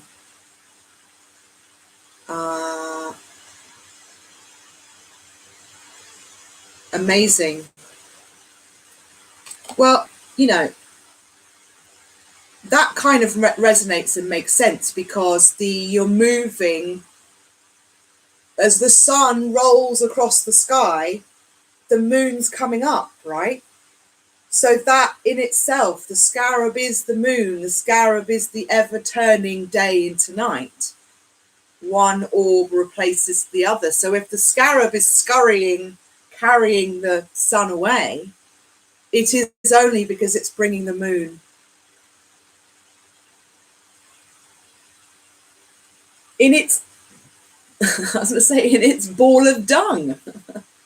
And it really reminds me of what you talked about, Amy, in your video about the grounding and about how our waste, our bodily waste, is fertilizer for the planet, you know, and how there's this lovely symbiotic relationship. What we breathe out carbon dioxide, which the plants take in to grow, and they give out oxygen, which we need to breathe. And the same with our bodily waste, and the animals' fertilizer is what gives nature new life. So even as we release all this crap, literally, into the planet, providing it's coming from a natural, energetic place that is healthy, natural, not full of toxins and chemicals and all that horrible stuff, all these pollutants and toxins that are in our food and our air and our water, we have this wonderful purification and cleansing time going on now. The parrot card. Oh, and the symbology of the scarab was regeneration. That's it, just one word. They normally have 3, these cards. Regeneration and integration. Illumination. Parrot. Okay. We'll read parrot. We'll read abundance. And we shall say night-night. Okay? All right. Parrot. Do you know what I've got?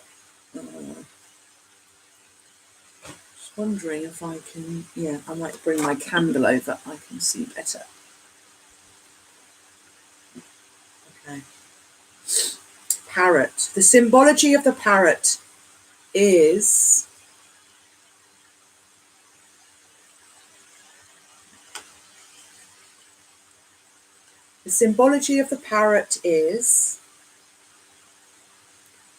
love, prophecy, verbosity, and meditation. The parrot has had a variety of symbolic meanings in different times and places. In pre-Columbian America, it was considered to be an oracle able to predict the weather. In Hinduism, it was an omen of love that carried Karma, the god of love, on its back. The Pueblo Indians considered the parrot a supernatural bird of the sun, an association that likely arose from its brightly coloured plumage. Because of its incessant chatter and ability to imitate speech, the parrot has also been associated with foolishness and loquaciousness. However, this talent for speech also deemed the bird an interlocutor between the human and the spirit world.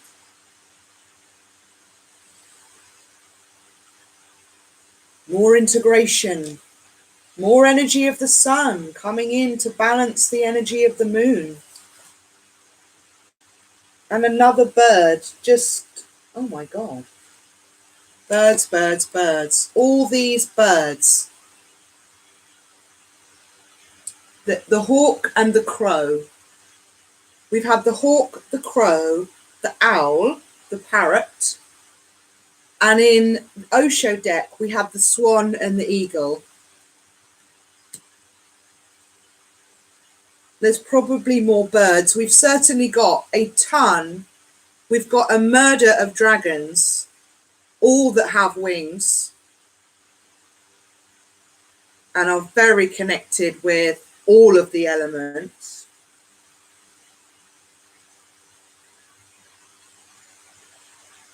I see fish and serpents in the the death card. And we've had plenty of serpents, and obviously serpents and dragons are the same family. So I won't read those cards, but there's a lot of bird energy coming through. Wisdom, a lot of wisdom here. Okay, abundance from our darling Osho to close out this incredible episode 3. Osho abundance.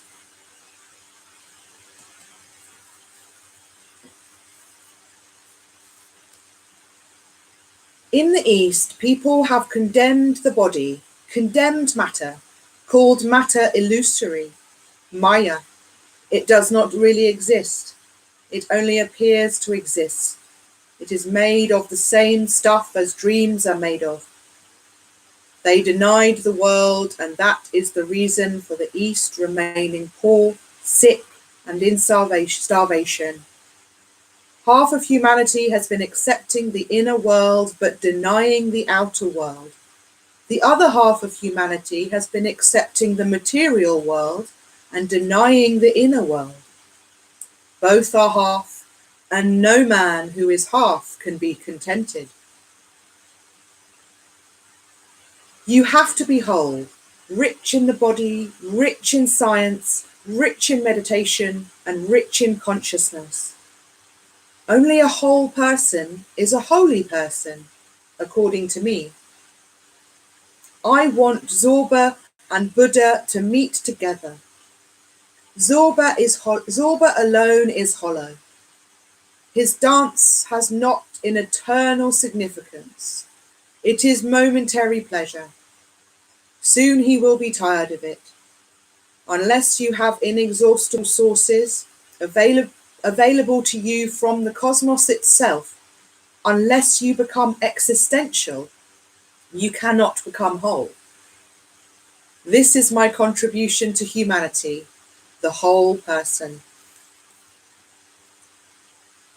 This Dionysian character is the very picture is the very picture of a whole man, a Zorba, the Buddha, who can drink wine, dance on the beach and sing in the rain, and at the same time enjoy the depths of understanding and wisdom that belong to the sage. In one hand he holds a lotus, showing that he respects and contains within himself the grace of the feminine. His exposed chest, an open heart, and relaxed belly show that he is at home with his masculinity as well, utterly self-contained. The four elements of earth, fire, water, and sky all conjunct at the King of Rainbows, who sits atop the back of the wisdom of life. He sits atop the book of the wisdom of life. If you are a woman, the King of Rainbows brings the support of your own male energies into your life, a union with the soulmate within.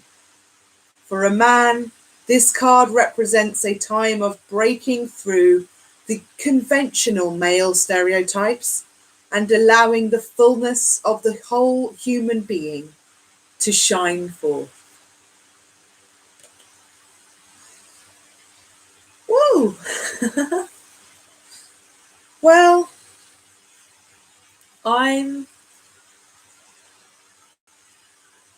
truly grateful, truly blessed to have you all in my life, to be in a position to share with you these wonderful pearls and jewels and jade crystals of wisdom. I thank you for your time, your patience, your listening. Damn, are you almost done? I've been going for 5 hours, Rianne. Where have you been? I'm so sorry. I'm definitely stopping now. I think 10 minutes to 5 o'clock. 5 hours is me done.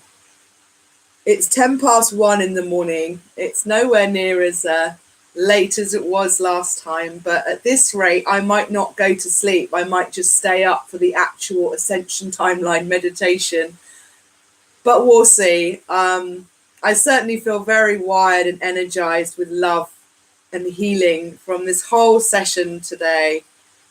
And I was quite tired at the beginning, and I was thinking, I want to do it justice, but can I make it? And these readings, these messages, this story that I'm telling is just, it's so energizing. It just brings me so much confirmation and clarity that I'm on the right track. And these card messages, these card confirmations tonight, Osho and Thoth and the dragons, the dragon oracle, and the beautiful spirit animal cards. We didn't pull a Tarot de la Nuit, and I said that we would. So, Rianne, if you're still here, let me pull a card for you, because you have joined us at this last moment, and I have got a few minutes. So these beautiful Tarot de la Nuit, really wanted to kind of come through and be shown in each reading, and I haven't had a chance yet to pull them, but they've got such stunning characters in these drawings. Let's just see who comes out. And I don't like my candle being there. That's just asking for trouble.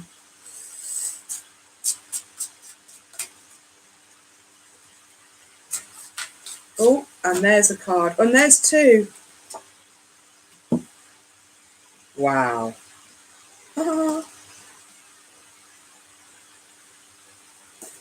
Amazing. So we've got number 8, guys. 4 + 4. Strength. Major Arcana. This looks like Daenerys Targaryen in this imagery, with the beautiful Aslan. Mixing up my myths and legends. Beautiful 8 of infinity, of strength. Rianne, there's some beautiful Leo sun energy for you. And for you all that are here, thank you for popping up and getting me to pull another couple of cards. And we got the King of Swords. Brilliant. We've had so much air energy. The King of Swords, that masculine aspect of the mental realm, the fiery will, manifesting our thoughts into actions. The king, he's the king. So, you know, he is that beautiful embodiment of masculine power for us to move our desire and our will to our thoughts and bring our emotion of the feminine, our feminine aspect of earth and water into play with the air and fire of the masculine aspect. And there we will create alchemy into the three, or into the five, into the three and into the five, into the three of creation and the five elements. The fifth element brings the four together. 3, 4, 5 has definitely been the number of the days, the number of the days, the numbers of the day. And it's now 4, 5, 4 in the live chat.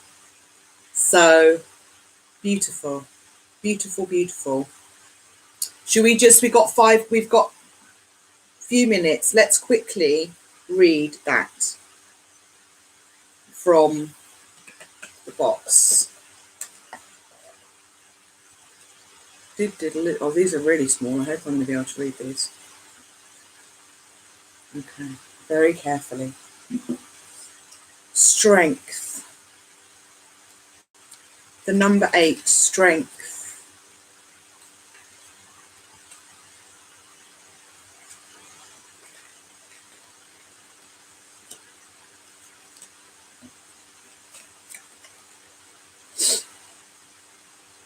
Strength. Tame the beast within. This lion beside me represents my beast within. Do you want to know how I tamed this wild cat?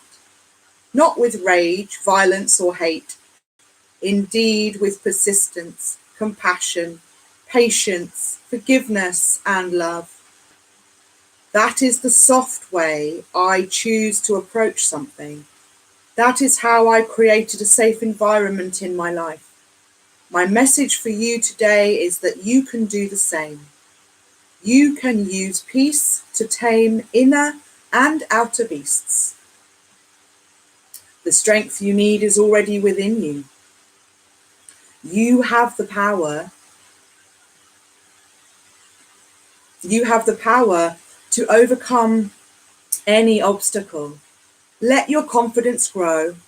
Conquer your fears. Control your impulses. Do not act irrationally. Break all your negative energies. Quiet them. Find more peace. Fight any doubt you may have. This way you will be stronger in the end. Always. Keywords: beasts and passions within. Inner strength, patience, compassion, trust, confidence, and victory in the end. That's lovely. And dun, da, da, da, the King of Swords, our King of Air.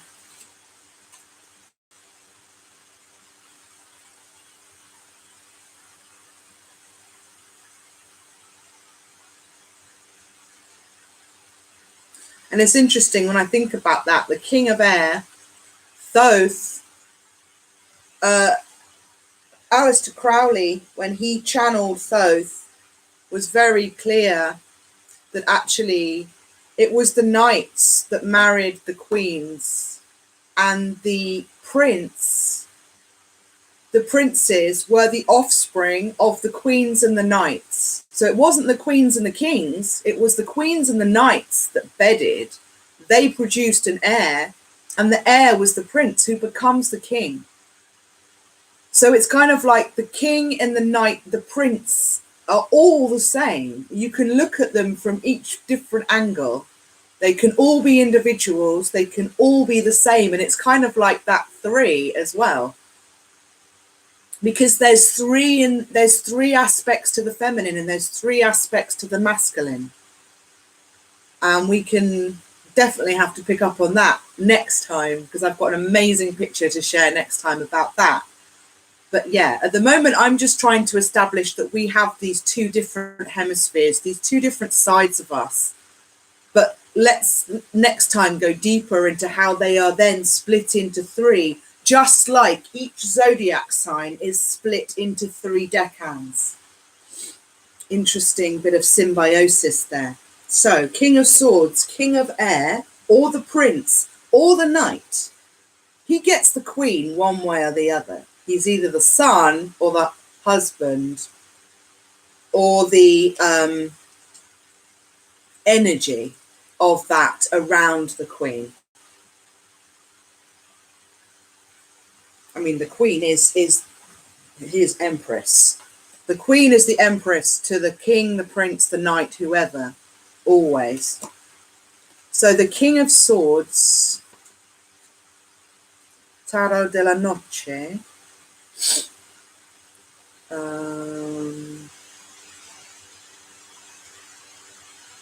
This is the last little one that I shall read. I thank my guides, my spirit family, my ancestors, the sun and the moon, and the beautiful celestial symphony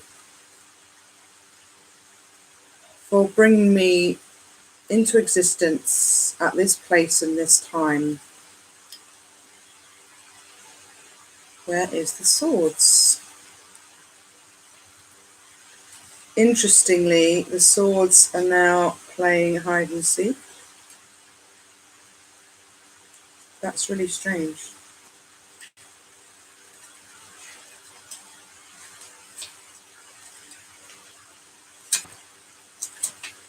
How can I have missed them all?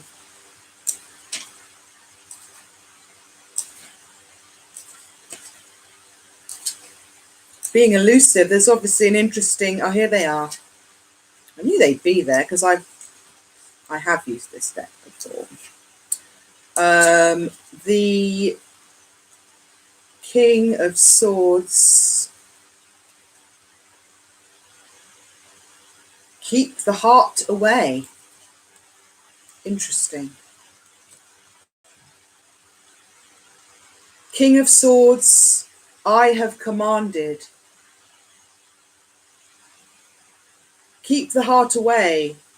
I have commanded. I have battled. I have ruled. I am your leader. You have to submit to my authority and laws.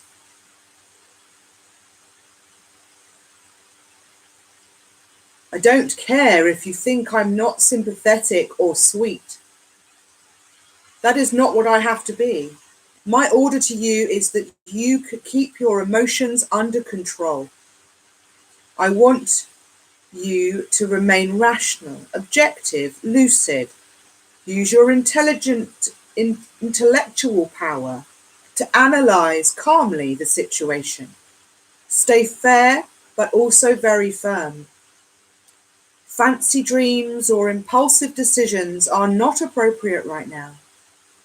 Untidy emotions mustn't get in the way. I won't tolerate childishness or inconsistency. You won't touch me with tears or complaints. I demand that you put a clear eye on the matter and then that you resolve the problem without moaning. Keywords: powerful intellect, great authority, sharp mind, impartiality. Use the head, not the heart. Well, certainly the masculine sun energy has kept rearing its head tonight, as so he should, because this is about bringing it into balance. This is not about only harnessing the feminine or the masculine side. It is about true integration. That was quite an interesting, stern message. It kind of makes me feel like, you know, back to the old patriarchal society of what we say goes. Or you could see it on a global scale, how we're all being governed a little bit tighter and more strictly controlled at the moment. But I would say this is just balancing. This is a great balancing energy for the end, because we've had a lot to say about the integration and about the feminine and about the masculine. And it is important that we, as I said, if you're a woman, how much are you allowing that masculine aspect, amazing intellectual voice to come through, and that logical, rational thinking, action taking masculine aspect of your imagination into your more creative, emotional, feminine realm? And likewise, if you're a masculine, how much are you integrating and accepting and nurturing those emotions and just being okay with feeling the way you do? That's all it is at the end of the day.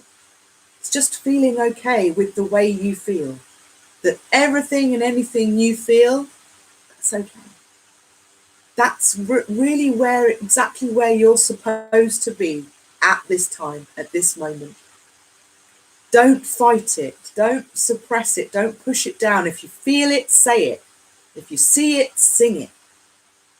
If you hear it, listen. Listen to that voice. What are they saying? They are your inner child at the end of the day. This hybrid masculine feminine creature that lives inside the serpent bearer is your inner child who just wants to come out and play.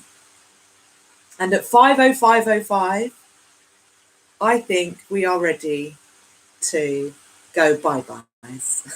So I bless each and every one of you, beautiful souls of light that are here, that have been here, that have chosen to spend a little bit of your precious time with me.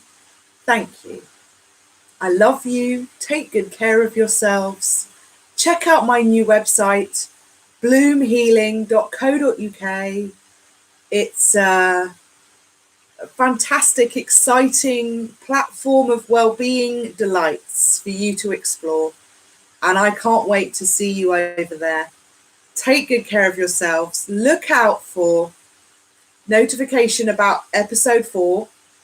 I dare say it will be also hosted on an important astronomical or astrological event. Let's see, when there's a lot of them about, so it won't be long, I'm sure. I've got more of this story to tell. Thank you so much for being here. I love you. Please share, please like, please subscribe. Please leave me a comment. Please subscribe so that you get notified when I go live again on any of my readings. And take care of those precious hearts. They have beautiful light work to do in the world, and we all need to look after each other, be here for each other during this time, and keep each other sane by delving into the mysteries of our ancient past. So until then, I bid you good night, goodbye, and thank you. Rest well, you two lovelies, 3 lovelies. Thank you so much for everyone that's been here. I love you. I'm signing off, and I will see you on the other side of this portal. Hopefully, we will have beautiful light rays in between to bathe us in vitamin C and love. Love you.